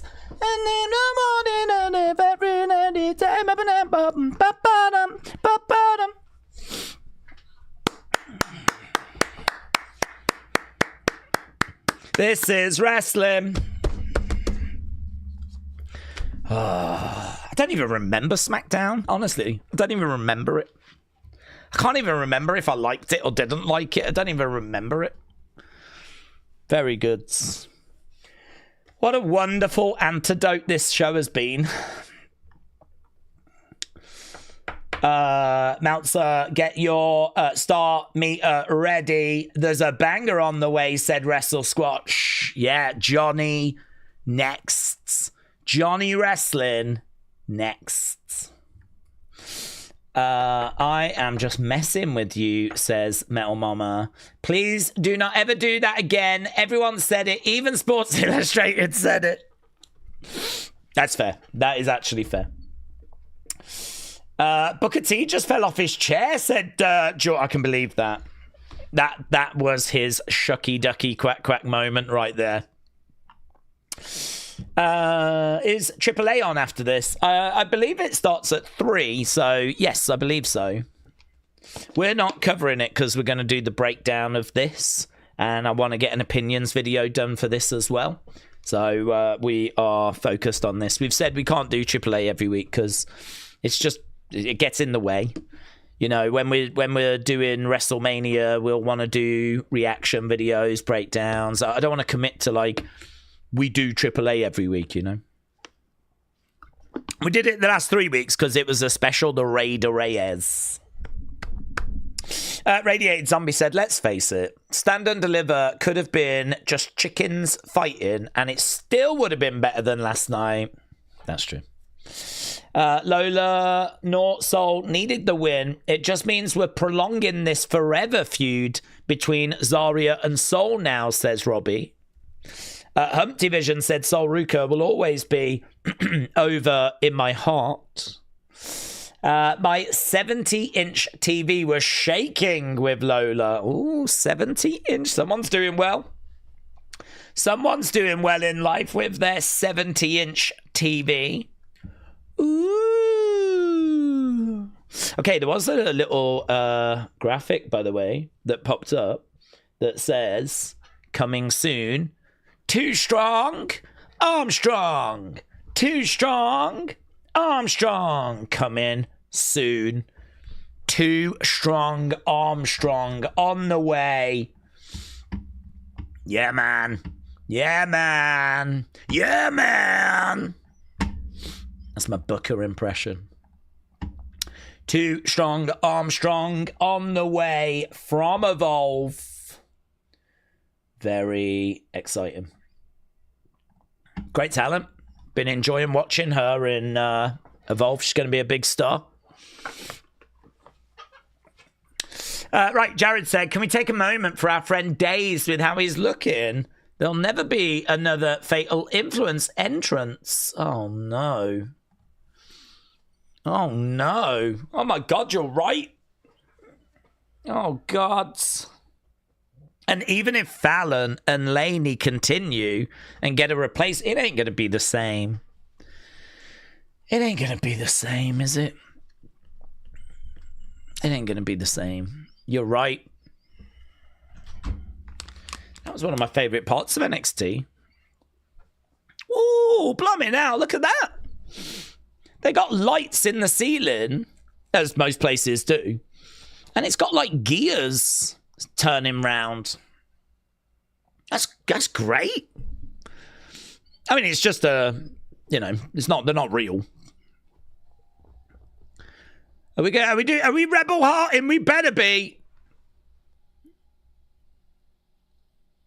Oh my God. Why? Who do I blame for this? I'm blaming TKO. Where's Rebel Heart?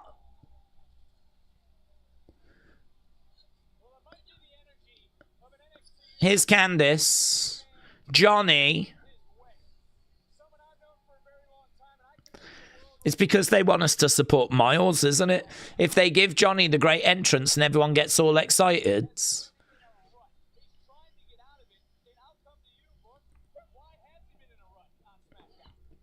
This rebel heart, this rebel heart. I like that theme as well, actually. Johnny in the ring, then.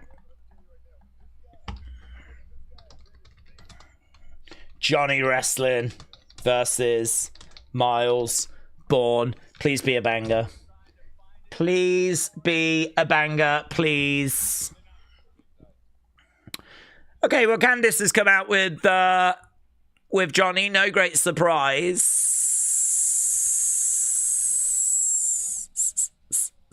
Here's Myles. Here is Myles Borne. Actually, don't know how many matches are left. It is called The Factory, said Rob. That's true. Weird Flex Wrestling said another NXT run for Gargano, PWO legend. Is this like his third run? Well, I don't know that he's back for good. I don't think he is. I think this might just be a one-off match to try and boost interest in this show, you know? And they did still feature them, didn't they, backstage on Smackdown? They kind of walked off with Alex Shelley. That's what makes me think that we're not done with him being on Smackdown. The Demolition Package, NXT and Music, says the one. Myles is a boring champ. No pop. Myles Orton, said Pure BDR. Okay, Mike Rome doing the ring announcing. What's up with the generic ass Titantron for Myles? Oh, a lot of them have got generic Titantrons. Hello Ross said it makes me laugh how they put an audio meter on Myles's entrance-tron when he is partially deaf. Well, it's just letting him know how loud it is, you know, because he might not know. So it just lets him know. So it's actually a useful tool.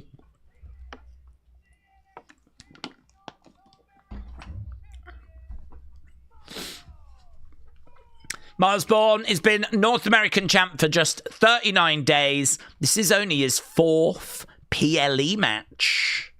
So he is very inexperienced at this level. Yeah, fans are with Johnny Wrestling here. Fans are with Johnny Wrestling. Johnny Wrestling chants ringing out. Can't be a great surprise. Bella sounded. And we are underway in St. Louis. Big night for this, kids, says Booker.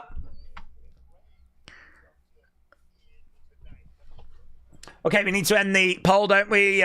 We don't get too long. Johnny Wrestling chant said rapturous. I mean, they're chanting him anyway. Couldn't we have just had Rebel Heart? This rebel heart, this rebel heart.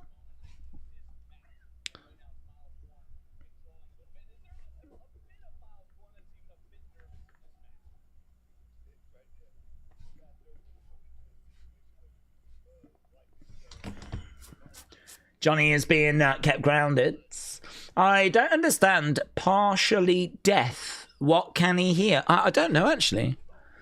Yeah, I don't know. I don't know what he can hear and what he can't hear. I saw a video where it was saying, like, well, there's different degrees, isn't there? I don't know if his is total or if it is partial. I don't know.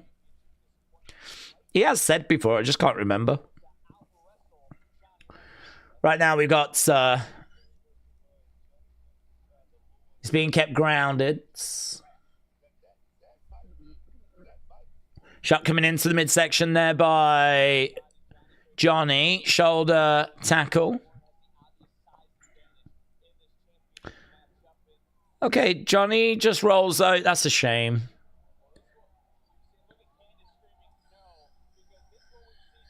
That's a shame. Johnny just goes back to being like that kind of lying down, depressed. Maybe this is a bit of possum. Yeah, okay. Arm drag.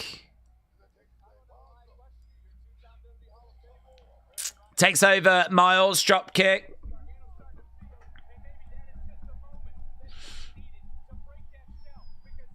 I don't know, man. I mean, he was just lying face down on the floor there. I mean, Myles could have just started stomping him in the heads. It's only because Myles is a nice guy that he was like, are you okay? And it was possum. Okay, Johnny in the ring is beckoning Myles into the ring. Shots coming in between these two. Clothesline. Johnny goes to the outside with a kick. Coming in. Crashes down on Myles. Goes over to that championship bout, which is on a plinth. It's a nice looking plinth, actually.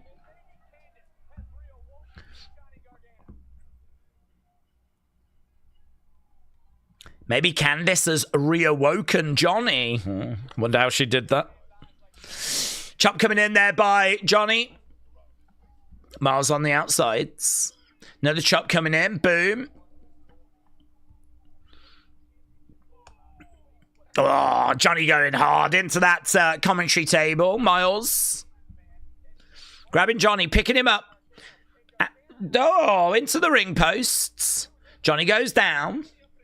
I think the show has been great, but one thing is hurting it is the venue choice.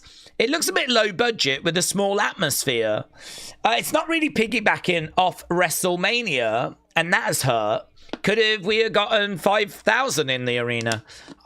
I mean, I would think we could, but I don't know. I mean, it is true, isn't it? If you've got people in town anyway for WrestleMania, and you've got 80-odd thousand around,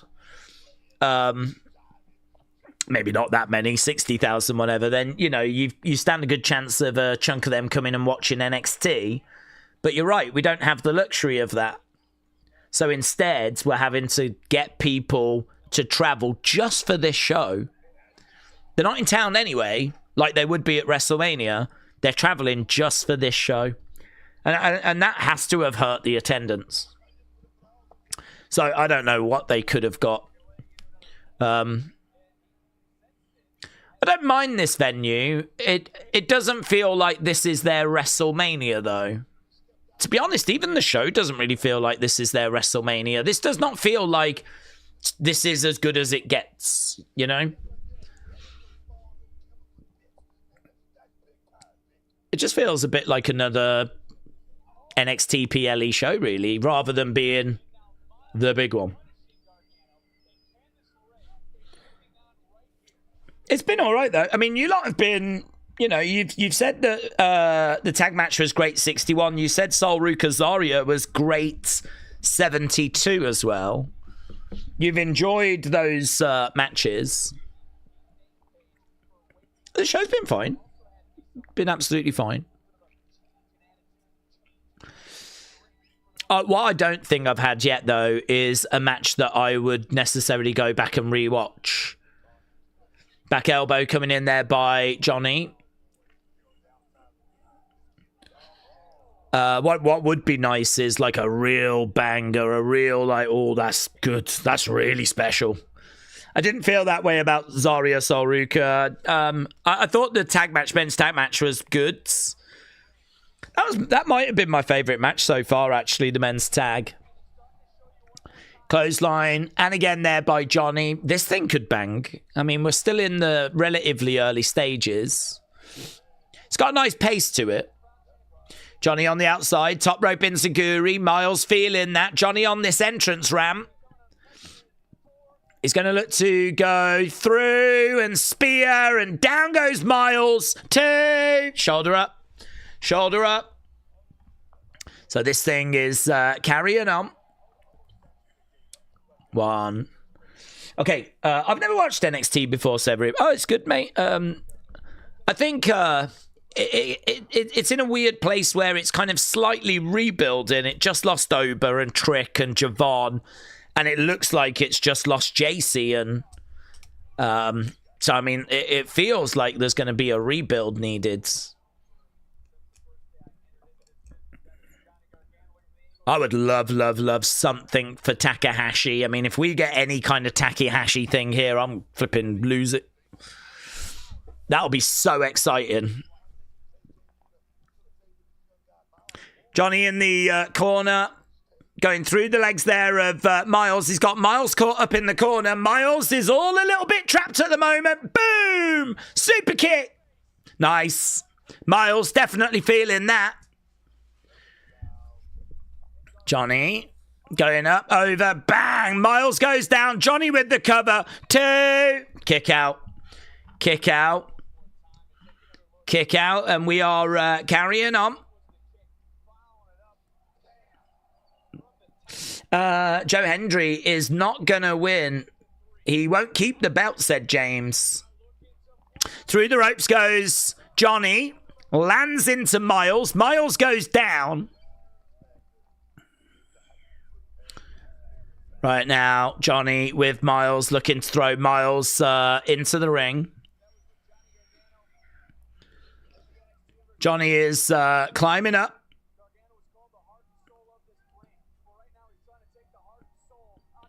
Johnny is in the corner. We got Myles up there. Oh, look at that. 1, 2, foot on the rope. Big power slam there by Myles off the corner.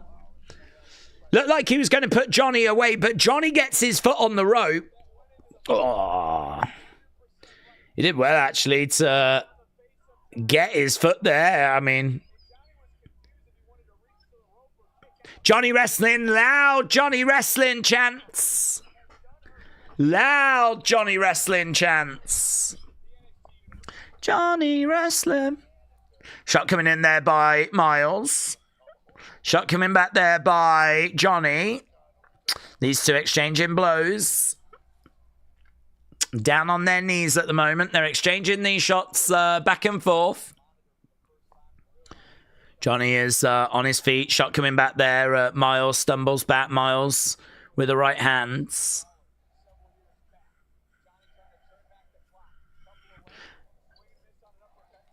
Enziguri there by Johnny. Johnny going against the ropes. Drop kick there by Myles. Johnny against the ropes. Oh, around the back. Bang! German suplex. Kick coming in there by Johnny. Oh, lovely shot. Against the ropes goes Myles. On the shoulders. Ah, lovely. Neck breaker. I used to watch NXT when Adam Cole, Ricochet, and Keith Lee were there. It's kind of like 2019-ish, I believe. It feels more like a TV special. If it was labelled No Mercy or Great American Bash, I would have said this venue was a great fit. I just don't get why there's little or no support from the main roster. Don't know, that's been a mystery to me as well, to be honest. They have brought in at least Los Americanos and Johnny. So, we got that. Against the ropes. To be honest, I wonder when they knew that Stand and Deliver was getting moved. Because, I mean, that might have ended up... Oh, I think it has hurt the attendance. But, I don't know, did it hurt the booking as well? Because we didn't get many Johnny Myles segments, did we? I mean, this match came together like lastminute.com. In fact, a lot of these stories had next to no builds. Apart from Soul Zaria that had the longest build known to man. Myles just got DDT'd by Johnny. Johnny going up, over. Bang! Connects! 1, 2. Shoulder up by Myles. Johnny going over in the corner.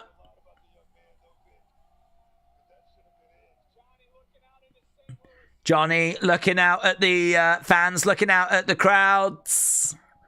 I like how Candice was joining in as well on the outside. Super kick against the ropes. Johnny on his feet.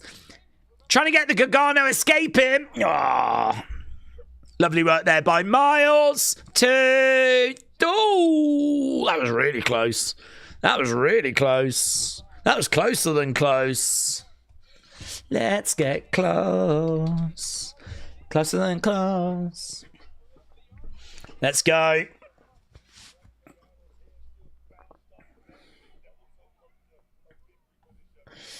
Very sad what's happened to Keith Lee's career, but his health issues are more important, says Kader.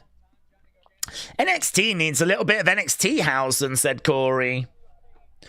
We've got a Boston Crab in at the moment on Johnny. Johnny trying to get over to the ropes. Candice is out there.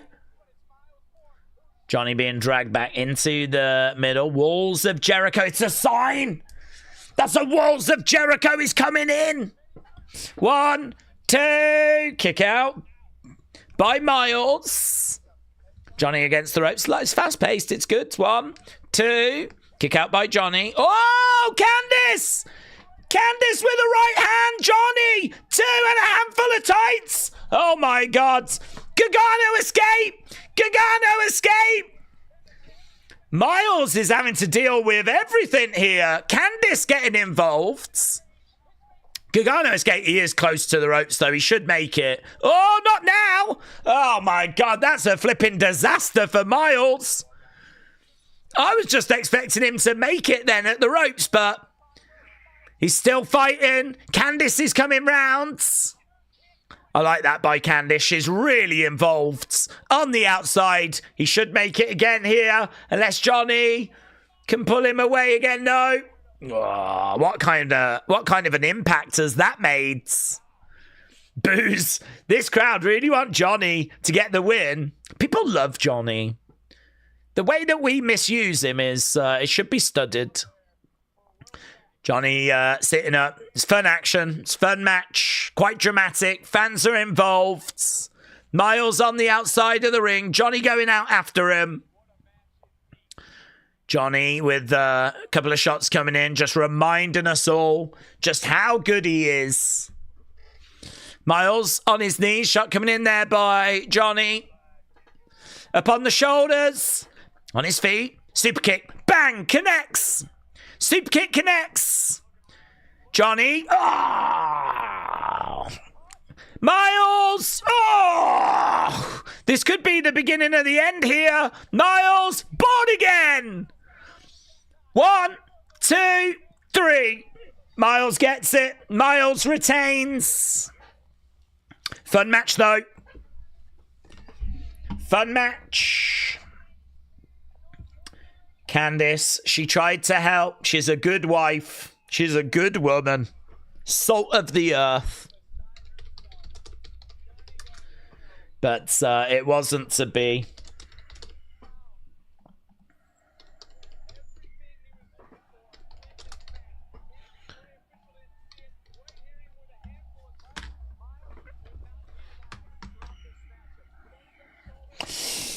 Really good match, said Tyler. Johnny made that whole match, says Willow. The War Games with Kevin straight up as a mystery, says Rupert. Crowd hated it, said Robbie. They were Team Johnny. M Power Warren said it was disappointing. I like Myles, but I was hoping that Johnny would win and reinvigorate his character. Well, I'm a Johnny fan. I didn't think he would win here because I don't think he's staying. I just think this was a boost to the card. This can still reinvigorate his career, though. You know, hopefully he reflects on the battle he was just in. Chair to the back by Dion Lennox. Dion Lennox. What's Johnny gonna? Is Johnny just gonna go? Is he just gone? I think Johnny's just gone. Dion Lennox attack him. Well, here we go. Message sent. Looks like this is what's next for Myles. Dark States strike. Bam, bam, bam, bam, bam, bam, bam, bam, bam, bam, bam, bam. Yes. Dark State stands rise up. Okay, we're backstage with Soul Ruca.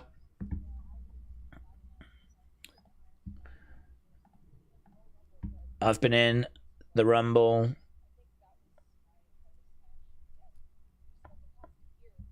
I think that was my hardest match yet.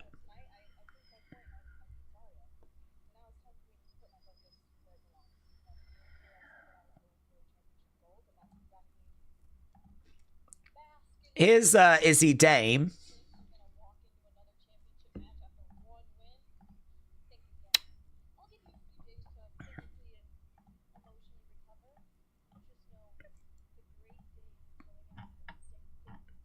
Just know that the Great Dame is going after the same thing that you are.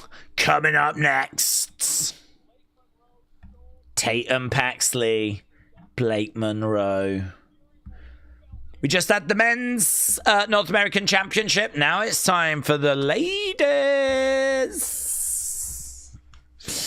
Okay, it's Timu Tiffy time. Triple T.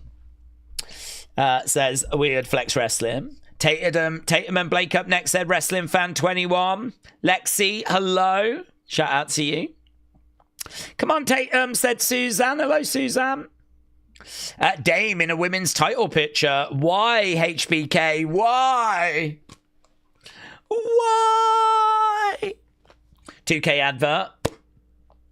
I don't know why, but I feel like Jayne and Charlotte Flair will put on a banger, says Rupert. What, Jacy Jayne? Yeah, I'm so excited for her to come to the main roster. Hopefully she keeps the same music. That's her music. She keeps that music. What is her music going to be, actually? I can't remember her music before the Fatal Influence music. Hello, Dak. Hope you're doing well, buds. Hello, Susan. Dr. Luchalala said Blake is ready for NXT Women's Championship. Why have Izzy before her? James said, let's go Tatum. Dog Pound said, why is Daze so far behind? I don't know. I'm watching it live. Perhaps it's because I'm in the UK and watching it over the internet. So I think when you watch stuff over the internet, there's a slight delay. But then in America, you lot should be watching it on YouTube, which would also be over the internet. So, don't know. Perhaps it just takes a little longer to reach me. Pete said, Daze is still watching on X. No, I'm watching it on Netflix, actually. Blake defeated Lola at Heatwave, said Dom. Jacy is going to get Def Rebel, said Steve. Don't say that, Steve. Well, technically, the Fatal Influence song is Def Rebel.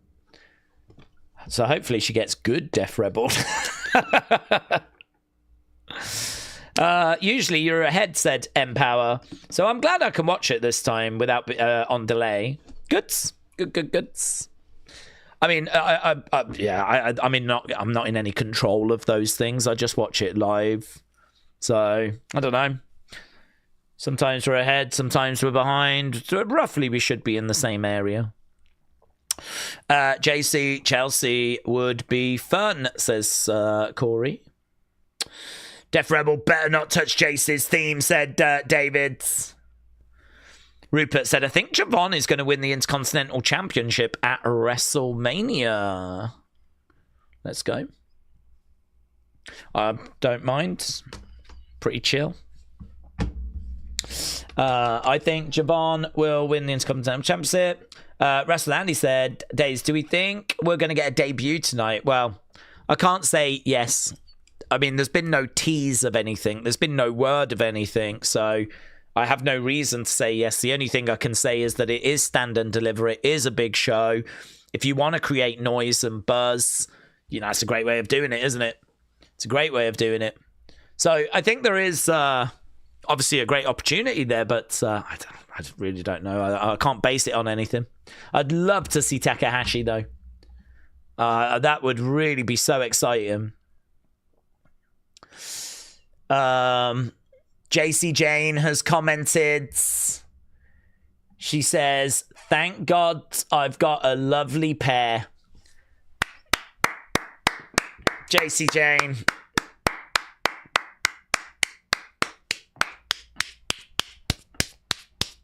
That's not what she said. She didn't say that, but she should have said that. What she actually said was, I'm proud, but most importantly, grateful. I think she's still talking about her breasts, actually. Okay, Blake Monroe's coming out now.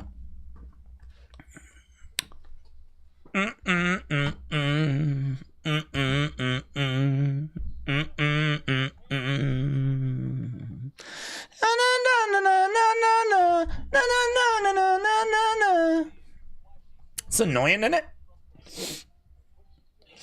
Okay. Have we only got 2 matches left? Is that all that's left? This and the title match? I feel like what I've just said is true.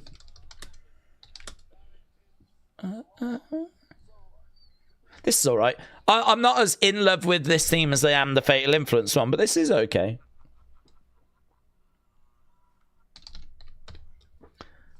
I can't remember Tatum's, though. Part of me thinks I don't like it. Well, I'll find out. Here we go. Oh. Bit of a video package first.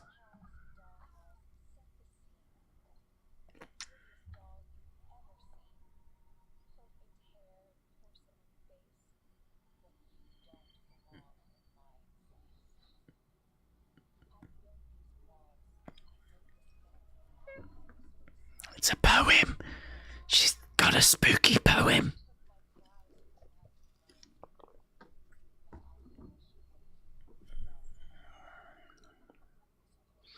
You took my prize, you tried to run. Now I'll finish what you begun.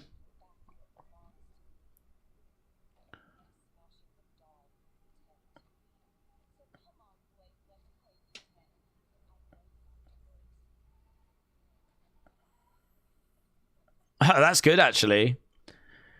I'm not sure about the poem, but I do like the image of that doll being all broken and melted. And here's Tatum. I like her Titantron. Do we like the music?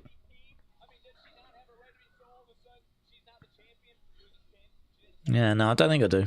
I think we could have better.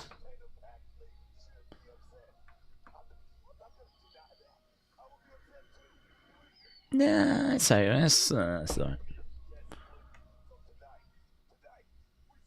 It's all right.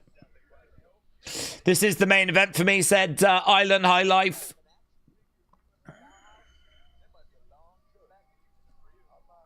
It's a bit more of a song, isn't it? I mean, this is actually the kind of thing I could listen to. I don't love it, though. Okay, 1-4.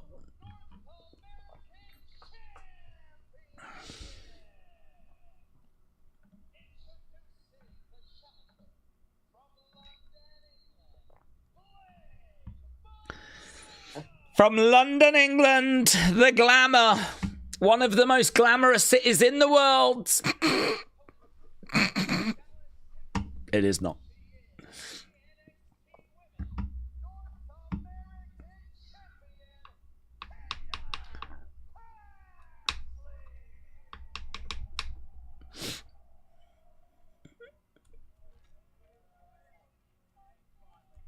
Are you missing something? She's got Tatum's belt. Tatum is the champ here. Okay, forearm shot coming in. And we are underway. Okay, down goes Blake. Okay, let's end this poll. Let's end the poll. Blake rolling through. Drop kick there by Tatum. I'm going to get my title back. Okay, you lot said that was great 69. So you enjoyed Soul, Ruca, Zaria just a touch more, just a whisper more. It's a nice submission, actually. I don't even know what that's called. I don't even know if I've seen it before. Lovely work there by Tatum. Shot to the midsection. Neckbreaker. Blake Monroe is in control. Please, please, please. Wardrobe malfunction. I'm praying for it, says David.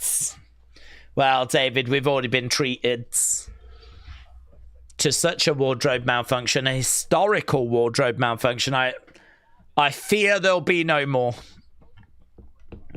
Maybe we'll get one in our main event tonight. So, David, your dreams could come true. Kick coming into the midsection there by Tatum. Daze, what could turn around what has been a bit of an abysmal string of below average main roster matches? Well, they've just got so many problems. I think Raw's fine. The matches could be better, of course. I mean, like, if it is like a house shows, then that says to me that, I mean, can we not find a way of getting them to kind of have some matches against each other away from the shows? I mean, if the problem really is chemistry, then what are we actually doing to try and fix that? We don't have house shows, so what's the alternative? If that is the problem, it's not a problem that can't be fixed. Tatum says, my shoulder, my shoulder, my shoulder. Tatum just went crashing on that ramp and she immediately said, my shoulder, my shoulder, my shoulder. Look at that. Oh. Yeah, you could hear her. You could hear her straight away say, my shoulder, my shoulder. Now, we haven't had the cross, so I'm thinking she's okay because the ref's counting.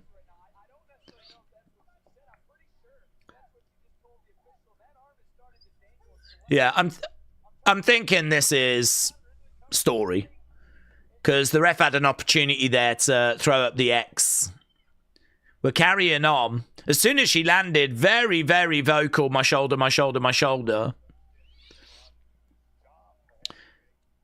Kicks coming in there by Blake. This match carrying on. Blake's targeting the shoulder.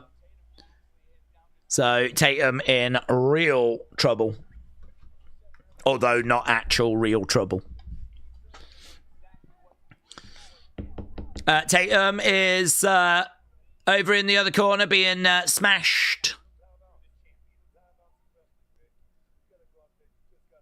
She had a lot more work done with on her leg.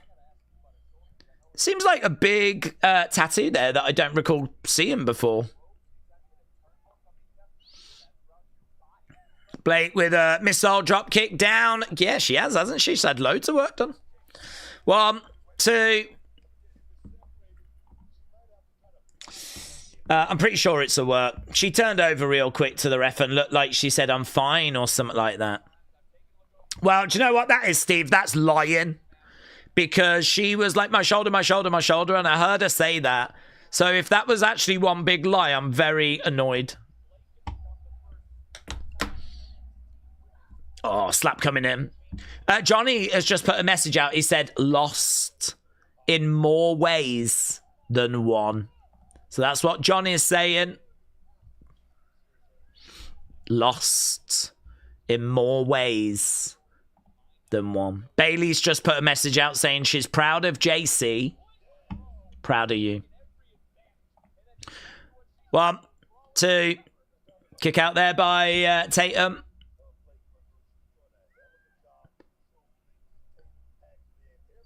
Tatum is down at the moment with Blake in control.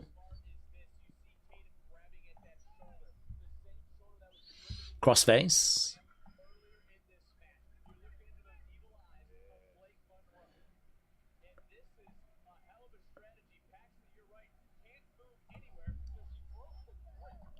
Okay, right now, Tatum being smashed face first into the ring. I love it, man. That's called ragtagging your opponent. I love it, man. This crossface still in. Wrestling Russ, hello. Shout out to you. 1, 2. Forearm shot coming in. And again, by Tatum. She's trying to fight her way back into this. Chops coming in, driving. Oh, lovely step up in Zaguri. Blake Monroe goes down. We're a couple of hours into Stand and Deliver. Jared said if William Hensey prays, then Daze might take his jacket off. I don't know, it is pretty cold. Nice German. Plus, we've already had a lot of wardrobe malfunctions. I'm worried if I do that, there might be another one. I don't want to be getting my boobs out. Love that. Love that. That kick by Tatum. Bang. Going for the cover. 1, 2. Shoulder up there by Blake. Tatum. Selling. Holding onto the arm. She's grabbing a hold of Blake right now. Looking for a swinging net breaker. No joy. Blake. Nope. Round the back goes Tatum. Blake reverses. She's trying to pick up Tatum. Tatum. Kick coming in. Tatum, middle of the ring. Blake charges over. Sling blade there by Blake. Super kick by Tatum. Blake goes down. Both women are down.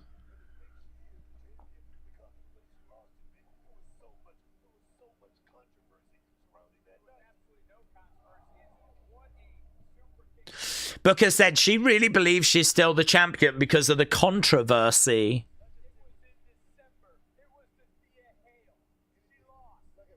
Kick coming in there by Blake. Kick coming back there by Tatum. These two exchanging kicks back and forth at the moment.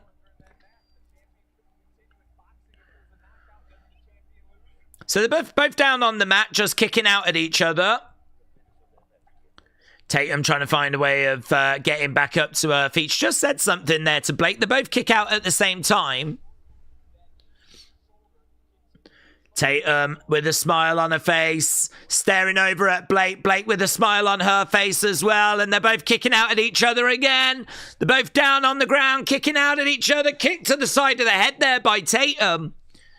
Blake rolls. Tatum to the corner. Tatum's looking to climb up. Maybe a position for a moonsault or something, but she lands down on her feet. Kick coming back. Blake on the outside, duck underneath. Kick there by Blake. Tatum sinks down to her knees. Blake in the corner. Daze, maybe it's Jacy being a ring general because I've not seen a single Tatum match that's come close to a Jacy match, said Big Time. Going up, looking for a superplex. Is she going to get it? Gets it. Rolling through. Nice suplex there as well. Rolling through again. Fisherman. Oh, well, that's different. Grabs, hooks the leg, picks her up, but ends up like power bombing her down. Well, that's a little sequence that she's been working on, isn't it? Superplex into a suplex into Fisherman, but turns into a power bomb. Cemetery drive. No. Headbutt by Blake. Plumbing hell. Another headbutt by Blake. And again, Tatum goes down to her knees. Blake trying to find a way back into it. Lovely suplex there by Blake. This has been solid, said Radiated Zombie. I don't think we're going to see a ring collapse with these two, said Dizzle Dog. Blake right now in the corner with Tatum. She's got her over against that turnbuckle. Blake with her arms outstretched. Tatum, though, looking for a powerbomb. Gets it. Gets it. Blake, though, rolls out the ring. She rolls away. She rolls out the ring. Tatum goes to the outsides. Edge of the ring. Coming over. Kick coming in there by Blake. Blake looking to powerbomb Tatum to the outsides. Okay, I see that. Come on, Tatum. Over Bank. It's not the biggest bump in the world, but it's fine. That's a human body, says Vic. That's breaking news. Back in the ring goes Blake. Blake charges over. Big knee. Down goes Tatum. 1, 2. Kick out there by Tatters. Blake in control right now. Oh, turnbuckles. Turnbuckles are being exposed. The middle turnbuckle and the bottom turnbuckle have been exposed. Blake goes to the outsides. She's grabbing the belt. She's going to smash her with that belt. Here we go. Boom! Tatters! Is this going to be beginning of the ends? She's got her on her shoulders. Drives her down. Blake, 1, 2. Kick out by Tatum. Kick out by Tatum. That was not a bad spot because it felt like that could have been the end. Picks her up, takes her back to the corner. We've still got the exposed turnbuckles. They are trying to have men's and women's matches with same-sex refs, says William. Coming in. Up goes Blake. Tatum flips over, lands on her feet. It's a badass look in it, where she lands on her feet, flips her hair back. Kick coming in there by Tatum. Tatum charging over. Blake moves out the way. Tatum goes... Yeah, her head might have connected with that exposed metal. Oh! The glamour shot. 1, 2. Oh, my God! That really felt like it was going to be it. Blake actually screams out of frustration there. Fans are cheering for Tatum. Cemetery Drive! 1, 2, 3. Tatum Paxley wins. Tatum Paxley wins. There might have been a riot if she didn't. People love Tatum Paxley. The crowd were very much behind Tatum. Tatum Paxley.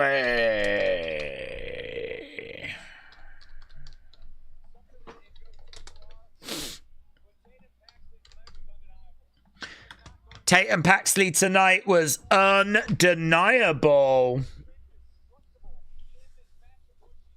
I like that moment where she lands on her feet, sort of like screams out. I thought that looked really good. A couple of moments in this match I thought were good, actually.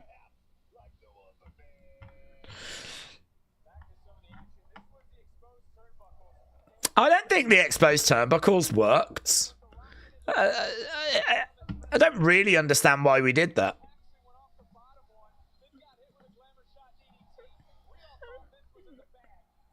I mean, if she did go off the bottom one, she only grazed it.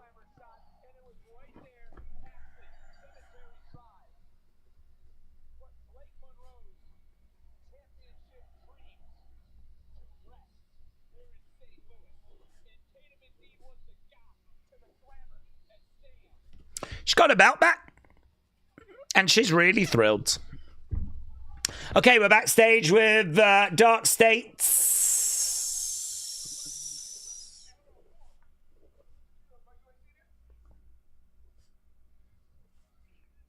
Ooh, you didn't think to ask nobody. Saquon's not thrilled.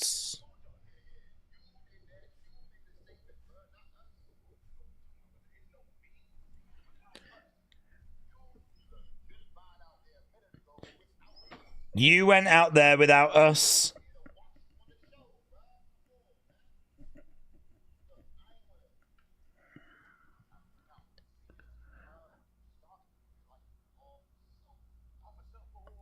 You're starting to feel like you're all for self.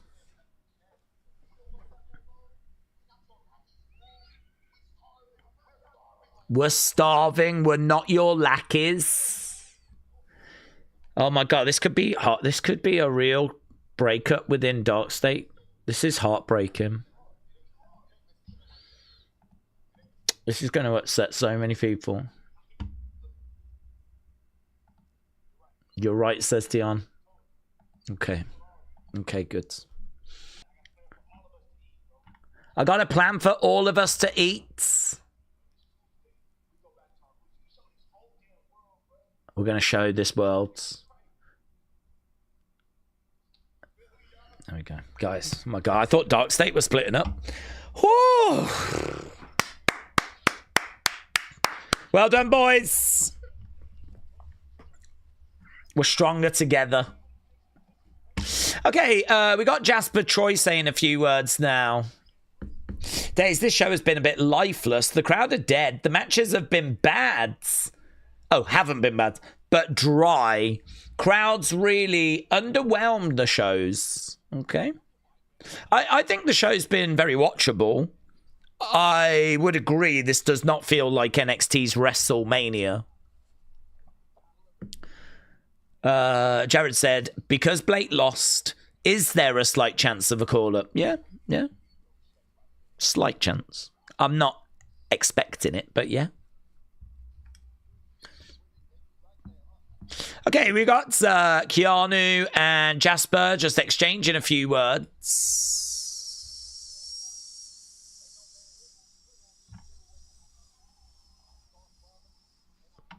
I start problems and I finish them.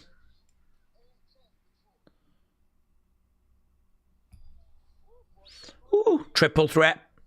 Jasper, Josh, Keanu. That goes down this Tuesday. Elio LaFleur vacated due to injury. That means there's going to be a men's championship tournament. That starts on Tuesday. Soul Ruca takes on Izzy Dame on Tuesday.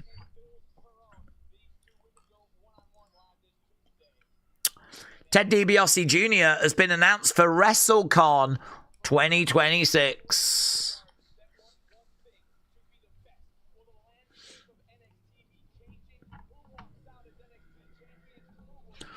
Okay. Main event coming up then. At this rate, they're going to move with Blake. She'll be super long in NXT and eventually be champ. Or she might never win and just get called up first, said Dr. Luchalala.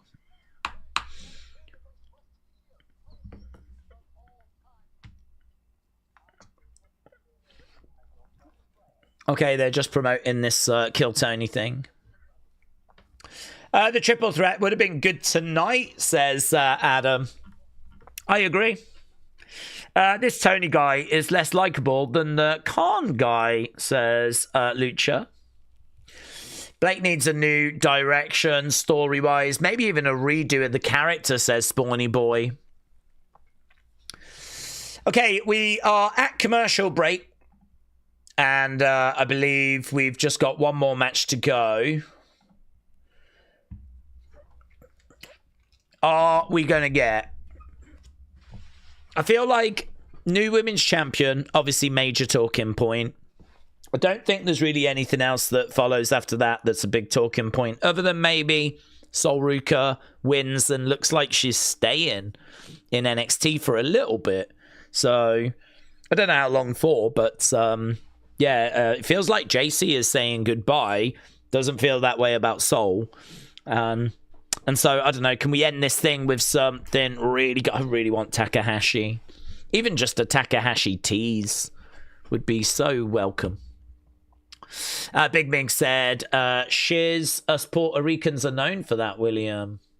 Rupert said, I've been a big fan for years. Do we remember that one toy that you made the song about Tyler Bates? Oh, I think, yeah, that was the Tyler Bates first figure that came out. It was a UK... I don't know if it was a UK exclusive. I think at first it was. And then I think like Ringside Collectibles got it. Yes. I actually spoke to Tyler Bates' mom about that video once. She was joking about that video, said she liked it. I would imagine that means that it was shown to Tyler who I've always been under the impression didn't appreciate it. But because I've met him a couple of times, actually. He's a cool guy, but I've never really said too much to him. He's never said much to me. His mom has, though. His mum was sort of quite talkative. So, yeah, a good video that was. I like that video. I like that toy hunt. It was me trying to find that figure specifically. There's Jelly Roll. Big Time said, do we think Zaria needed that win? It felt like a political move rather than what makes sense for the story. I don't know. I mean, I would have given Zaria the win because I thought Soul was going to the main roster. Zaria, for me, is this monster that, yeah, I'd like to see her picking up wins, getting momentum, being this force of nature. I mean, I don't know what a loss to Soul does for Zaria there. Not much is the answer. But, you know, Soul is such a great prospect as well that if she's not going up, then I can't really be too down on them giving her the victory. Okay, we are here with Tatum. Tatum goes running over. Celebrates with Shiloh, Hank, Tank. In the background, we got Vanity Projects.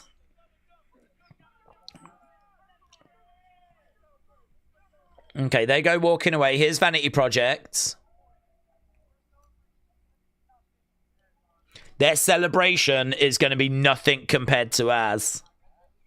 Here's Blake. Oh, yeah, they've been kind of chatting her up, haven't they? There is something you can do for me.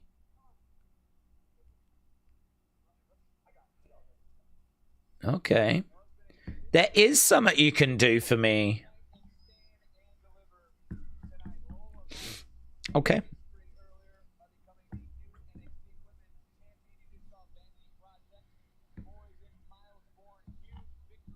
I hope we see someone from New Japan debut tonight, said Lala.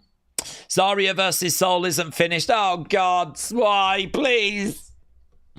I've only got one request. God, shove Pat in each of these matches if you want to. But please just let that feud be over. Please. Okay, video package for our main event. Video package. Joe Hendry versus Ricky versus Ethan versus Tony.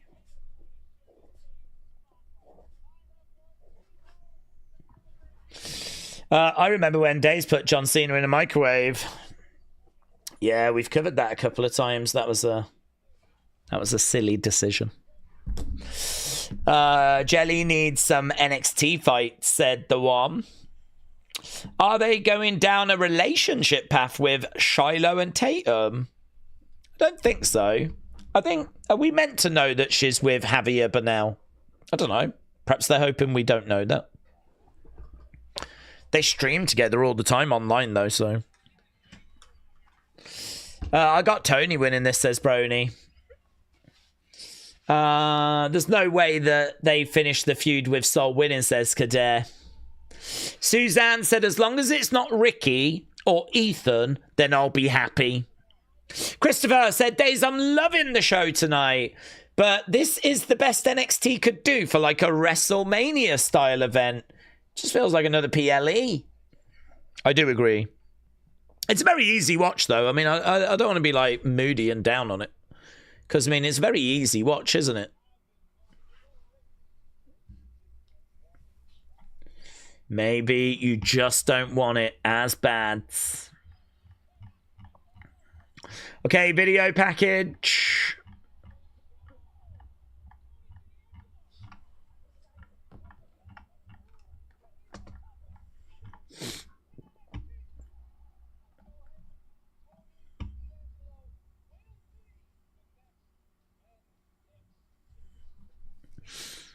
Is it going to be Tony?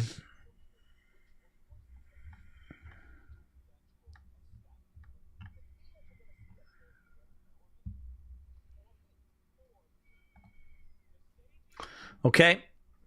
What I said Tuesday regarding Stand and Deliver, Tony going from security guard to NXT champ, says Davids. Metal Mama said, I've enjoyed it so far. Nothing amazing, but it's better than last night. I just don't care for Joe Hendry. Not my cup of tea. Jay James said, are we doing AAA tonight? No, buds. Need to do a breakdown. Need to do an opinions video. We don't commit to AAA. We did it the past 3 weeks because of it being the Rey de Reyes, but that was it. I'll be back when they do another big special, though. I do love that show.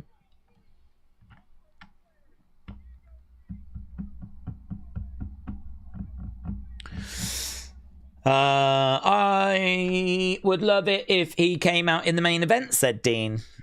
Okay. Here we go. Lights go out.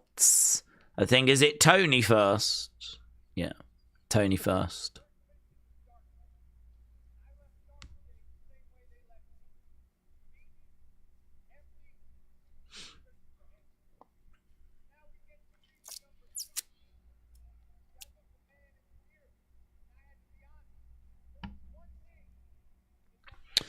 So Tony then is getting his entrance. We've just followed up a video package with another video package.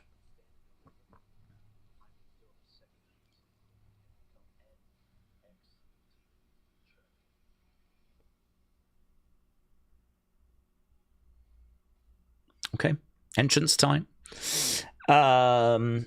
Get your thoughts in for that last match, the Tatum match. We need to end this poll so we don't get confused. Tony making his way out.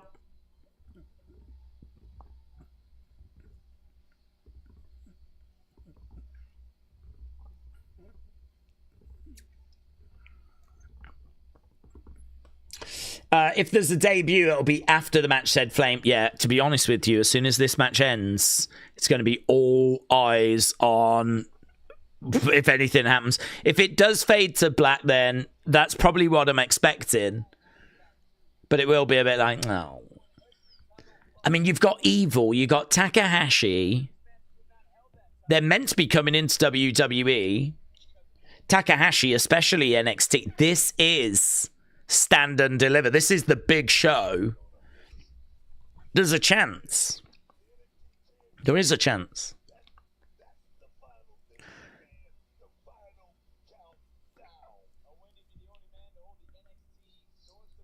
Okay, Tony's in there. Out comes Ricky. Yeah, the intro was nice. It had some old school music vibes, said the one. It's been crazy to think how long Tony has been in NXT. He's been there since the 2.0 days, said Jay James. Okay, here's Ricky making his way down to the ring. Ricky versus Tony versus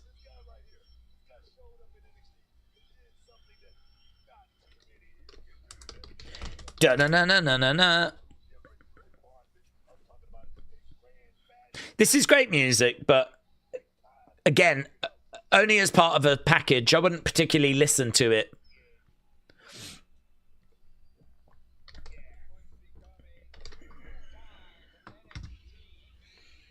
Okay, Joe in the ring. Ricky in the ring.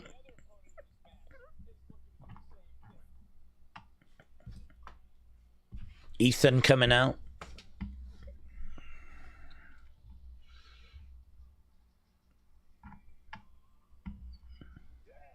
We had a load of camera people taking pictures of Ricky when he came out. Now we've got a load of people waving Canadian flags for Ethan coming out. I don't think Tony got anything. Canadian flags being waved. Oh, Canada, something, something, something.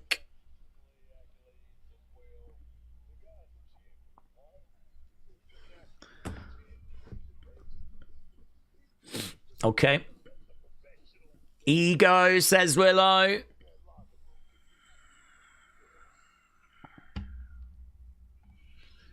Here's Joe. What does Joe get? Does Joe get anything? No. Nothing for Joe. Nothing for the champ. Just a smile on his face. Say his name and he appears, said Willow.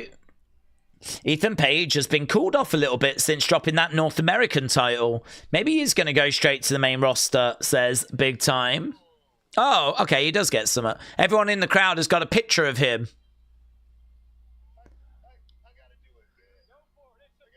He's got to do it. Booker's got to do it. Hands on, side to say, I believe in Joe Hendry. Joe Hendry. Side to say, I believe in Joe Hendry. Joe Hendry. Joe Hendry. I like the Booker version. I like the Booker version. Daze, you should just sing solo because we can't hear you. That's fine. I'm quite happy sitting here. Wave your hands from side to side. That's my jam. That's what I like to listen to. Booker T's version of Joe Hendry's theme. Okay, main event time, kids. This night started off with boobs. And we're ending with belts.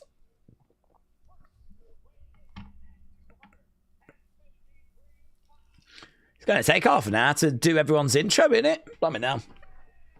Tony D'Angelo. He's looking locked in. That brawl between Booker T and Stone Cold would cost a small fortune today. Oh, what? The super? Yeah, that's true. Actually, cost a living. It's true.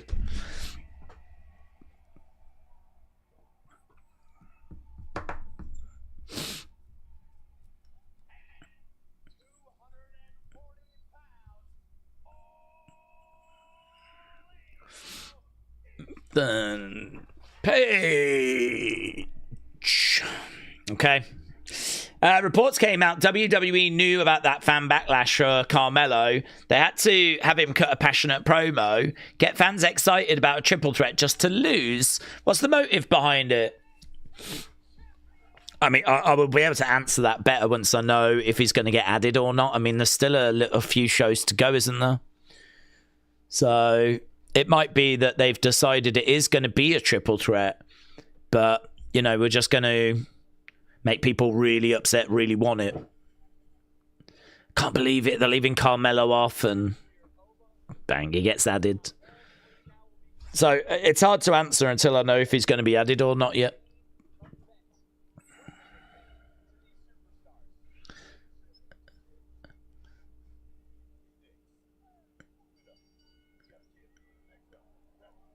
Shots coming in as both Ricky and Ethan go straight after Joe. Then they charge together and go after Tony.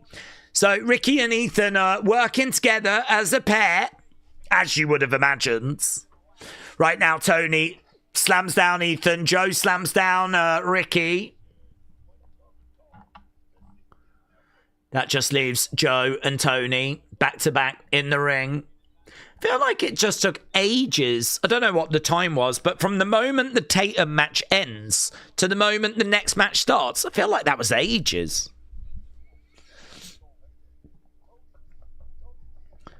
Charging in, uppercut coming in. Daze, if I came across like a screw you, I would imagine they told him we're going to factor you into the match. For Christ's sake, Rusev's on the card, said Big Time. Yeah, I mean, I will be shocked if he doesn't get added to that card in some match, in some fashion. I will be shocked, which is why, like, at the moment, it could just be that they're just making the fans really want it, you know. Bang. Ethan gets chucked onto Tony. I don't know if we saw, but there was a wardrobe malfunction when that Callie Armstrong video package played. What's happening with the girls' night? There was a wardrobe malfunction in a video package. Was there? No, I didn't see that. Why would they choose a clip of a wardrobe malfunction? Or how would they not even notice that and put it in a video package? Well, I want you to know that it is absolutely top of my priority list to do a thorough investigation into that. You lot deserve answers, god damn it. You deserve answer. That is my number one. The breakdown is cancelled. The opinions video is cancelled. I am going to be doing a very deep dive into that. And I will have a thorough breakdown for you of what happened, why it happened, what people are saying, what I'm saying, what I saw. I'm going to describe it in detail. Joe going over into the corner. Ethan, Ricky in control. Ethan charged, hurled into Joe. They both collide into Joe. Joe slumps down. Deep dive, flame fist. It's what you lot deserve. It's what you deserve. It's just part of the service. Okay, uppercut, chop coming in. Uppercut again there by Joe. Chop there by Joe. Uppercut by Joe.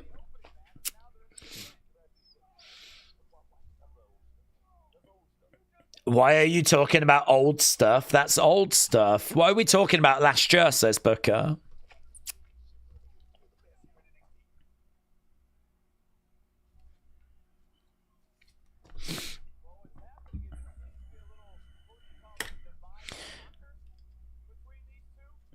Okay, right now, Ricky, Ethan, in control, looking for a suplex, delayed vertical. Nice. Nice. Trini said, I always think if I'm dating my doctor, what if I go into surgery and he's peeved off at me and I come out walking like a crab or something? Well, might have been a good day if that happens, Trini. Just shot coming in there by Ricky. Ricky charging over to Tony. Tony throwing in a big right hand. Daze, that Callie wardrobe malfunction. It's the frame. It's the frame. Right before the final frame. It's the second to last frame. Second to last frame. In the video packet, thank you. Yeah, second to last frame. Lovely. Mattia, I'd just like to say a big thank you. You are doing God's work. We'll be all over that, mate. Second to last frame from the end, apparently, guys. Yeah. Elbow coming in. Oh, lovely work there by Ethan. Ricky has got Joe on the shoulders. It's like a handicap match, this, isn't it? With they're both covering him. What would we do? What would happen? We'd have to break the belt in two, like lay cool.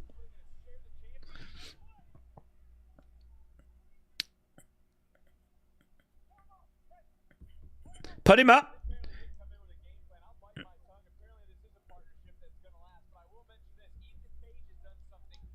In the corner goes Joe.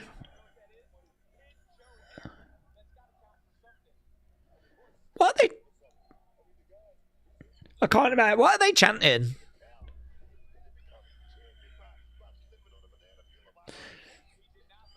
I don't know where Tony's gone. Has he just decided to, like, go? Ricky looking for a superplex. Ethan's got a lot of work to do here. Oh, yeah. He decides to smash Ricky instead. Yeah, fair play. Sorry.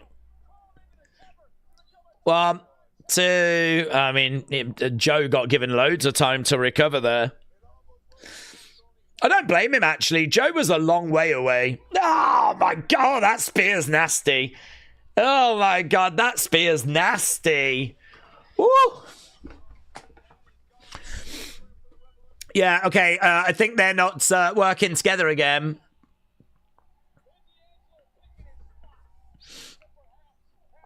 Okay, Tony's back. He goes into the ring posts. Up on the shoulders goes Tony. Hey. An attitude adjustment by Joe Hendry. All 4 guys are down. Feel like this match has been a little bit slow, but then we just had that betrayal and it kind of woke it up a bit.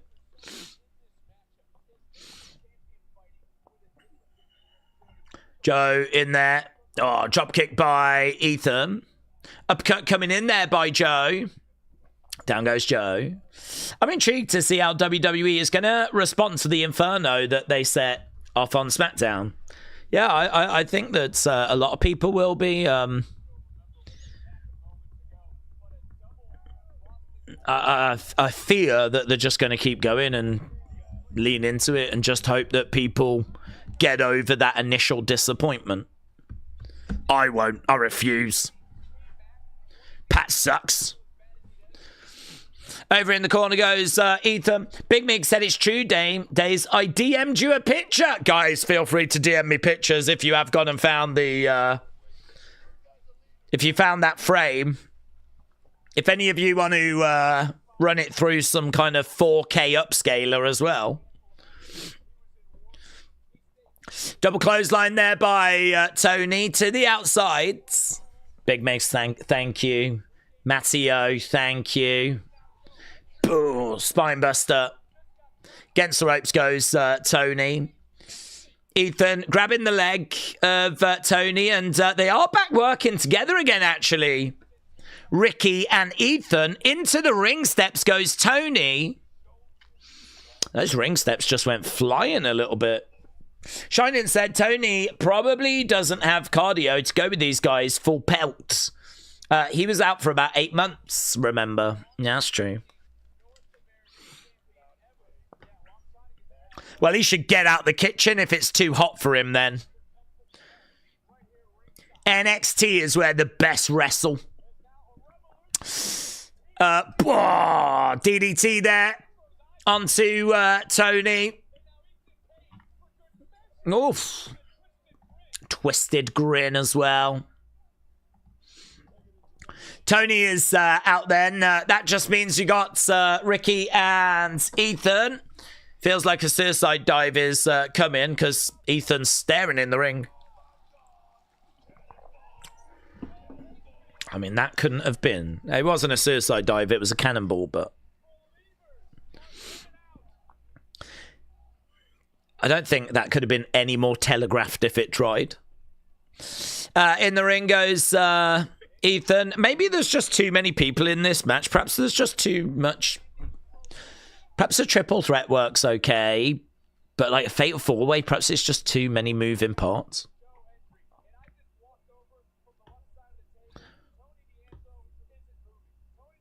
We haven't been getting "this is awesome" chants or anything like that so far, so I can't say that this has like massively been grabbing people yet. It can though. I mean, it's obviously it can get going. Joe suplexes Ricky and Ethan. Joe.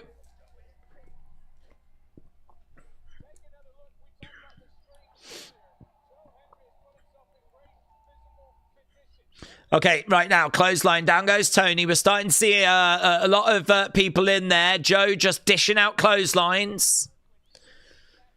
Ethan reverses. Joe against the ropes, stuck underneath, picking up a bit of speed. Takes Ethan over. Okay. This is good. Joe coming in. Fall away slam. Kip up. Oh, he didn't really do the turnaround there, but... Okay, he's going to throw Ricky into Ethan. Ethan goes to the outsides. Fans are saying we believe Tony is in the corner. Joe has got Tony up. Drives him down. 1, 2. Kick out there by Tony. Match is carrying on. Match is carrying on.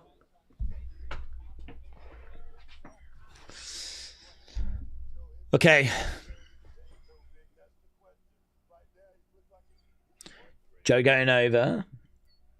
Trying to paper over the poor work of Tony and Joe. Both are a level below Ethan and Ricky, but the chemistry's just not there, said Shining Wizards. Headbutt there by Joe. Tony. Uppercut there by Joe. Tony comes back with a big right hand. Joe goes down. German. Ethan's in. German.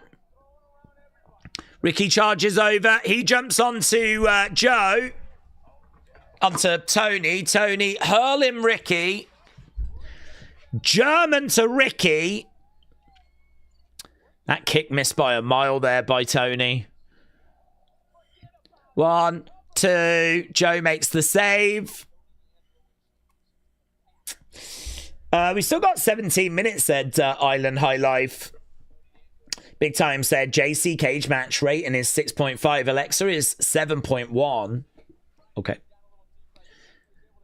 Uppercut coming in there by Joe, swinging away.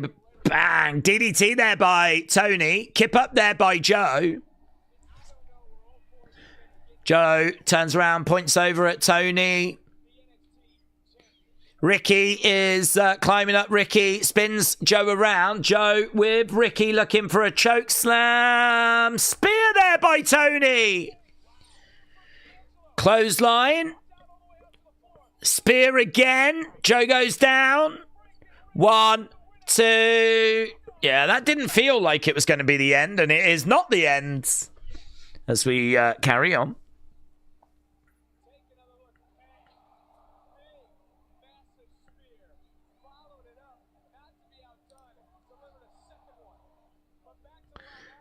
Ricky with a chair shot to the back there of Tony. Jab to the midsection. Ricky. Oh. Joe grabs him. Is he going to put him on that chair? He is. Oh, he over-rotated. Lands on his feet. Boom! Spiked on the chair. He's by the ropes. 1, 2. Oh, Ethan made the save. Ricky did a great job there of being like, you're not going to use your arm and you're not going to use your leg. I know I'm by the ropes and you ain't using these limbs. And Joe was not kicking out of that. Ethan had to make the save. To the outside. That was a nice crash to the outside there by Ricky. I think this match has clicked a little bit now. Right, we got Ethan on the outside with Ricky there. Slap there by Ethan. Slap coming back by Ricky. These two are going at it now. I don't know where Tony is. Joe's in the ring. I love it, man. I love it, man. Ricky goes into the steps. Top of the commentary table is being introduced. Oh. He goes into that, does Ricky. Ethan with Ricky. We got a big table spot. We got a big commentary table spot. That person just yelled, Ethan, don't do it. They're both on these ring steps, right by the commentary table. Tony drives them both into the commentary table.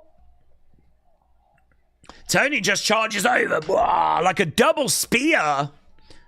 Drives them through that table. Fans enjoyed that. Tony gets in the ring. Against the ropes. Joe. Big knee coming in. He's looking to put Tony away. Tony on his feet. Against the ropes. Spear by Tony. Ethan and Ricky are out. Down goes Joe. This could be it. Tony 1, 2, 3, and it is. Tony has done it. Tony pins Joe and becomes the new NXT champion. It's been a long road, man. It's been a real long road. It's been a seriously long road. This is a massive moment for him. Massive moment for his career. Joe Hendry, surely on his way. Surely on his way to that main roster. But it's Tony D'Angelo that becomes the latest NXT champion. First time holding that championship. And you can see what it means. Now, the big question is, are we going to get anything else? Is that the end of the show?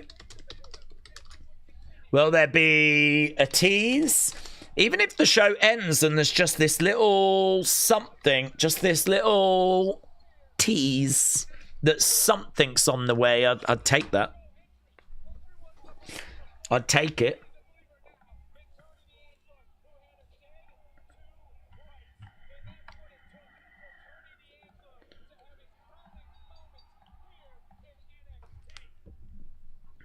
Tony is in the ring.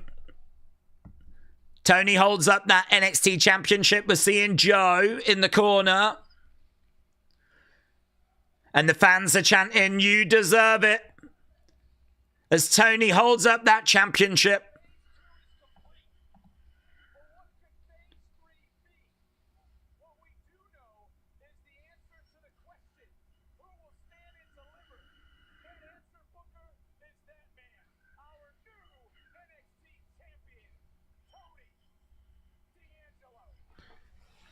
Tony standing in the ring with the championship.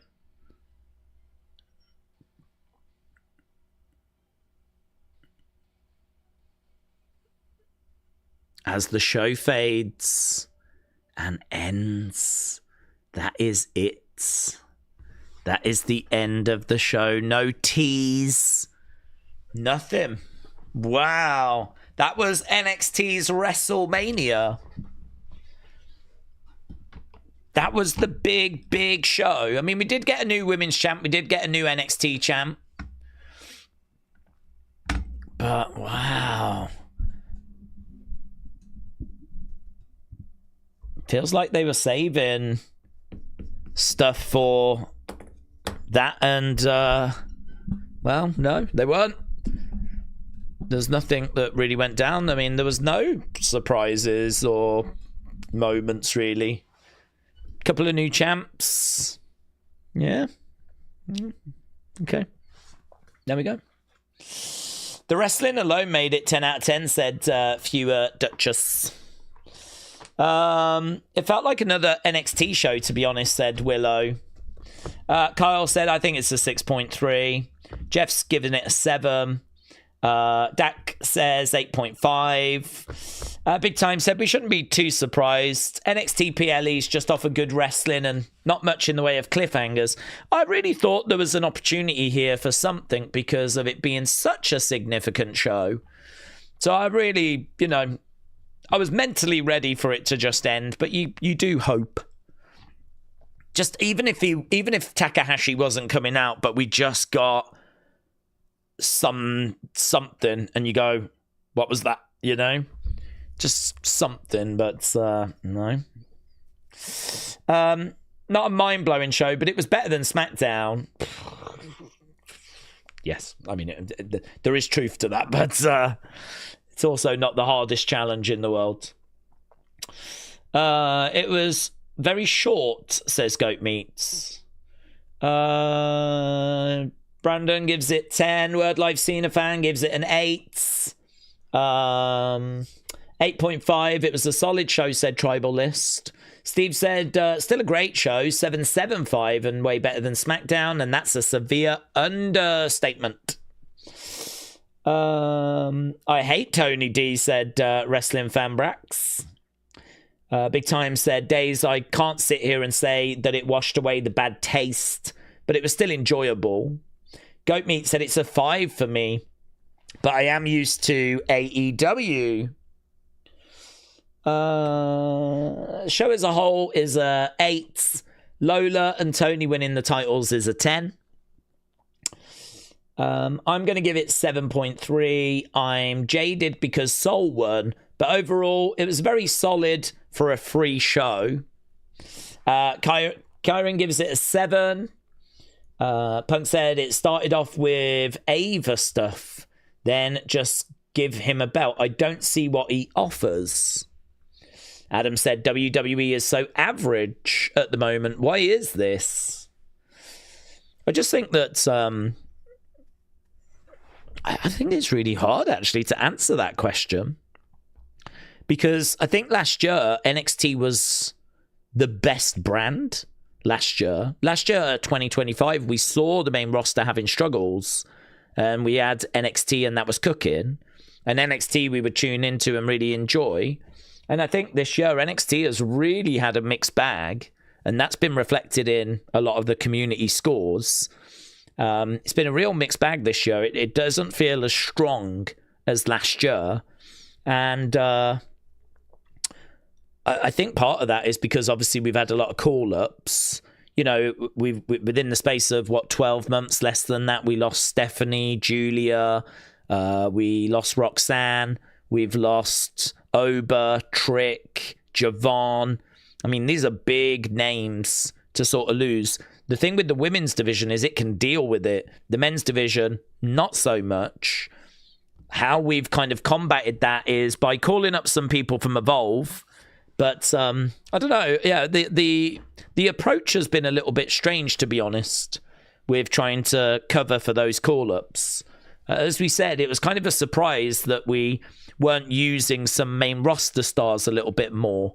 You know, instead, we've been really focused on Keanu Carver, Jasper Troy, Elio LaFleur, EK, and Eli Knight, as we know him as. There's, you know, Sean Legacy, Jackson Drake, Kendall Grey, and Kendall's been amazing. But do you know what I mean? Like, we've tried to cover it with just calling people up. Developmental wise, that's probably the right thing to do, to develop. But from a show standards, it's probably not helped.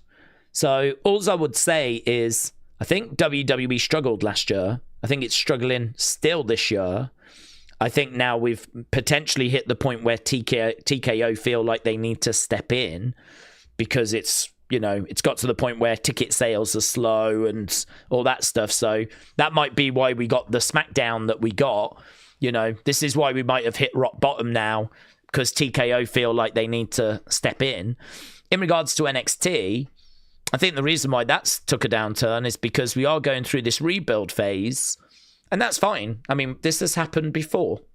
We've gone through rebuild phases. I mean, NXT's been around since 2010, about 2012, since it was its own brand. And think of all the talent that's kind of been promoted from NXT. I think like 90% of the main roster came straight from NXT. So all of that got called up. So, you know, this next wave being called up is absolutely fine. It's just very interesting to see how they're dealing with it. How are they covering for it? And I don't know if they've got it quite right at the moment. So obviously we're waiting for Evil. We're waiting for Takahashi. We're wondering if they're going to bring in anyone else. But there is no like great indie talent out there they can go and get that's got a big fan base. Because, you know, a lot of it gets snapped up by AEW or New Japan or wherever, right? So there's all these promotions competing for that talent. It's not like back in the day when, you know, we could get Finn Balor, we could get Shinsuke. I mean, if Finn Balor and Shinsuke were available now, they might end up going to AEW rather than coming to WWE. If Asuka was available now, she might end up going AEW rather than coming to WWE. What about Io? If Io was available, would she come to WWE? You know, we're quite lucky that we were able to get all these people before AEW started. And as a result, NXT was very strong. But the truth is now there's a lot more competition, certainly from AEW. And so that means that we're not getting that same influx of talent that we enjoyed. And so that means when people do get called up, we're not able to bring in the reinforcements like we could many years ago. So I think there's lots of different reasons, lots of different things that are happening with WWE at the moment. This was not a bad show. I do stand pretty firm, though, on just asking the question, you know, was this enough for their WrestleMania? This is meant to be this is them, you know, putting their best foot forwards. This is them going, we are NXT. You know, if you don't normally watch, this is what we do. And I think people will have tuned into this and enjoyed it. Certainly not down on this show. I certainly don't think this was a bad show. But I do find myself wondering if it was enough. So that's one for people to obviously think about and ponder. Some people will say, yes, it was. Some people will say, no, I definitely needed a bit more. I think most would be in agreement, though, that it was still a good show. And yes, miles above the Smackdown that we saw. So this one is going to come in as great 78. So, I mean, the individual match scores are very, very strong. I think if it weren't for the black screens in that first match, I mean, that ended up being good 97. But if it weren't for the black screens, that probably would have been great as well. Every other match you lot scored as being great tonight. So, you know, I don't want to dwell too much on those kinds of questions because by and large, the message has been sent that you lot really did enjoy this show. I think Tony will join Seth to help fight off the Vision, says Deadpool Party. Tony K said 4 letters, 1 word, Khan. I would give this show a huge improvement, says Big Tony K. Liam said, I'm going to go 725. It was a little bit underwhelming for their main NXT show. Toga Bread said, here's a good angle. An NXT wrestler gets called up to SmackDown and refuses to leave. Corey said, I still think great 69 should mean it's the best rating available. I hear you. Do we watch Lucha Libre? I don't, but no. It's not part of my weekly viewing. It can't be because we have to do breakdowns and we have to do opinion videos and AAA is just on a bad day. If it was on a Thursday or a Sunday, then I could bring it in, but a Saturday is just, it's a bad day. I am settling on a 5.5 due to the wins from Lola and Soul, Blake loss, Gargano loss, Ethan not winning, no debuts or teases. So 5.5, says Robbie. Rapture says, Orca from Noah is supposed to be in NXT. He's posted about it on his YouTube channel. Okay. I could see that because we do have a working relationship with them. Inamura came over from Noah, so I don't know if that would be a permanent or if it would just be is it an excursion, they call it? How do we feel about Fatal Influence inside War Games? Well, I like Fatal Influence, so I would say yes, but I think Jacy's going up on her own. Rhonda said AEW is wrestling for adults for a reason, says Goat. As a wrestling show, it was good, solid, but as Stand and Deliver, I feel like it didn't deliver enough, said Moose. Nice. Right, we've got our thoughts and scores. I haven't even got the breakdown video set up, to be honest, so I need to go and get that set up. But yes, appreciate people joining us tonight. Obviously, we had a big conversation about Smackdown and everything that was going on in the world of wrestling before NXT started. We then got stuck into NXT and we saw some big stuff tonight with new champions, of course. And again, reminder, not a bad show. But I am just leaving it with that question of, really, is this as good as it gets? And also, where is Takahashi? Like, what is going on there? Where is Evil? Have they changed their mind? Are they going to go straight to the main roster? If they do, where does that leave NXT? Because, you know, it could do with some experience coming in and some new bloods.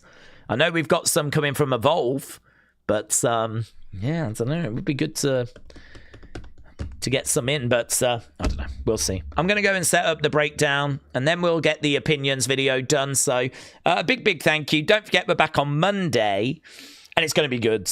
We don't need to worry about Raw. We know where Raw is. It's got a different writing team. They seem to know how to write. They seem to know how to be creative. I am not going into that worried. I'm going into that fairly confident, actually. So Raw should be okay. Obviously, then on Tuesday, we're going to have the fallout of this. And then very quickly, we'll be back round to Smackdown. And it will be interesting to see how they react to what went down. My concern is they're just going to double down. You know, Pat's still going to be involved. Still going to be annoying. They're going to hope that you hate him. They're going to hope that it's going to generate heat. They're going to hope that whatever they do going forward is not going to stink the place out like they did yesterday. And they're going to hope that they can sort of move forwards. But for me, him just being involved just ruins this. It's not going to improve for me. It might improve for you, but it ain't going to improve for me. So I can't say I'm looking forward to this. This is not a positive development in my life. So, yeah. But thankfully, that's quite far away right now. I don't need to worry about Friday yet. We've got some other wrestling shows that we can enjoy first. But, yeah. Okay, awesome. I'm going to do the breakdown. Appreciate you joining us. Hope you had a good time. Thanks for the laughs. And I'll see you next time.